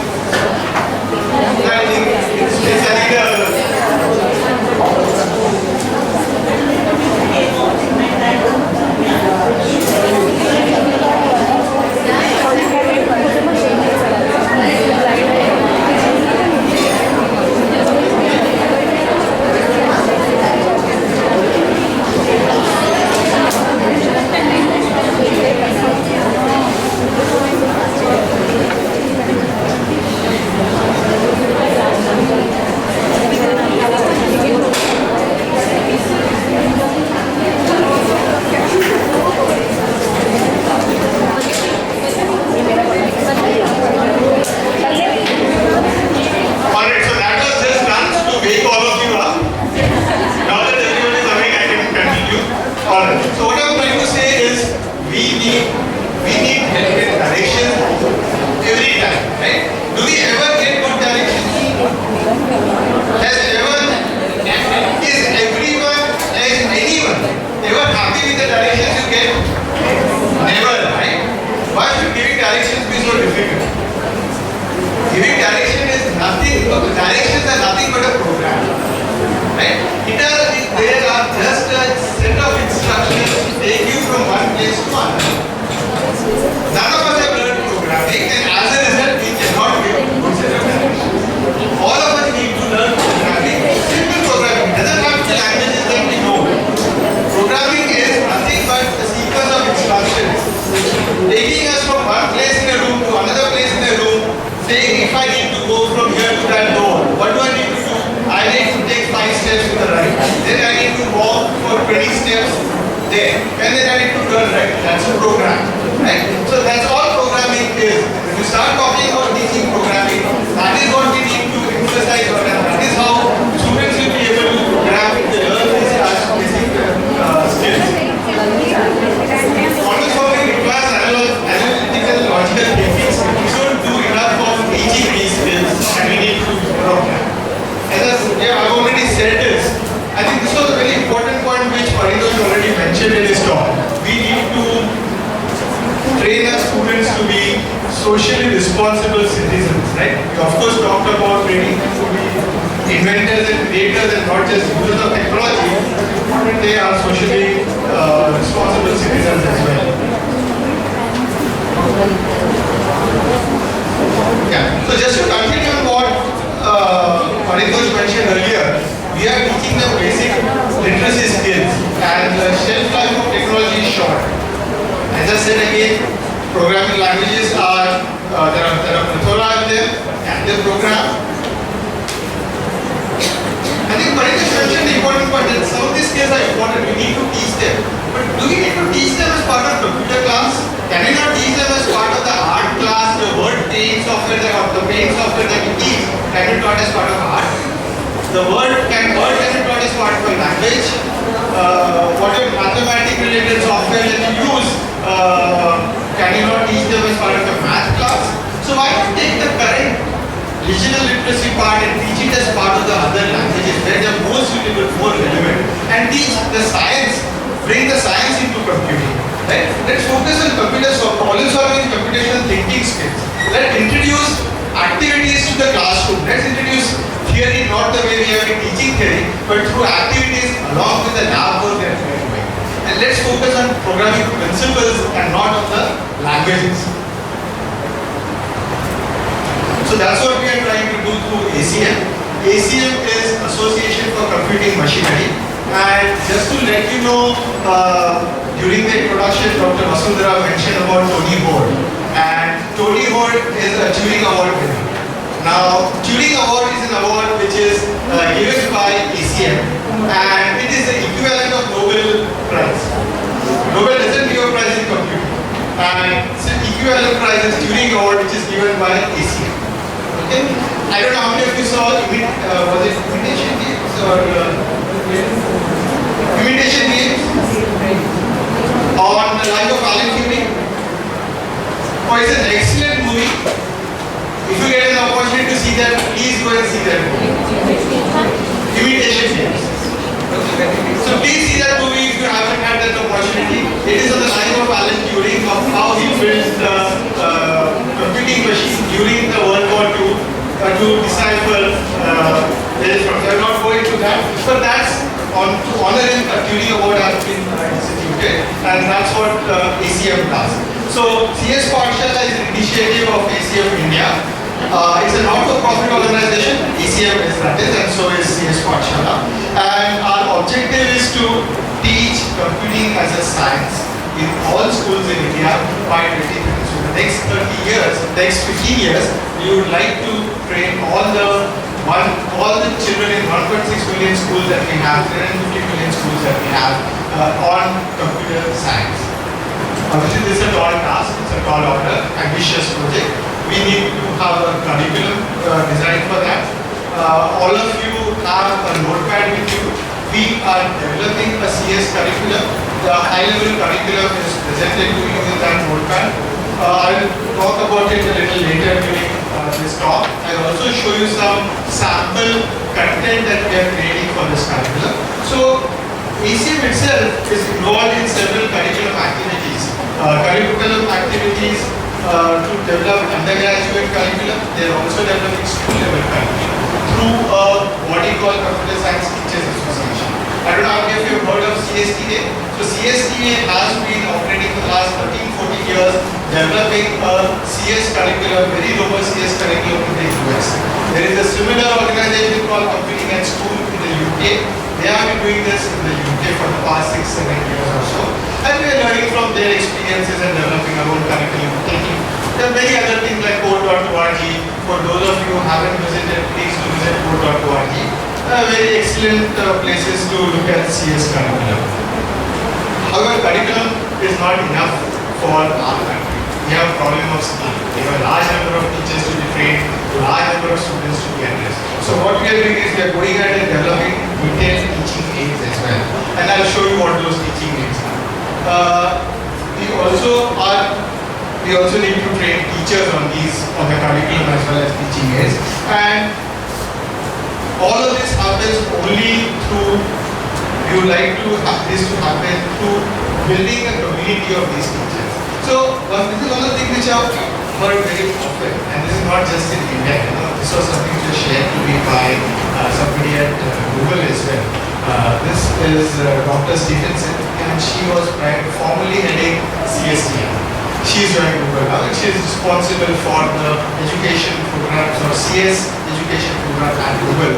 And she's the one who's provided us some seed funding for this initiative. And one of the comments from her was that every school has several math teachers, several science teachers, several language teachers, however probably one or two community teachers. So if there is anything that a community teacher needs, they don't have anybody to talk to. Whom do they talk to? They don't have a community to talk to. There is a math teacher, they don't have a much stronger community. So what we would like to do is to play a role in trying to enable formation of such communities where teachers across multiple schools can get together, can communicate, can share information, can share resources, can share their learnings, etc. So having said that we are creating curriculum, what does the curriculum look like? Panitosh earlier presented his view of what should go into the curriculum. You'll see a lot of that being reflected here. Problem solving, as I said, is very, very important. Algorithms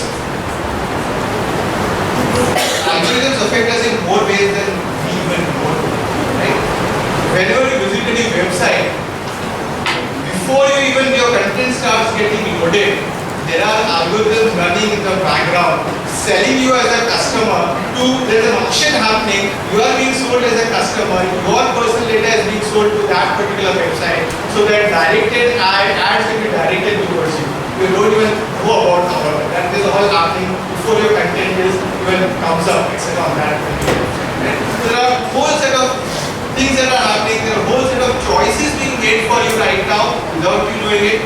You would have realized, you would have seen many times, right? When you look at any app for music, there will always be a list of songs they are trying to recommend for you. List of movies they are trying to recommend for you.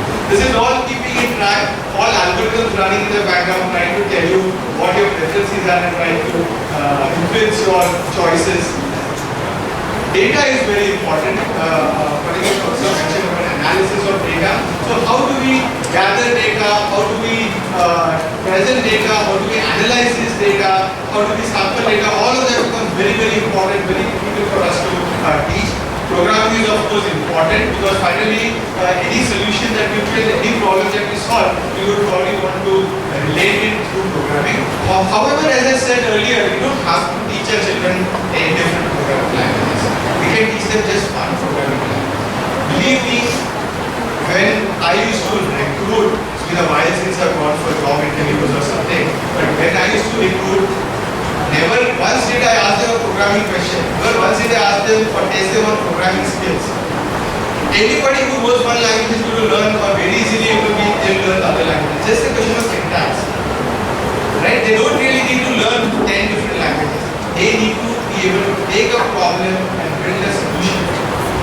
They need to be able to program. That's what we need to teach them principles. Security is important.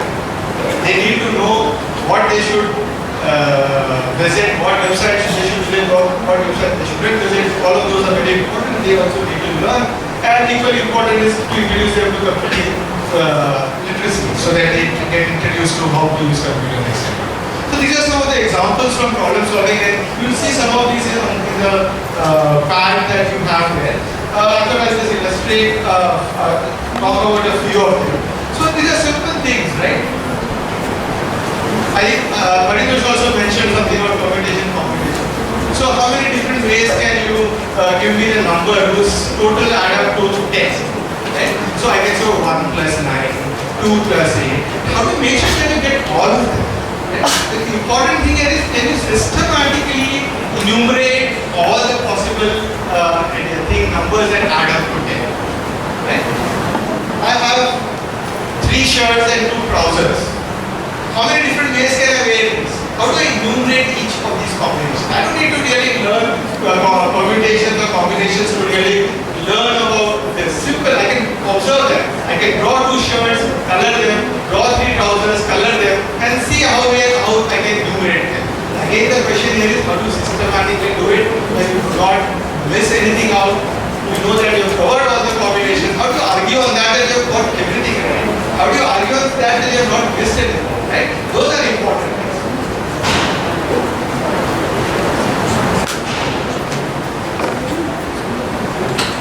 So, about the initiative, what you are seeing is a high-level curriculum. A lot of input for this has come from academicians from IIT Bombay, Institute of Science, Bangalore, Chennai Mathematical Institute, Institute of Mathematical Sciences, Chennai, and many other places have contributed to this curriculum. In fact, parts of these have been, high-level parts of these have been designed by them. We have also looked at the curriculum developed by these other countries. They can, merge them and try to come up with something from that. We are currently developing detailed teaching aids. There are volunteers for these for the curriculum, and we're doing a pilot with 15 schools in Pune for grades 1 to 5. And we are conducting many workshops through the country, trying to create awareness of or provide an introduction, give an introduction to computer science. The numbers are not important, but our plan is to do a 3-year pilot, increase the number of schools from 15 to about 50, 60 this year. And we would certainly like to have some of you join us for pilot from Bombay this year, 17, 18. As I said, in terms of teaching aids, we provide a slide deck, a PowerPoint presentation that you can use in the classroom to be delivered to the students. It is a very, very detailed slide deck, extremely detailed. Everything that needs to be said is there on the slide. Nothing left for you to fill in, no gaps for you to fill in. For the students, our objective in creating this slide deck is that any math, science teacher should be able to deliver this kind of thing. It's detailed to that extent. All of this is available on the cspathshala.org website.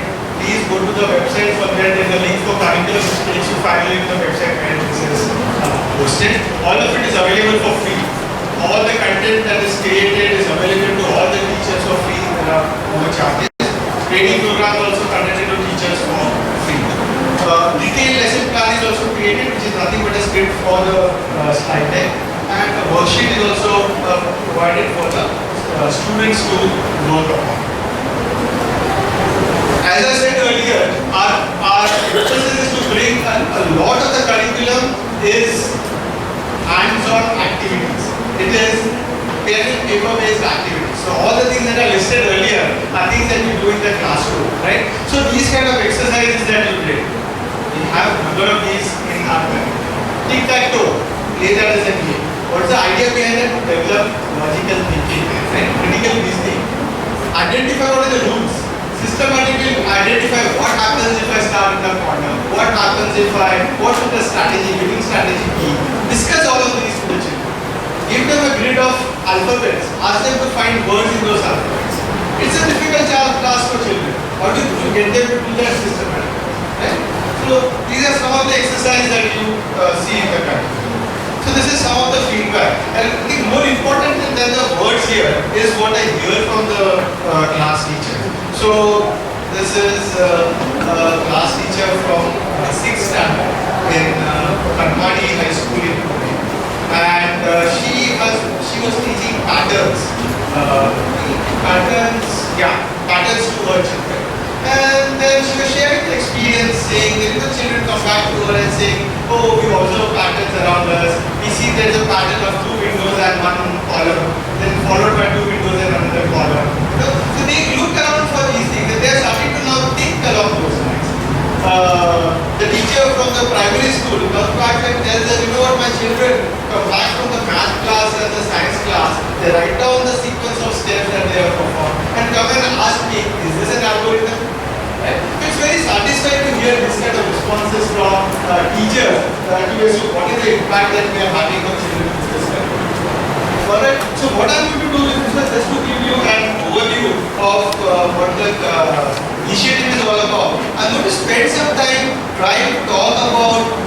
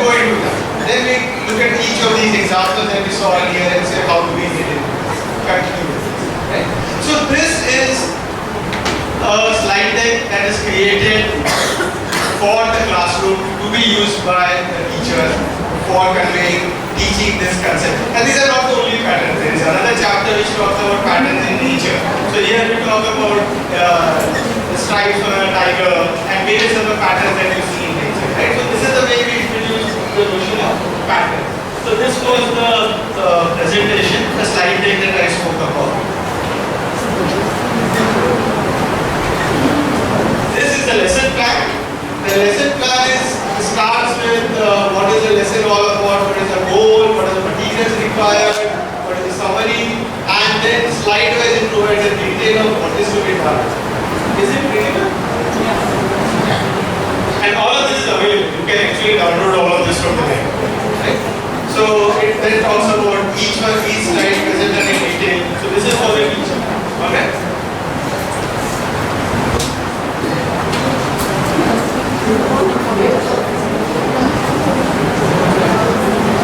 Volunteers have created this content. So as I said, we have a large number of volunteers from IT companies. It takes a lot of effort, believe me, as you can see, creating each one of this. And this content creation is going on as we speak, and we are creating and delivering this content. These are the worksheets, additional examples and problems for students to solve.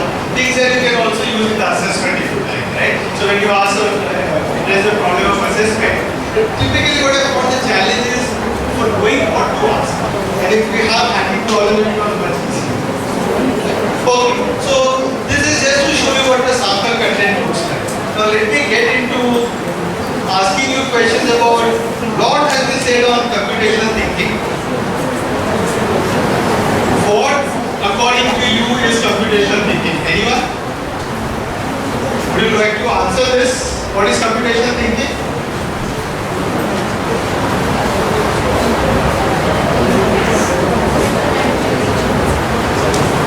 Systematic way of thinking. Yes.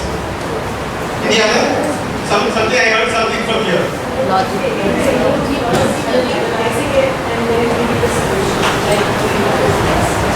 Very nice.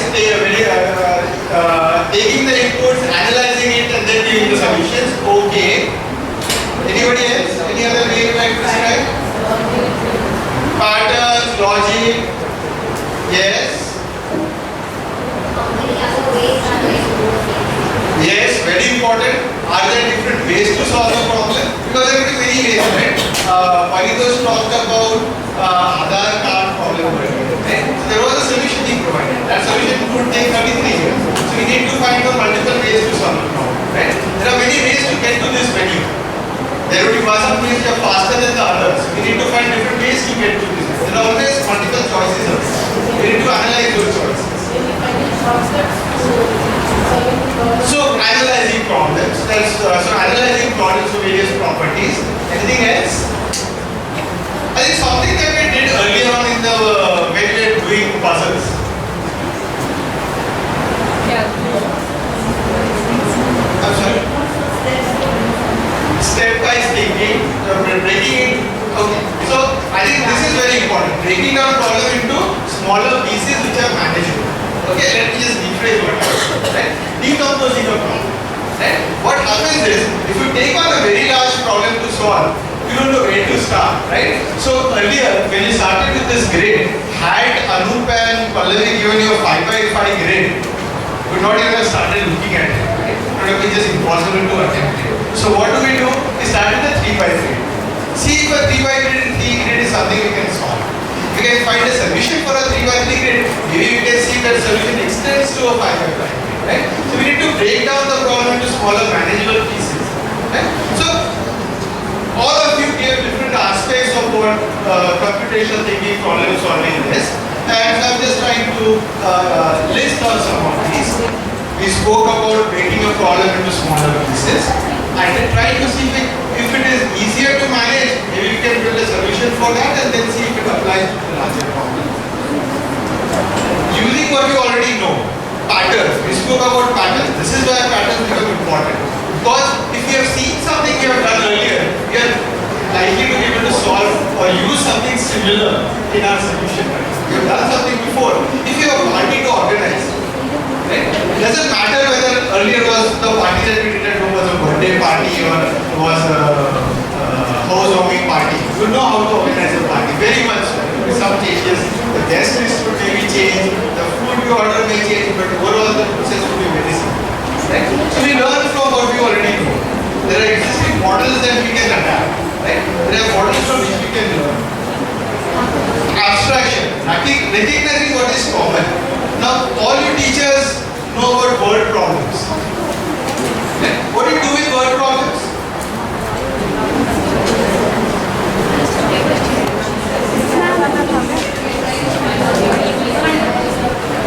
What you do in the word problem is you remove all the irrelevant details.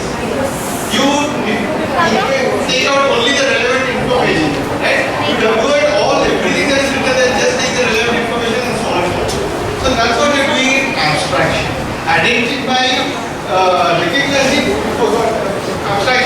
and identify what is important, throwing away the irrelevant details. What is common between them will help you identify what is common there between them. And finally, creating a step-by-step solution. Identifying, building an algorithm for it. Right? So we say, finally, how do we solve the system? Right? And then one more thing I would like to add here is what we discussed is analyzing them. Different ways of solving them. So as I said, many definitions to computational thinking. Believe me, this is a relatively new word. It was coined by Janet Bing when she was at Carnegie Mellon. She is now at MSR.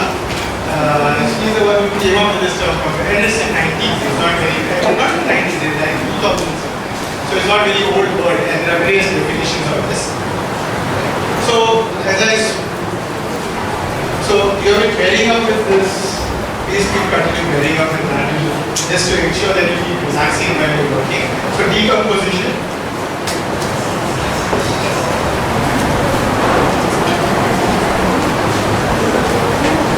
So what I'm actually showing you, the PPT I'm using is also one of the content slides and content presentations that has been created. This is something that is being taught to children. This is not something which I have created for myself here.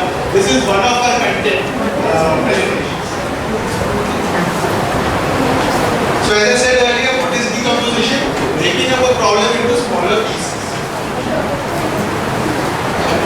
Pattern matching. Identify patterns, right? So let's look at this. What do we see here? We see 1 times 2 is 2, times 2 is 4, times 2 is 8, times 2 is 16, times 2 is 32, times 2. Can I hear it louder? 64. How did you know it was 64?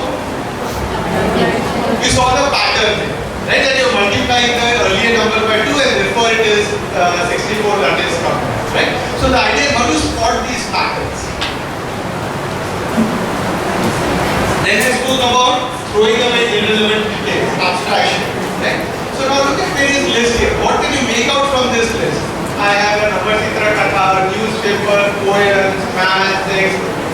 Anything that I do, I can see that it takes something reading, something associated, right? So I can classify all of these as things to read. Similarly, I have some things here which I can classify as things to eat. Right?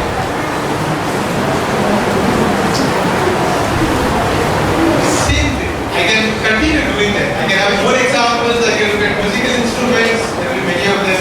I can look at fruit. I can keep grouping these things and identify what are the common properties. So what am I doing here?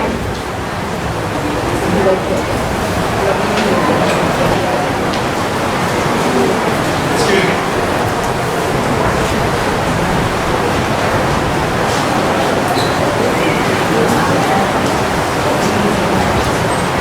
So what are we doing here? We are trying to classify things based on certain properties they possess. And the common properties here we could figure out was based on various things. Like here, it is for dairy products, these are fruits, etc. Right? So what we are doing is looking for common behavior, common properties.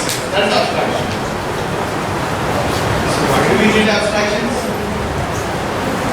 When you drive a car, does it really matter which model or which make or which company car I am driving? If you learn to drive a car, you will be able to drive all the cars. What are you learning when you drive a car? You are learning how to operate the wheel. You are learning how to operate the accelerator and the brake and the steering. These are the things that you need to learn. You don't need to really learn which make, where, how, all of that, color of the car. All of those are unimportant. All you teachers and students create a very good abstractions on a daily basis. Can you tell me what? So there is something that you use day in, day out. It is very much part of your life.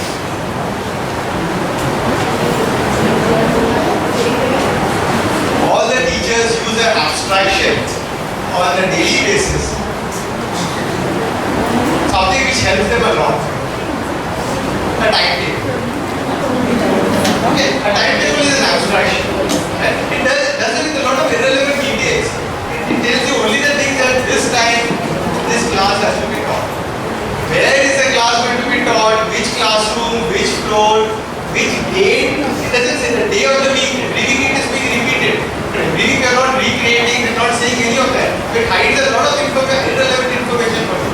You're presenting it only as a tag. It's an abstraction you use. Okay. That's the set algorithm.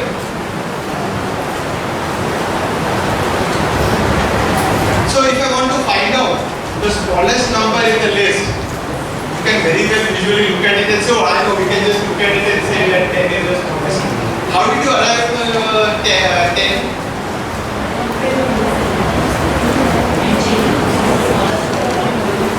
Correct. So if you were to explain this process to someone, how would you do it? You would have to tell them what is the systematic way of doing it, right? That's what you have to tell the computers. You know, one of the things that I wanted to say is, a lot has been said with keeping computers in mind, right? However, if you realize problem solving skills are basic skills which everyone needs to possess for any discipline.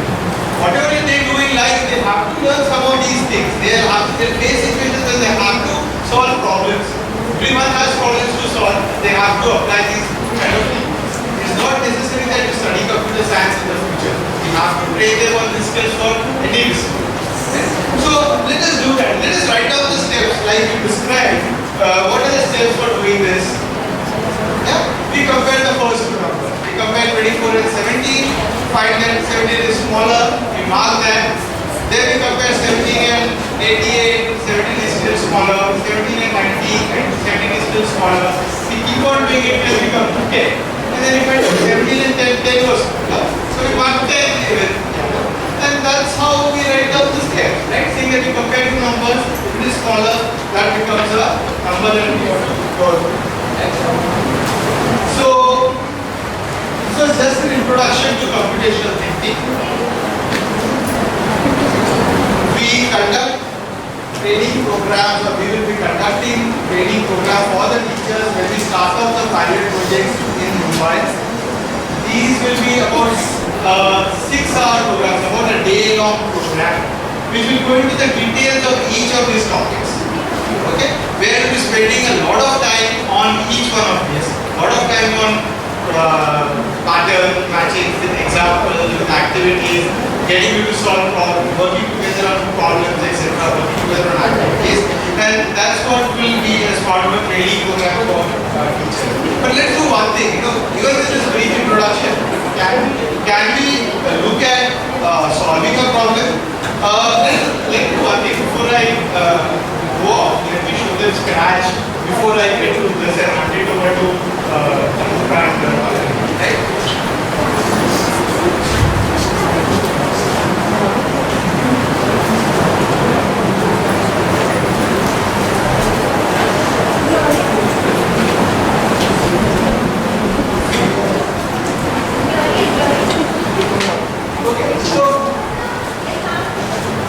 Alright, so what you see here is a programming environment called Scratch.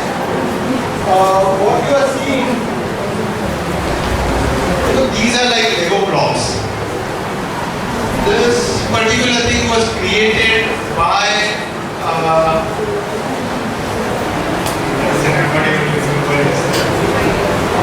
MIT by Mitch Resnick. Okay, so Mitch Resnick was also the inventor of star logo. One of the star logo, the logo and one of the shaded of it was created by that group, and he belongs to that. So these are nothing but blocks. When you put together these blocks on the right hand side, you create a program, and you see the impact of it, the program on the character, the graphical character on the left hand side, right? So what I'm going to do is, the cat looks nice, but let me see if I can move the cat.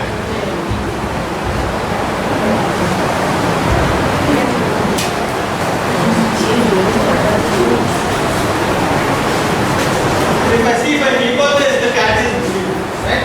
Okay, so let me see if I can move the cat for it along the image.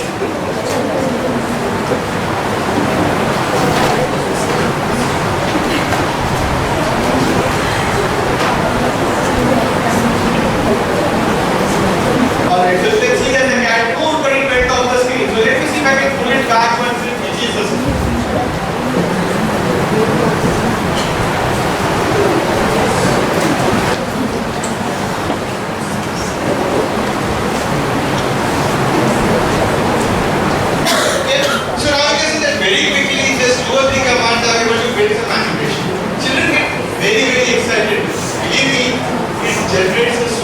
buzz in the school that we use this in, and I'm sure all of you have been teaching Scratch can vouch for that.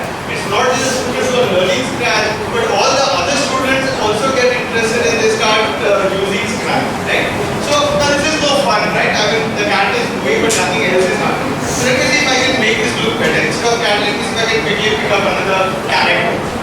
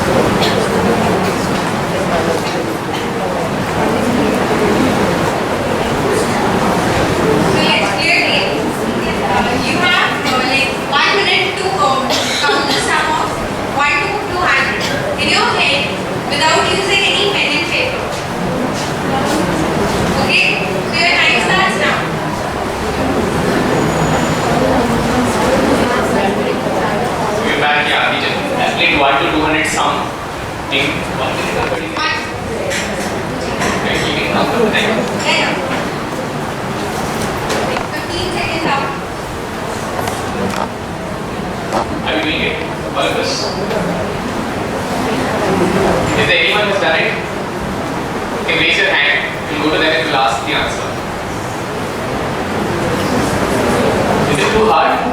30 seconds. You did it to 26. You still have 30 seconds. You still have 30 seconds. Can you do 200? That's not the answer. Somebody has an answer?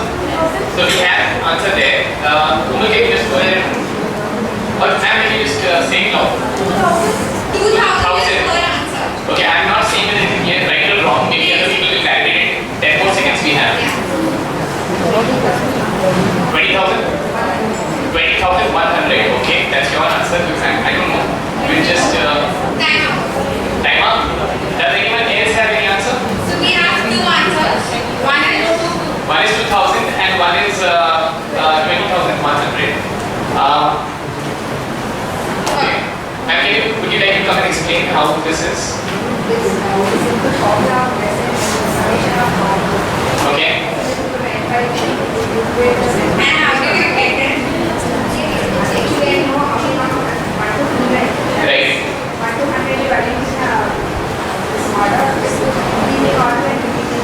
Okay. I think that's fantastic. Why don't you come and explain it on the board? You just have to do a better job than us explaining things.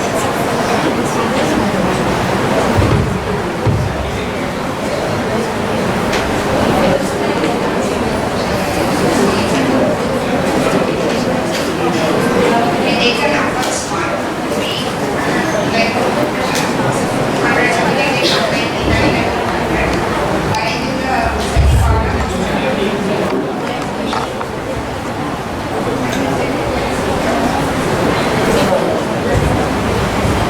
We are arranging the numbers in ascending order and then descending order.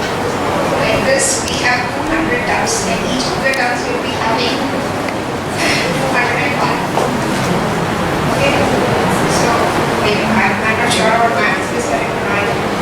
So this is 199, this is 198, this is 197 and so on.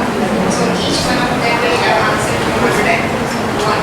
So I will multiply by 200 and divide by 2 because I have added 2 times. Okay. So it is 100. Yeah. Yeah. Yes. So 101 is 100 times. That is 201. That is answer. Did everyone get it? No? Okay. We are arranging the numbers in ascending order and descending order. So basically we are writing the entire series 2 times. One is from 1 to 200 in the ascending order and then in the reverse order. One from there, 231st. So basically we are adding it twice. We are adding 1 to 200 2 times. And if we observe the pattern, 1, so The first number and the last number in the sequence has the same term. Okay, 1 and 200, 2 and 199, 3 and 198. So this way we have 100 pairs. We have it in the slide.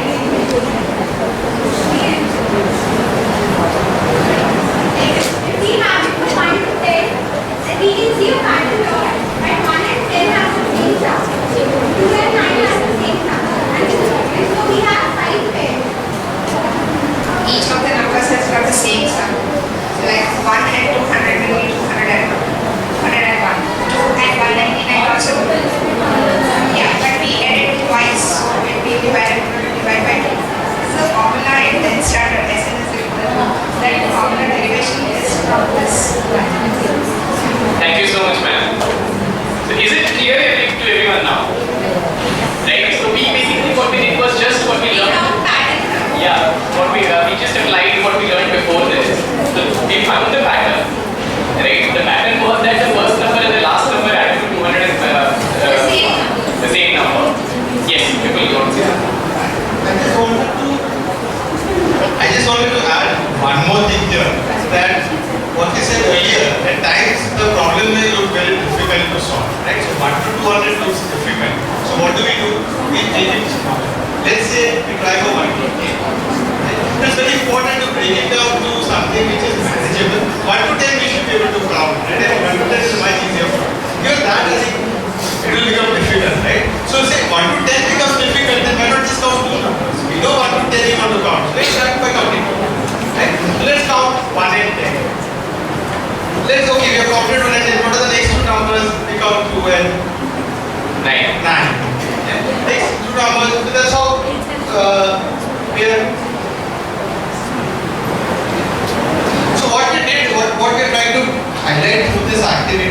is all the possible steps that we talked about earlier. We first simplify the problem, we decompose the problem, we look for abstractions, we look for patterns, and that's how we come up with the solution for it.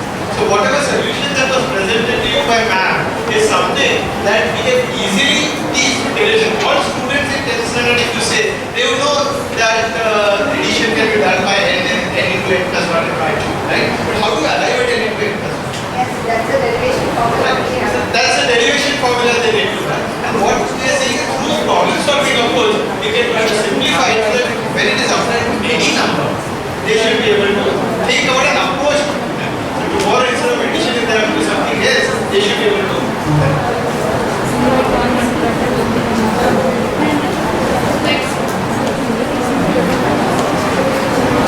You see, we actually used it elsewhere as well. We were trying to solve the magic square, right? In the first session. In the magic square, we had this sum, the magic constant as 15 for the 3 by 3 grid. For the 5 by 5 grid, we had the sum as 65. We actually used the same thing, right?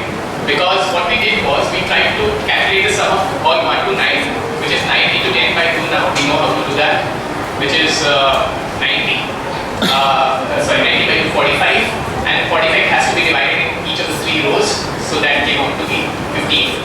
We did the same thing for the 5 by 5 grid. So we have already applied the same thing 2 times. What we will do is probably move on. Yeah, clear? Yeah. You got the insertion sort, right? Insert things. How much time it takes to exactly to follow that? Yeah. So, Yeah, for the insertion sort, basically it takes the same amount of time. Yeah. N into n plus 1 by 2. amazing how this mathematics has this way of coming up again and again. And it's good to teach it early. Yeah, they're all related. It's all about finding patterns, if you see. So do we play on the game? We already played two games till now. Are you like tired, bored and want to go back home, or are you still up for one more game? Let's play one more game. One first. Yeah, so let's play a game. It's a 2-player game. It's a 2-player game, so what I need is 2 teachers to come up and to the stage so that we can demonstrate this game. Any 2 of you can volunteer, please. We'll explain the instructions. Yeah, 2 of you will come back. So basically, what we have to do is, while you come, we'll explain the rules. Don't remove this grid here. The rule of the game is so we have again numbers from 1 to 9. We are very fascinated by 1 to 9. So we will keep doing things with 1 to 9. We have to pick up 3 numbers from 1 to 9. Each one of them have to pick up 3 numbers from 1 to 9 such that they add up to 15. Again, the magic number 15. Okay. Now, the way you have to do it is, first any one of you, we will do a toss of coin, whoever wins starts first. So first one of you starts and you say a number. Your aim is such that 3 numbers that you pick, out of all the numbers that you pick, 3 should, at least any 3 should add up to 15. The number that you pick, she will not be picking the same number. So first you pick a number, then she picks a number. Then you pick a number, then she picks a number. Whoever's any 3 numbers add up to 15, that person wins. It cannot be 2 numbers adding up to 15. It has to be 3 numbers to add up to 15. You got the problem? So, for example, let me and Pallavi play the game first, just to demonstrate, and then only you can play. Right? Your scores will count, ours will not. So, Pallavi, I am P1, you are P2. I choose the number 9. What will you choose? I choose 5. Okay. Now, so when I choose 9, my agenda is to reach to 15, right? And not allowing her to reach to 15 first. That's why I chose 9, a bigger number, so that I have smaller numbers to stack up and add, right? So what I will do is, I will now choose, say, 3. So if I choose 3, I could have chosen any number less than 6, because if I choose something more than 6, then I exhaust my ability to reach 15 first. So I try to win in the first 3 moves, so I choose 3. So my sum is 12 now. Sorry, I will not choose 3. 3 is a bad idea because 3 plus 3, I won't have anything. I'll not use 3. Please don't be Pallavi. I'll just use. Now, once you have chosen, you cannot go back. Come on.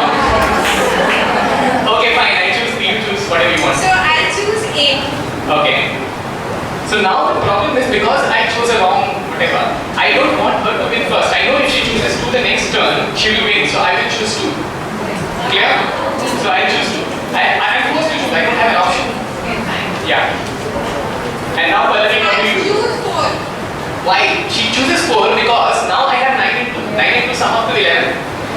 Because if she doesn't choose 4, I will choose 4 and I will win. You understand that, right? So that's why she chose 4. It's not that she randomly chose 4.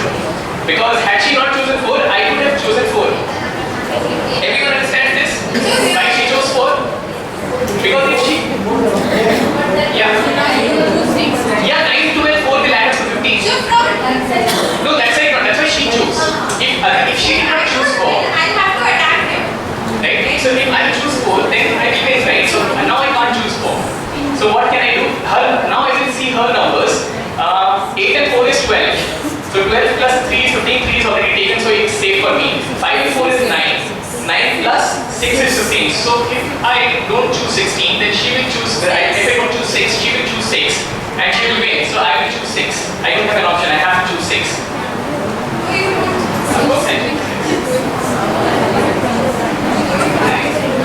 What option do you have left? 7 and 1. Those are the only 2 numbers left.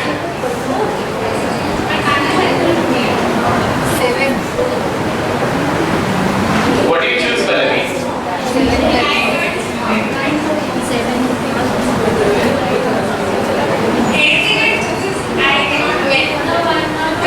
Okay, you did not win.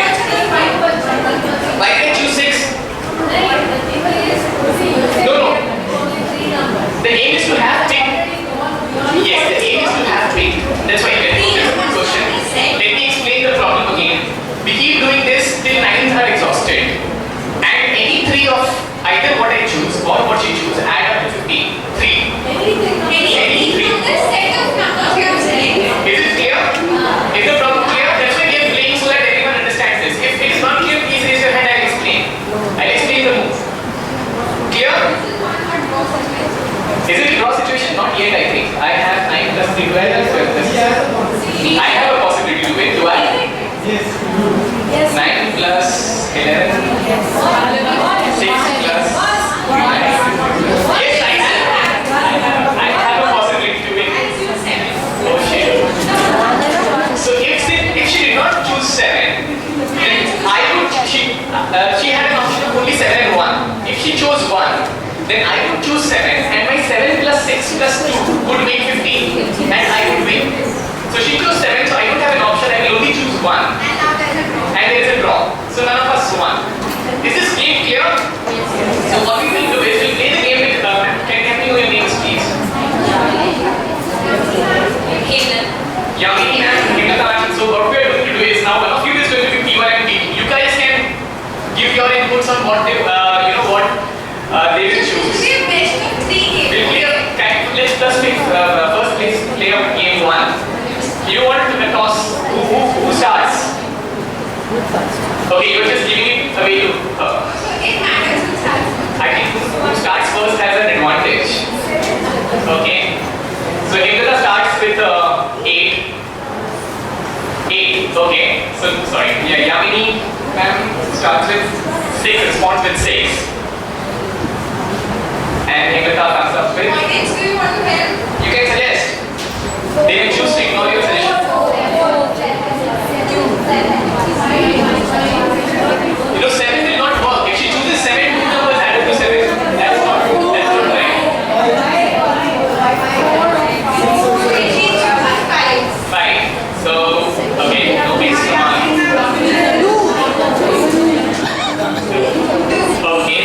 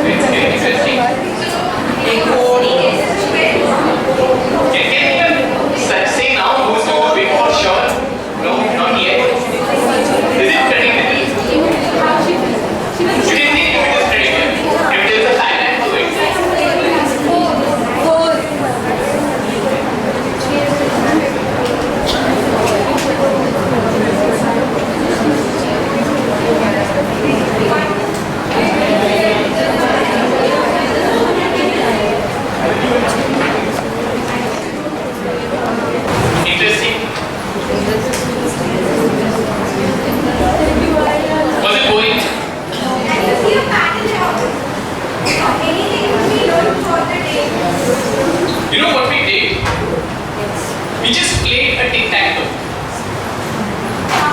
Everyone knows what tic-tac-toe is. We just mentally played a tic-tac-toe. How did we play this tic-tac-toe? With a special property that this tic-tac-toe was played on a magic square.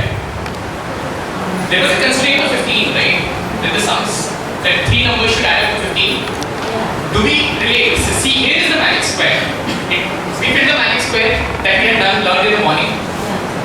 If you see what we are doing, yes. Please make it darker. We can't see. Oh, I'm so sorry. I'll try and make it darker. But basically, what I've done here is I have just drawn a tic-tac-toe. Sorry, a magic square that we filled in the morning. 1, 2, 3, 4, 5, 6, 7, 8, 9. Is it alright? It's the same thing. It's on the board now. So we learned the magic square in the morning, right? Every row adds up to 15, every column adds up to 15, and every diagonal adds up to 15. What we did was we just played tic-tac-toe. Player 1, let's try and emulate the move of player 1, 8. 8 to cross it. Player 1 will be cross, and player 2 will be 0. So player 1 plays the move 8, the first corner. Player 2 plays 6, 0. Right? Player 1 again plays 5, so the next cross is in the center. Right? Player 2 plays 2, 0. So he tries to stop. He tries to stop that line. Right? And then player 1 plays at 7. So player 1 now tries to make it here. Right? He tries to stop this. You saw this line? And now player 2 plays 3. Because this line is possible, plays 3. And then player 1 plays 4 because that's the only option. Yeah, player 1. Yeah. And player 2 plays 1. So last 3 moves were not very consequential. Yeah. So at this point, we already declared that it's a draw. Right? No, they could have won actually. We will not go into that. But we understand this, right? So what we did was we just played a tic-tac-toe mentally on a magic square that we learned in the morning. So it was more about, trying to identify patterns. We identified it was a tic-tac-toe game. It wouldn't have been much easier. The tic-tac is much easier, right? So if you can just learn mapping this problem into the problem that we already know, this is what, computational thinking is all about. This is what we have to try and identify and do it in most of the problems in real life. We try to map into a problem that we already know. And the game becomes much easier because we all know the rules of tic-tac-toe problem, right? So that's all that we wanted to demonstrate today. We still haven't given the solution to? The magic trick? I thought I would carry it back. See, then I can't repeat the same magic trick to other one. Now everybody here will become magicians. Anyone can guess what the solution was? What happened? Apart from sir, obviously. We'll not allow sir to take a guess. Anyone else can guess? Yes, please. Way of drawing a circle. Sorry, which one? Way of drawing a circle, ma'am, I did not cheat, trust me. It was not because this O had a slightly flat bottom. It was certainly not because of that. Anybody else? You are showing through Sorry? the fingers the number, row number and the column. You have to be a bit louder. You are showing 3, row number 3, 4. She showed it to me, so I cheated that way. Trust me, I did not. Then I would not be here showing this magic in a computational thinking class. Yeah. Did you count the number of X's when you went out? Did I count the number of X's and number of zeros when I went out? I feel that while erasing also, it might happen that the board is erased that way that we can easily see what part of the board is erased. What is that? Who went out with me? So there was a man who came out with me and we both were talking very seriously. What happens is when you're getting it, if something is erased from the board, that part is actually... Trust me, ma'am, that was not there. We did not cheat it that way. I did not see which number was there. I definitely counted. First part of the question, I definitely counted the number of X's and number of zeros.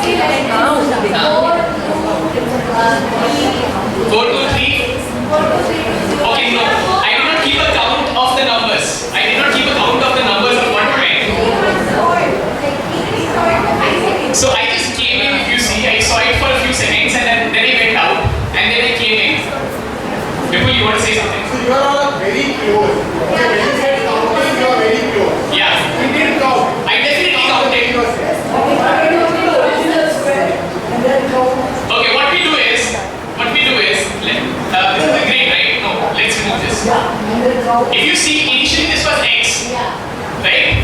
If you see, initially this was X, and this was not there. This was not there.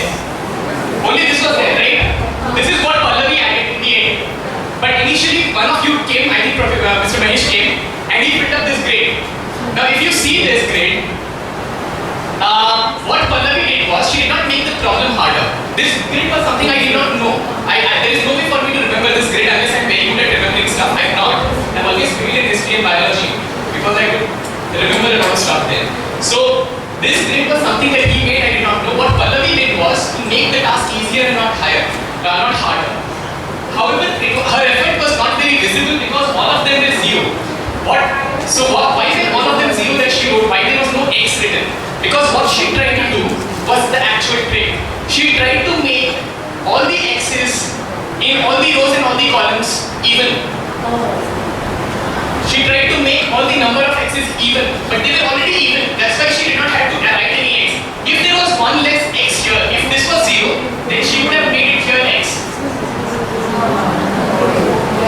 Did everyone get it?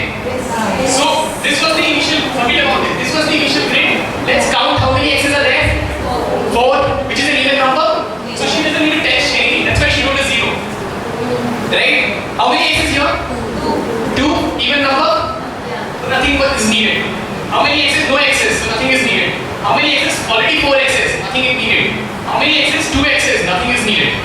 Same thing with column. Now when she tries to bring this, in this there is 0. No X's, so 0. Like this, all the 0 because all the X's were already even in number. So when I came in, when you change this to 0, now there is only one column and one row where the number of X's are odd. Which is very easy for me to find out. I don't need to be a magician to find out. Done. So all of you can go and do this thing with your classy, kids, and they will think you to be a magician. And then you tell them trick. We actually did this in class 7 in a school in Delhi, and there was one of the students who came out and told us, "Sir, you did this." Yes, ma'am. Which one to pick up? This one. This one. So there are 3 X's. And then they count the column. There is only one column which is 1 X. So the intersection of these two. Right? So that's the magic of God. So, sorry? She helped you. By adding zeros according to Absolutely. So what she made it look harder was actually, had she not been there is no way for me to figure out. It can only happen when the number of X's are either even or odd. So that was the magic trick. One more thing we want to probably give them. We want to do that? Okay. So one final trick. How many numbers can you count with your 5 fingers? Okay. Okay, this particular problem that you saw, the magic that you saw, it is actually a computer science problem that we use at many places. So one of the examples that you might see in every book, every single book that you have will have an ISBN number. In that ISBN number, if I am buying a book with an Apple, there are places where you can only give the ISBN number and they will try and give you the book. Right? So it's very important for them to make sure that the ISBN number is correct.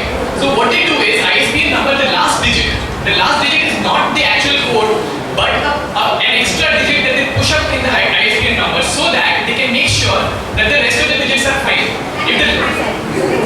So there is a given formula. If you want, I can explain that, but because of time I will not. So when they do a sum of the previous digits, sum and sum formula of the previous digits, the last digit should appear. If the last digit is different than the number that is coming from the previous digits, then that number is not right and they will know that the ISBN number is wrong. Like this, it is used in many places. So for example, in a computer, when you send data from one computer to the other, if some bits get changed in between, in transit, right? So the parity bit is additionally added to figure out whether your data is right or wrong, or what has reached there is right or wrong. Just by adding the extra bit, you can actually figure out whether your entire data is right or wrong. And when it is wrong. So when it is wrong, you don't trust that data. When it is right, you trust that data. Right? So there are multiple uses of this in computer science. This looks like a magic, but it's actually a computer science problem. Similarly, what we will do is we'll end up with this small trick. Do we want the volunteers to come or we'll just use the fingers? We have time? Okay, we'll just do it with fingers. We thought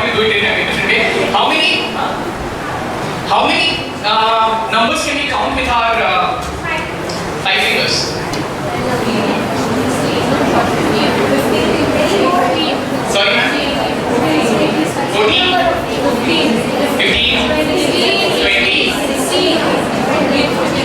Sorry? 16? 25? Okay. Yeah, so let us look at the definition of that. Let us start with the other hand. Okay? Just use one hand. You can't use the other hand. Only one hand. The other hand is like behind your back. Yes. Any number you can. I can keep on counting. Keep on counting. How will you do that? 1, 2, 3, 4, 5, 6, 7, 8, 9, 10, 11, 12, 13, 14, 15, 16. And I can go but on. how will you show? Okay, you have to show your hand to give a number. Basically, you have to show which means a number. I'm showing us. Yeah, obviously. It's like I say 1, 2, 3, 4, 5, right? Something like this. You have to store that number. So you have to store a number in a particular hand, in a particular hand.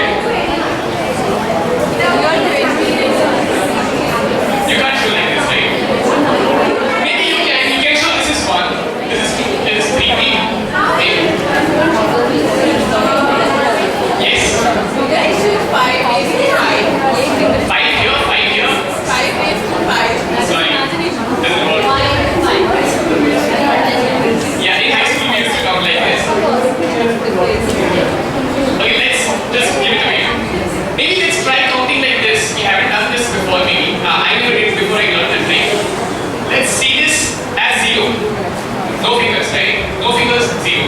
Let's see this is 1. This is 1. Okay. Now let's see this is 2. Other hand. Okay, the other hand. Sorry. 1 and 2. Here on the other side. Okay, sorry, this hand. Okay, this is 1, right? Let's show this is 2. This finger denoted as 2. This is 3. 2 fingers. Okay, this is 0. This is 1. The lowest finger is 1. I pull down the lowest finger. I use the second finger. 2. Okay? And then I pull both the fingers. 3. Right? Then I pull both of them down. This middle finger. 4. Right? Then this 5. Each one of them is different. 5, right? This is 5. This is 4. This is 4. This is 5. This is 6. Sorry, this is 6. Okay, I'll do it once again. Try to join in. Let's all do this. 0. Smallest finger, 1. I put up the smallest finger, take the other one. 2. I pull up the smallest finger, 3. Right? Then I pull both of them down, and this one, 4. Then I pull the smallest finger also up, 5. Then I pull this one and pull down the smallest one, 6. This is 6. Okay. Now this comes up 7. Right? This is 7.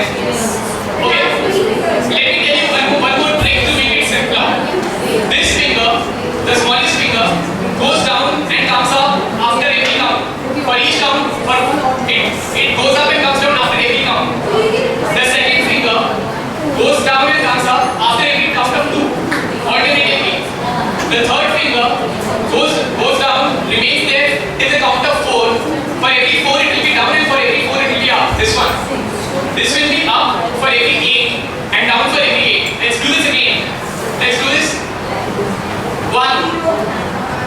First this is 0, then this is 1. If you only notice the small finger, it will keep going up and down for every count. Right? So 0, 1. This is 2. The second finger now goes up. Right? 3 is again this comes up. Now for the 4th, both this go down. This one comes up. Right? 5. Clear? Now this again goes down. This one comes up. 6. Clear? Now this comes up again. 7. Right? All 3 go down. This comes up. 8. Then this comes up again, 9. Then this goes down. This comes up. Sorry. This comes up. This comes up. 10. 10. This goes down. Sorry. This again comes up. 11. Right? Then these two comes up. This, go down. This comes up. 12. This 13. Right? And then you can do this 14. 15. Clear? And then 16. No, all go down. Only this is up. 16. Right? Then again we repeat the same thing. So like this we can go to 31. So we can count from 0 to 31, which is like almost 32 values in this. Do you know how much can we count if we have 10 fingers? If we do 10 fingers and proceed the same process? Yes. With 5 fingers we did 32. There is a pattern there. With 10 fingers, 1024. We can actually count 1000 from 2 fingers, 2 hands. 1024. That's the pattern. To the power 10. Yes, we have 10 fingers. So each, basically what we do is we use each finger as a binary digit and we keep using it. So that's all. Thank you so much for patiently listening to us today and coming here. I think we will say the last one.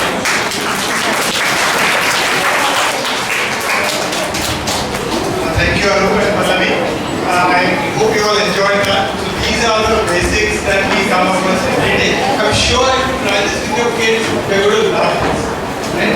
Love this, absolutely. Get them to do this. You know, they may want to count further. They want to use their toes also. Get them to do that. Let them see how far they can count with this. Alright. So I'd like to thank all of you for your participation. I'd like to call upon Mrs. Vasundhara to formally close this session. And before she does, I'd just like to request you, please do visit the website, have a look at the curriculum. If you like it, please do sign up for the pilot. Please do write to us. All the information is available on the website.